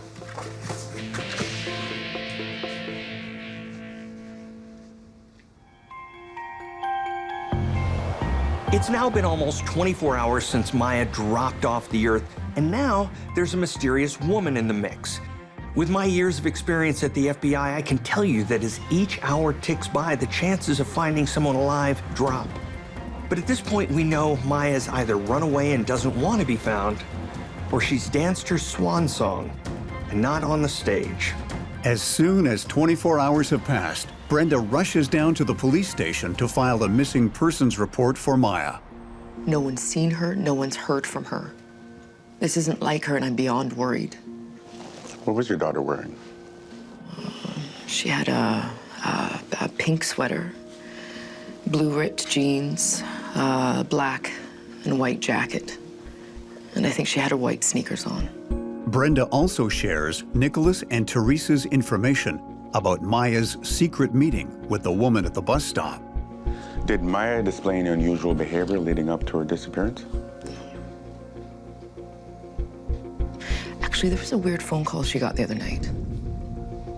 All this information about meetings and calls might sound like detail overload, but when it comes to a missing person, you never know what the detail is that'll crack the case. That's why everything matters, no matter how small it might seem. If you want police to perform and find your loved one, remember they can't do it solo. We're an ensemble. I mean, we're a squad. Brenda tells Detective Carver that she and Maya normally share everything with one another, which is why this call stuck out as unusual. But which season is this? I think it's season 5. Hello? Yeah, she's like right here. Yeah. Can I call you back? What was that about? Nothing. Teresa just had a dance question. I should have made her tell me what was going on, but I didn't want to be an overbearing mom, you know. I find a lot of parents want to be their kid's best friend and not pry into their personal lives. Believe me, I get it. But it's important that that not get in the way of checking up on their safety. If something feels wrong, ask about it. Even if that means you get some Heather Chandler attitude pointed your way. What, you think I haven't seen Heather's? I'm the one who got my daughters into it. Do you know Gwen? Yeah, of course. She's the receptionist at my daughter's dance school. We've known her for years. Detective Carver has traced the call Brenda reported to Gwen's cell phone. No. Nicholas, on the rhythm, please, huh? 1, 2, 3, 4, 1, 2, 3, 4. Again. Ready. And 5, 6, 7, 8. For years, Gwen and Maya danced together in the children's program. When they auditioned for the professional training program, though, Maya was accepted, going on to excel, while Gwen was rejected. In order to continue on with the school, Gwen took a job as a receptionist. Magnifique, Maya. Oh, your radiance is blinding. Gwendolyn, what's Maya's phone? If she does like her, perhaps you can be in the training program too, instead of sulking at your desk eating fries all day, huh? Mwah, mwah. Wait. Petronella, the former prima ballerina and the head of the school, is Gwen's mother. Now, that's a twist even I wasn't expecting. Probably because Petronella treats her daughter like a cross between a servant and a pet. No wonder Gwen is caught up in this world of dance. Excelling at it is the only way to win her mother's approval. But it's too bad it's the only path Gwen sees, because her real talent seems to be in art. Life is hard when your desires or your mom's desires for you and your talents don't line up. I was lucky in that way. I have no talents, so I didn't have anything to worry about. Reverence. Thank you, ladies. Nicholas. Gwendolyn, stop lurking about. Get back to your desk. Yes, Mother.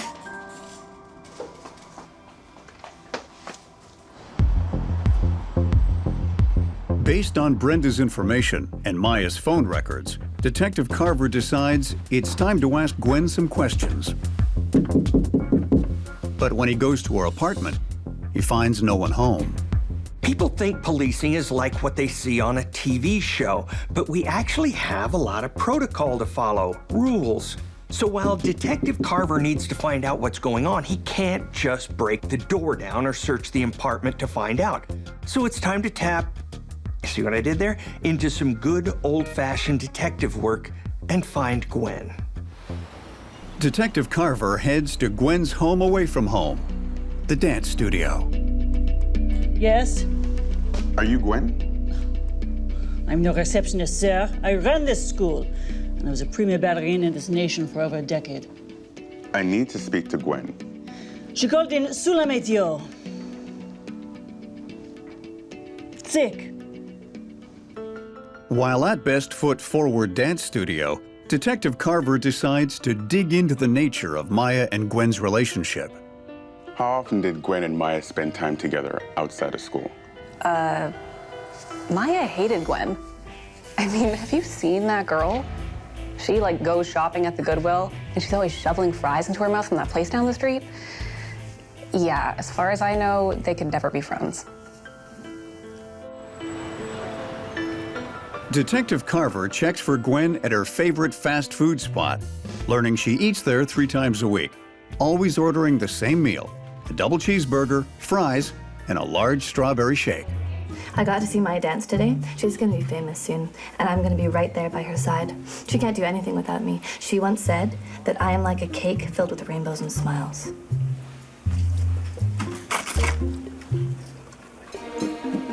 As far as the employees at the fast food restaurant are concerned, Gwen and Maya are best friends. That's odd. Why do Maya's friends think she doesn't care about Gwen at all, and the staff here think they're BFFs? Someone's lying, and that tells me there's more to this dynamic than meets the eye. Is it possible the women are covering up an even closer relationship, one Maya doesn't feel comfortable admitting to? Maybe Gwen and Maya ran off together, or Gwen helped Maya disappear. Either way, the key to the truth is going to be Gwen. Detective Carver returns to Gwen's building, but once again, she doesn't answer the door. This time, he gets her keys from the superintendent. Gwen?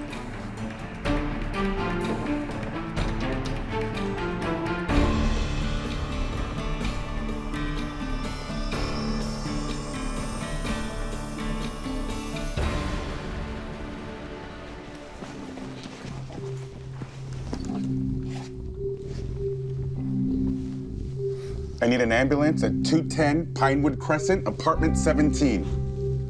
When you're dealing with someone as beautiful as Maya, everyone assumes butter wouldn't melt in her mouth. But what if, like her dream role, Maya's got a dark side? Maybe this black swan isn't the victim here, but the killer who's flown the coop.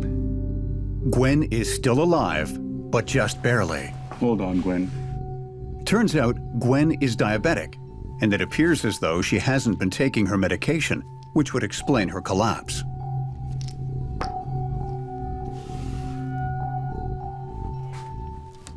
Detective Carver also discovers a journal filled with all of Gwen's thoughts and sketches. Okay, this is way beyond a regular journal. It's a window into Gwen's mind. And all you can see in it is Maya, Maya, Maya. Maya's the best dancer that ever lived and more beautiful than the ballerinas in music boxes. I get looking up to someone, but Gwen's obsession could easily turn into stalking, or even worse. In her journal, Gwen admits that the only reason she took the job at Best Foot Forward Dance Studio was to stay close to and impress her mother, Petronella.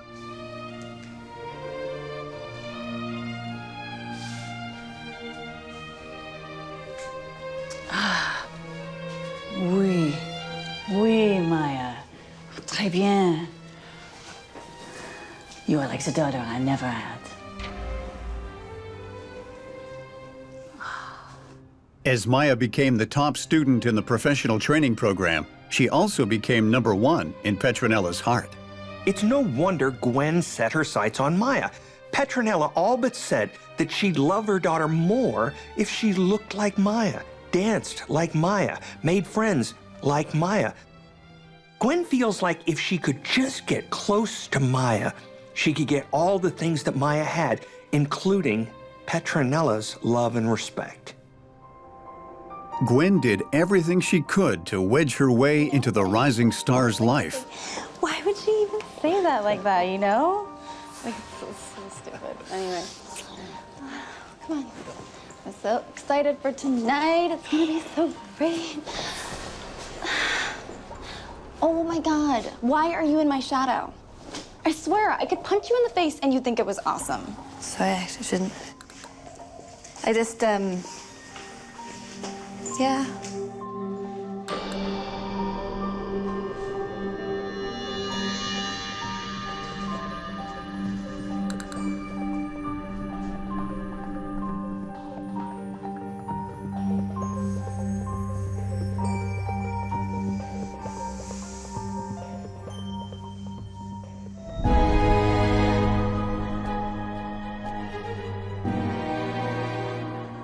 When getting close to Maya fails, Gwen makes a new plan to transform into her, stealing away her success, friends, and Petronella's love.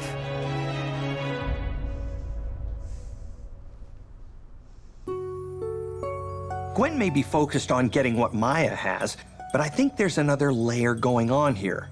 Revenge. Gwen is angry at Maya for rejecting her and for being Petronella's favorite. But by taking everything Maya has for herself, Gwen has an outlet for that anger and can conquer her arch enemy. Soon, Gwen comes up with a scheme to get Maya out of the way. What do you want now? My mom's friend saw a tape of you dancing, and he wants to talk to you about a performance he's directing. Would you be interested in meeting him? OMG, that's like amazeballs. I mean, I guess that would be fine. Cool. I'll set up a meeting. But you can't tell anyone. The show's still a secret. Okay.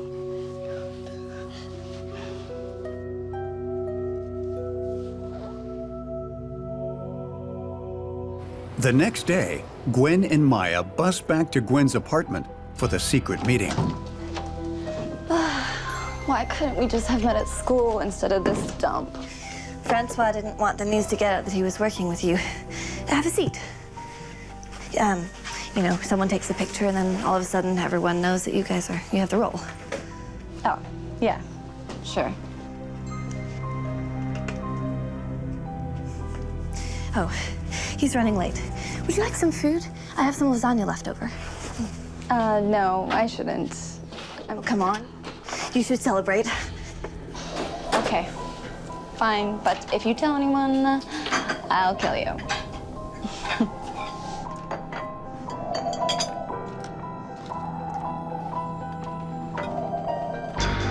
You know, my metabolism is so fast, I don't even really need to follow the diet. But could you imagine if I didn't?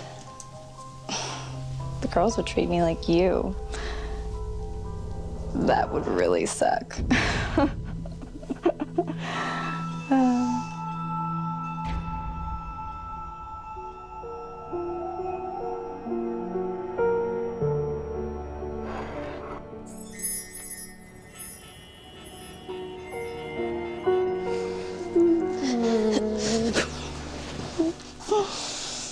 You know, if you cut your hair, you would totally look like a British dude.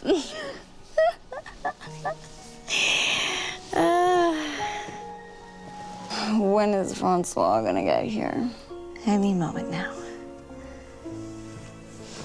I just gotta go to the bathroom.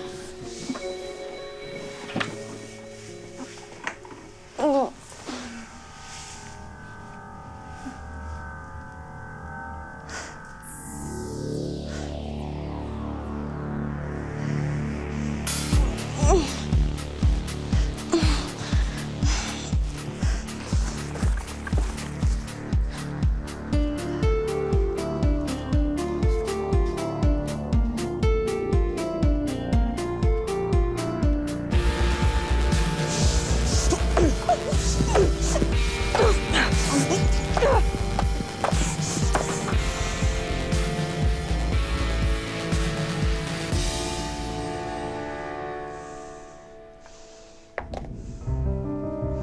I've heard that point shoes are murder, but I always thought that was on the feet.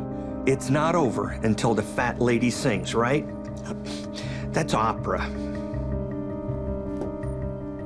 Gwen's journal and its tale of Maya's murder is disturbing, but Detective Carver has no proof Gwen's words are anything more than a twisted story. It's possible that this is just a fantasy, but I don't think so. Because here's the thing, fantasy isn't usually so detailed, but you can't arrest someone without proof. And we can't even prove that Maya's dead, let alone that Gwen killed her. That means Detective Carver's got to piece together what really happened to Maya the day of her disappearance. When Detective Carver searches the rest of Gwen's apartment, he makes another startling discovery: a birth certificate in Maya's name and the receipt for a storage locker. Maybe the underlying ideas in Gwen's journal are true, but she decided to hold Maya hostage in a storage locker instead of killing her. I hope that's the case, but no matter what happened, I'm certain the key to discovering the truth about Maya's disappearance is in that locker.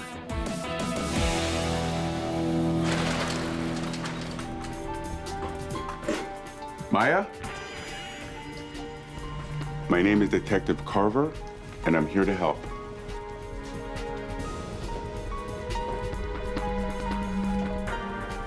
Gwen's obsession is even deeper than we thought. I mean, think how long she spent putting all this together. When you got someone who's that absorbed, it's only a matter of time before someone ends up behind bars, dead, or both.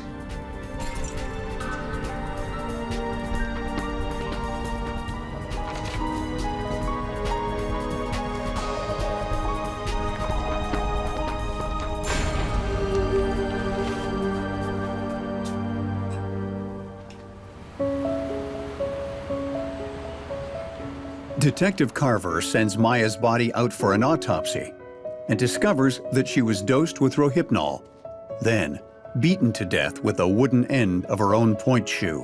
Now we've got a body, a murder weapon, and a motive, all of which paint a pretty clear picture of our resident artist Gwen as Maya's killer. I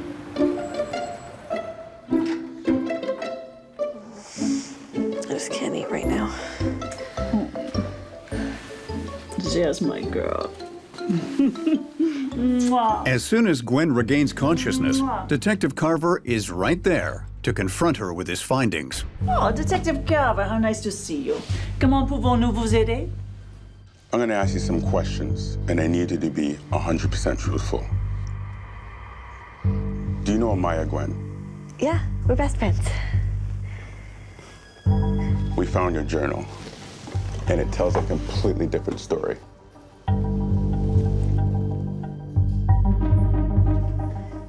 That thing, it's just silly fiction. It's silly fiction.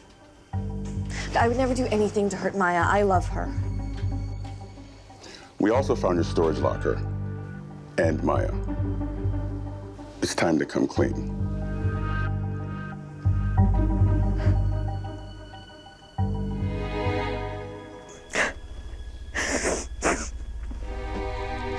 She deserved it.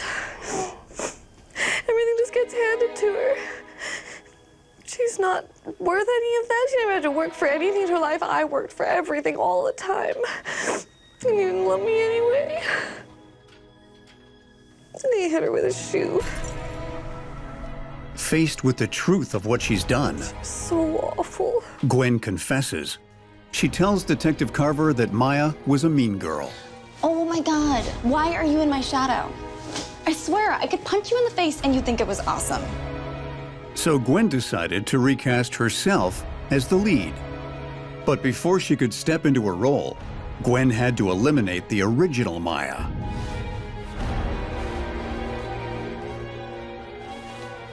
And make sure no one would find her body.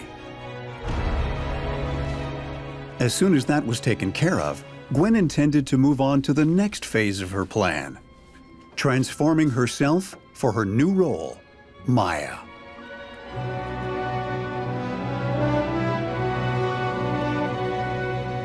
She ordered a birth certificate for her new identity and planned to run away to the other side of the country. There, she'd have a series of plastic surgeries before pirouetting into the limelight, winning fame, success, and love as Maya 2.0. It doesn't take an expert to realize that Gwen is very disturbed. Maya may have wanted to dance the lead in Swan Lake, but Gwen took the story and made it her reality, transforming from shy girl to black swan. But she didn't realize that you just can't decide who you want to be. Trust me, I know. Because if I could, I'd be young Clint Eastwood right now. Gwen pleads guilty to Maya's murder and is sentenced to life in prison. I always say that you never know what people are thinking, and this is the perfect example of that. Gwen seemed like the quiet girl who would never hurt a fly. But underneath that, you had a stalker who would go to any extreme to get what she thinks she deserves, a perfect life and her mother's adoration. And that's why, dancer or not, when it comes to other people, you gotta stay on your toes.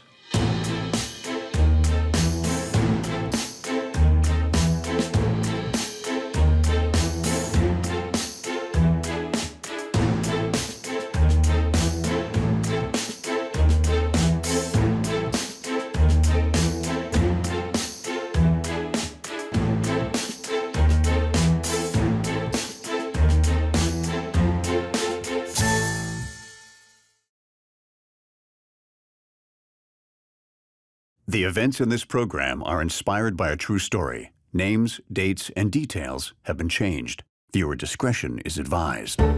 On this episode of Bizarre Murders, when nerdy Ned gets dumped, he hightails it back to his hometown. Look, it's a belly button ring! And licks his wounds with Singapore slings and strippers. I think it's time we call it. Let's call it a good time! But when Ned gets cozy with the hottest dancer in the club, hell no. Trouble comes knocking. Bingo. Leading detectives to a body rotting in the parking lot of the local casino. Oh, geez. Oh, wow.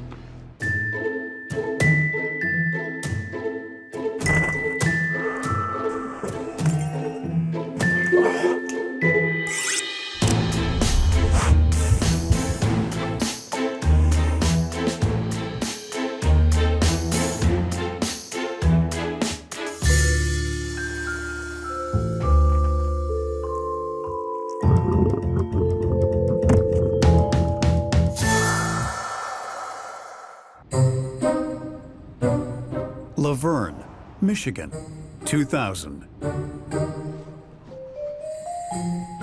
In a small town outside of Detroit, an employee of the casino and lounge, Michigan Casinos, notices a strange smell coming from the parking lot.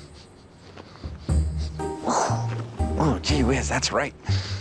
Jerry, a longtime employee of the casino, tracks the scent to a fancy sports car. Unable to open the trunk, he calls the Laverne Sheriff's Department.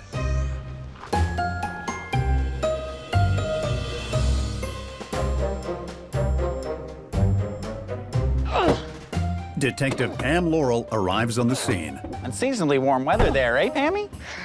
That it is, Jerry. And attempts to jimmy open the lock. Thinking it might be a deer or something, seeing it's the end of deer season. Oh, jeez. Oh, wow. But instead of a rotting deer carcass, Detective Laurel finds a body. And it's human. Doesn't smell too nice there, does it? The body has begun to decompose, and the face has been bludgeoned beyond recognition. It's the middle of winter in the northeastern United States, so the killer probably thought the body would stay frozen, at least for another month or two, till they could figure out what to do with it. But if the weatherman can't predict the weather with certainty, a careless killer can't either. No ID. And a decaying corpse rotting away in a small, hot space. Oh, wow. Can be a dead giveaway that there's a new murder in town.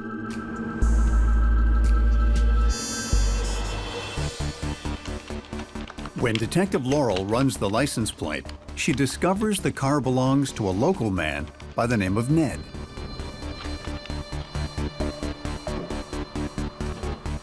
Ned is a socially awkward computer nerd who desperately wants to party with the cool kids.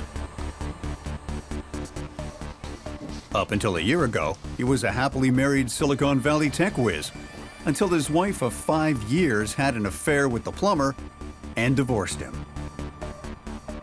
Her wealthy family paid him loads of cash to get out of town. He returned to his childhood home, wealthy but emotionally distraught. Excuse me. Hi.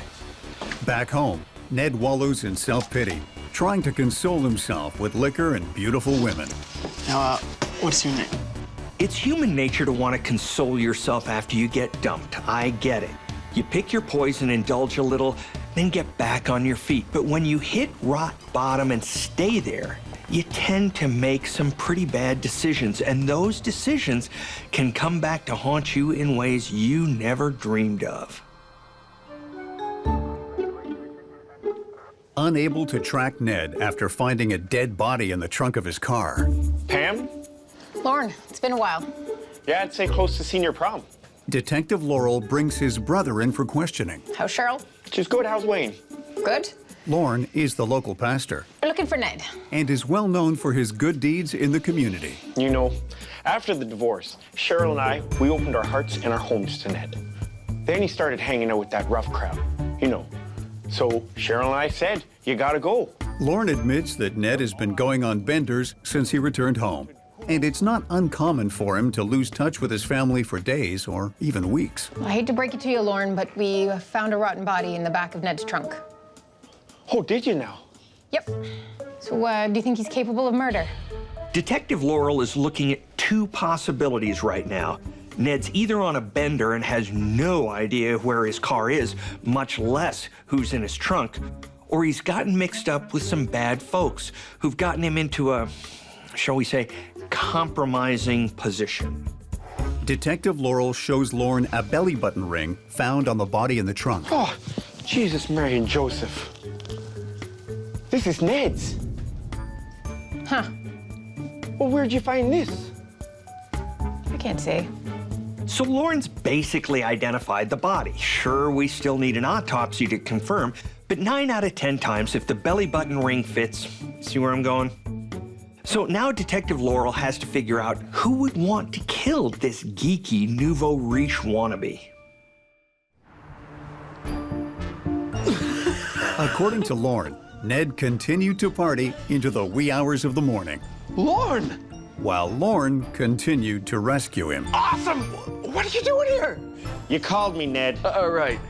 Oh, it's a belly button ring. Jeez, Ned. I think it's time we call it. Let's call it a good time. Jesus. Get it? A good time.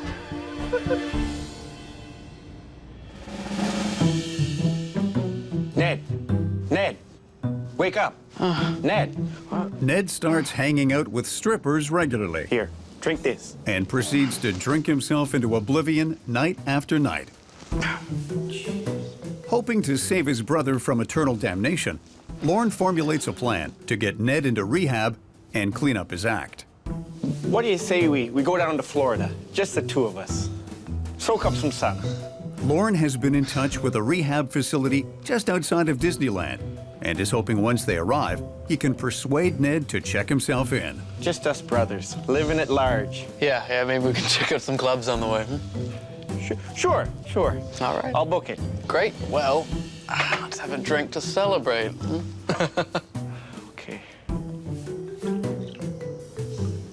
Okay. Later that day, Lauren sets to work planning their trip to Florida. What's this? Dry and Mighty Rehab Facility. We use the Holy Spirits to help release your loved ones from their demons. Brother, you need help. You need help. You're brainwashed with all this religious crap. You think you're so much better than everybody else. Why don't you just have fun for once? The last thing an addict wants when they're about to hit rock bottom is some do-gooder religious dude trying to save him. At least that's the way Ned's looking at it. But when you back a wild animal into a corner, someone tends to get hurt. So Lauren better watch his almighty ass.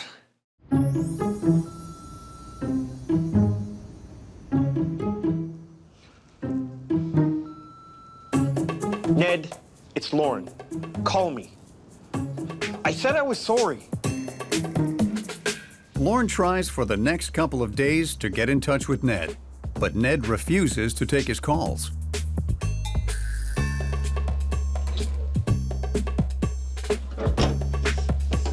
A week after their fight, Lauren finally decides to confront Ned. But when he knocks on the door, Да? an unknown woman answers. Is Ned home? No, he went to Florida.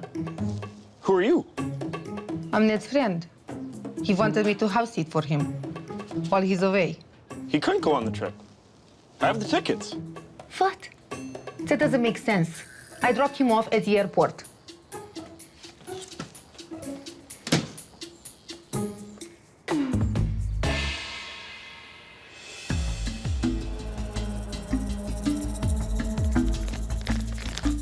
Now officially investigating a homicide, Detective Laurel searches Ned's house. Would you look at that? She finds a small trace of blood on a cat statue. Bingo. Luminol reveals pools of blood that have been hastily cleaned up. With that amount of blood at the scene of the crime, Detective Laurel knows that Ned was likely dead long before he made it into the trunk of his car. Now she's got to figure out who put him there and why. It also reveals a handprint. Finding a handprint at a murder scene is like winning big at the roulette table. It is a good high. The killers essentially left a calling card, but Ned was hanging out with the underbelly of society in the form of drug dealers and strippers. So tracking down the perp is like looking for a belly button ring in a haystack. You know what I'm saying? So, forensic testing confirms the blood belongs to Ned. Detective Laurel brings Ned's mysterious new house sitter in for questioning. Her name is Karina. We believe that you're the last person to see him alive, so I wanted to bring you in for some fingerprints. But why? Well, it's just a standard procedure. I just want to rule you out. Okay, but you know I could never hurt Neddy. This little doohickey here is for the fingerprints.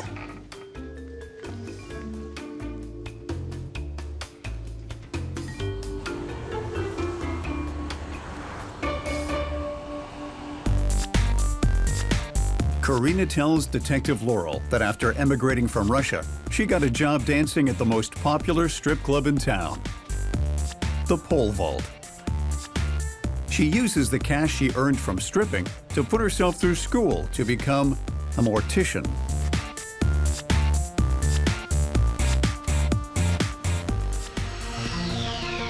You've got beautiful hands. Realizing Ned isn't one of the usual meatheads on Perv Row, Karina feels sorry for him and shares a drink. You've got beautiful eyes. You've got beautiful eyes. Thankful for the attention, Ned buys her drinks all night. So tell me a little bit about yourself.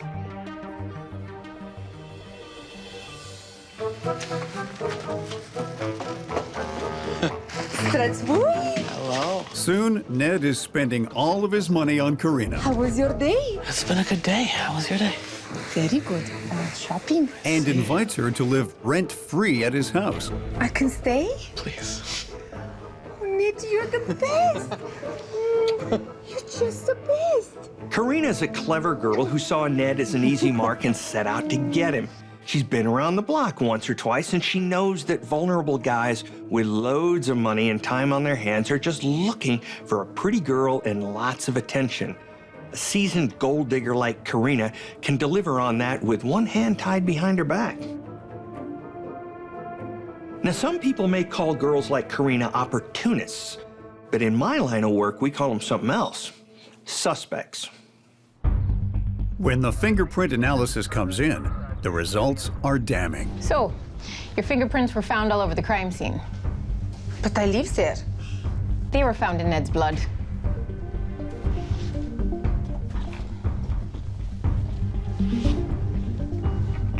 Give me your hand.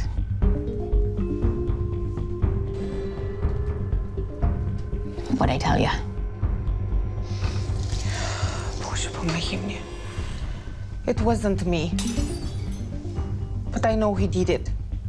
Karina knows she's done for. The imprint of her palm is literally written in Ned's blood, but Karina's a hustler who could talk a dying man out of his last breath. So there's no telling what tale she'll tell. Blood evidence puts Karina, a stripper at the pole vault, at the scene of Ned's murder. What happened, Karina? Unable to deny she was there, she dishes to Detective Laurel.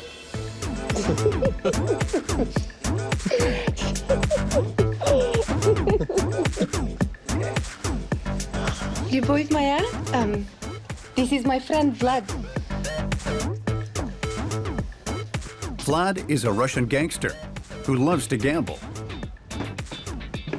He's always had a taste for the finer things in life. Hi. But he'd rather use other people's money to get it. This is my friend Neddy. Good to meet you. Karina admits that she and her boyfriend Vlad have been scamming Ned since he walked into the club. In reality, Vlad's a Russian gangster wannabe who's hooked up with his stripper girlfriend to make an easy buck at other people's expense. He lives by the motto, why do the work when others will do it for you? We'll see how that works out for him. Karina and Vlad keep their relationship a secret so that Karina can gain Ned's trust, steal his money, I love you. and ultimately fund their expensive gambling habit.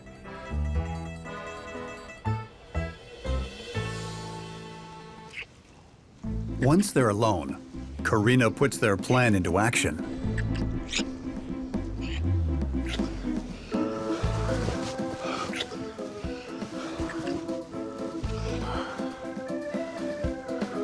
The drug knocks Ned out for a good hour.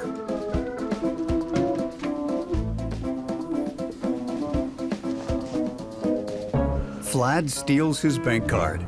Karina gives him Ned's PIN number, and he withdraws money from Ned's account, while Karina deletes the bank alerts from his inbox.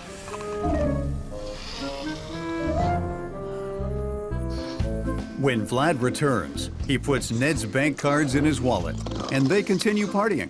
No one the wiser.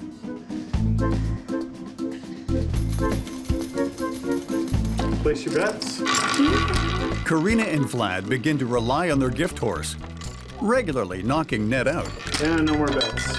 Stealing his money and using it to fuel their gambling binges. Because Ned spends most of his waking hours drunk, he has no idea which end is up, much less how much money is left in his bank account. Whenever he looks at his balance, which is pretty much never at this point, he just assumes he's the one who made the withdrawals, which is exactly what Karina and Vlad want him to believe. Karina thinks they've got it made in the shade. Until... Lapuchka, what's wrong? I miss Lauren. And I think I should go to rehab. But you don't have a problem. I'm thinking you might be right. And I think I should go.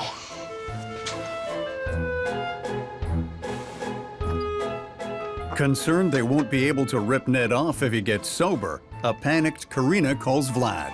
We have a problem. He wants to go to rehab. What are we gonna do? They decide to cash in one last time before Ned leaves for rehab. He fell asleep before I could drag him. We'll have to wait. What are we gonna do? Karina and Vlad have figured out a timeline that basically ensures they won't get caught. With the sleeping pill, they can guarantee Ned will be passed out for an hour, more than enough time to do the deed. But if Ned falls asleep on his own, that means he can wake up on his own, which messes up their foolproof plan. Talk to me. I'll deal with it. And by foolproof, I mean haphazard and designed by fools. Where is he? In his bedroom. But Vlad, unwilling to miss their final opportunity to scam Ned, No. No. goes full steam ahead. Nazipara. Stay here, Kochi.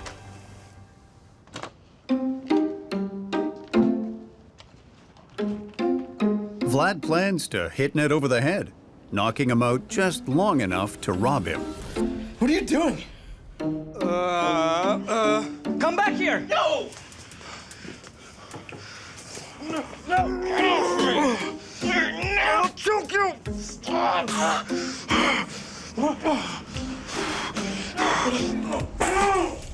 Just...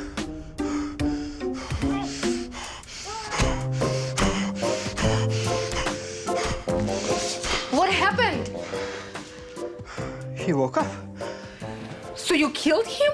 So Vlad's brilliant plan of knocking Ned out for an hour pretty much went belly up. Now, instead of wondering where their next mark is coming from, they got to figure out how to get rid of a body. All you people out there who are thinking about this line of work, this is how dumb people become dumb killers. If you tell anyone, you're gonna be the next one.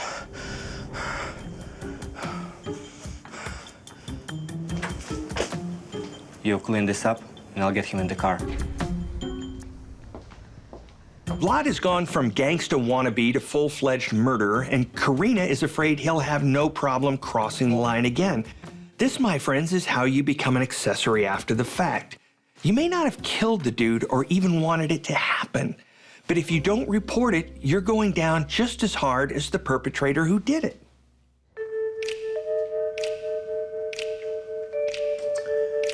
Sure. She's lying. I have nothing to do with Nerd dying. She gave him too many sleeping pills and he OD'd. Huh. In my experience, when you have two criminals looking down the barrel of a murder charge, you can usually count on them pointing the finger at each other. Call it self-preservation at all costs. So you're saying you had nothing to do with Ned's death? Конечно нет. Hell no. You're gonna stick with that story then? The autopsy report reveals that Ned died of blunt force trauma to the head, and there were no drugs found in his system. I'm done talking. Vlad looks like he just heard the words checkmate. But here's the problem. Detective Laurel's got two different stories from two unreliable witnesses. So what do you do when both of your suspects are pointing the finger at each other? Well, you follow the evidence because it doesn't lie. Looking for a break in the murder case of local tech whiz Ned, who was found dead in the trunk of his car, Detective Laurel reviews the CCTV footage of the parking garage at the casino. Would you look at that? It shows Karina and Vlad driving Ned's car into the parking lot. The footage also shows Karina and Vlad losing thousands at the roulette table and repeatedly withdrawing money from the casino's ATM. Well, I'll be damned. Ned's bank records show the withdrawals made from the casino ATM are from his checking account. Detective Laurel can be pretty sure it's not Ned withdrawing his own money because he's dead as a doornail. She can also be pretty sure that Karina was a willing participant in this ruse because she's hanging out with Vlad, gambling and partying like it's 1999.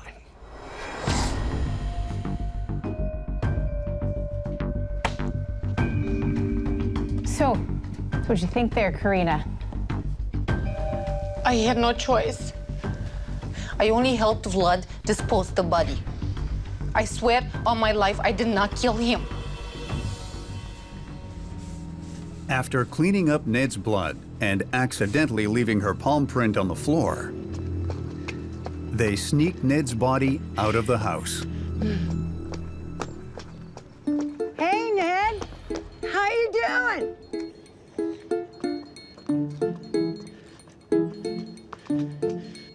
Hi there. How's it going? Everything all right, Ned? Yeah, all good. We gotta go.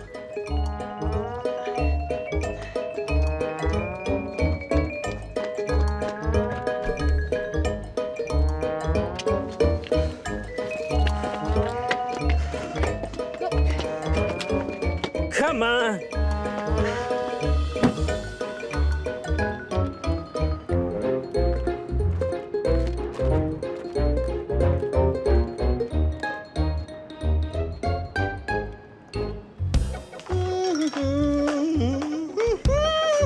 Karina and Vlad think Ned's body will stay frozen until they can figure out where to hide it permanently. More, honey. More. Just put more. In the meantime, they party hard. Well, unbeknownst to them, poor old Ned is decomposing in the trunk.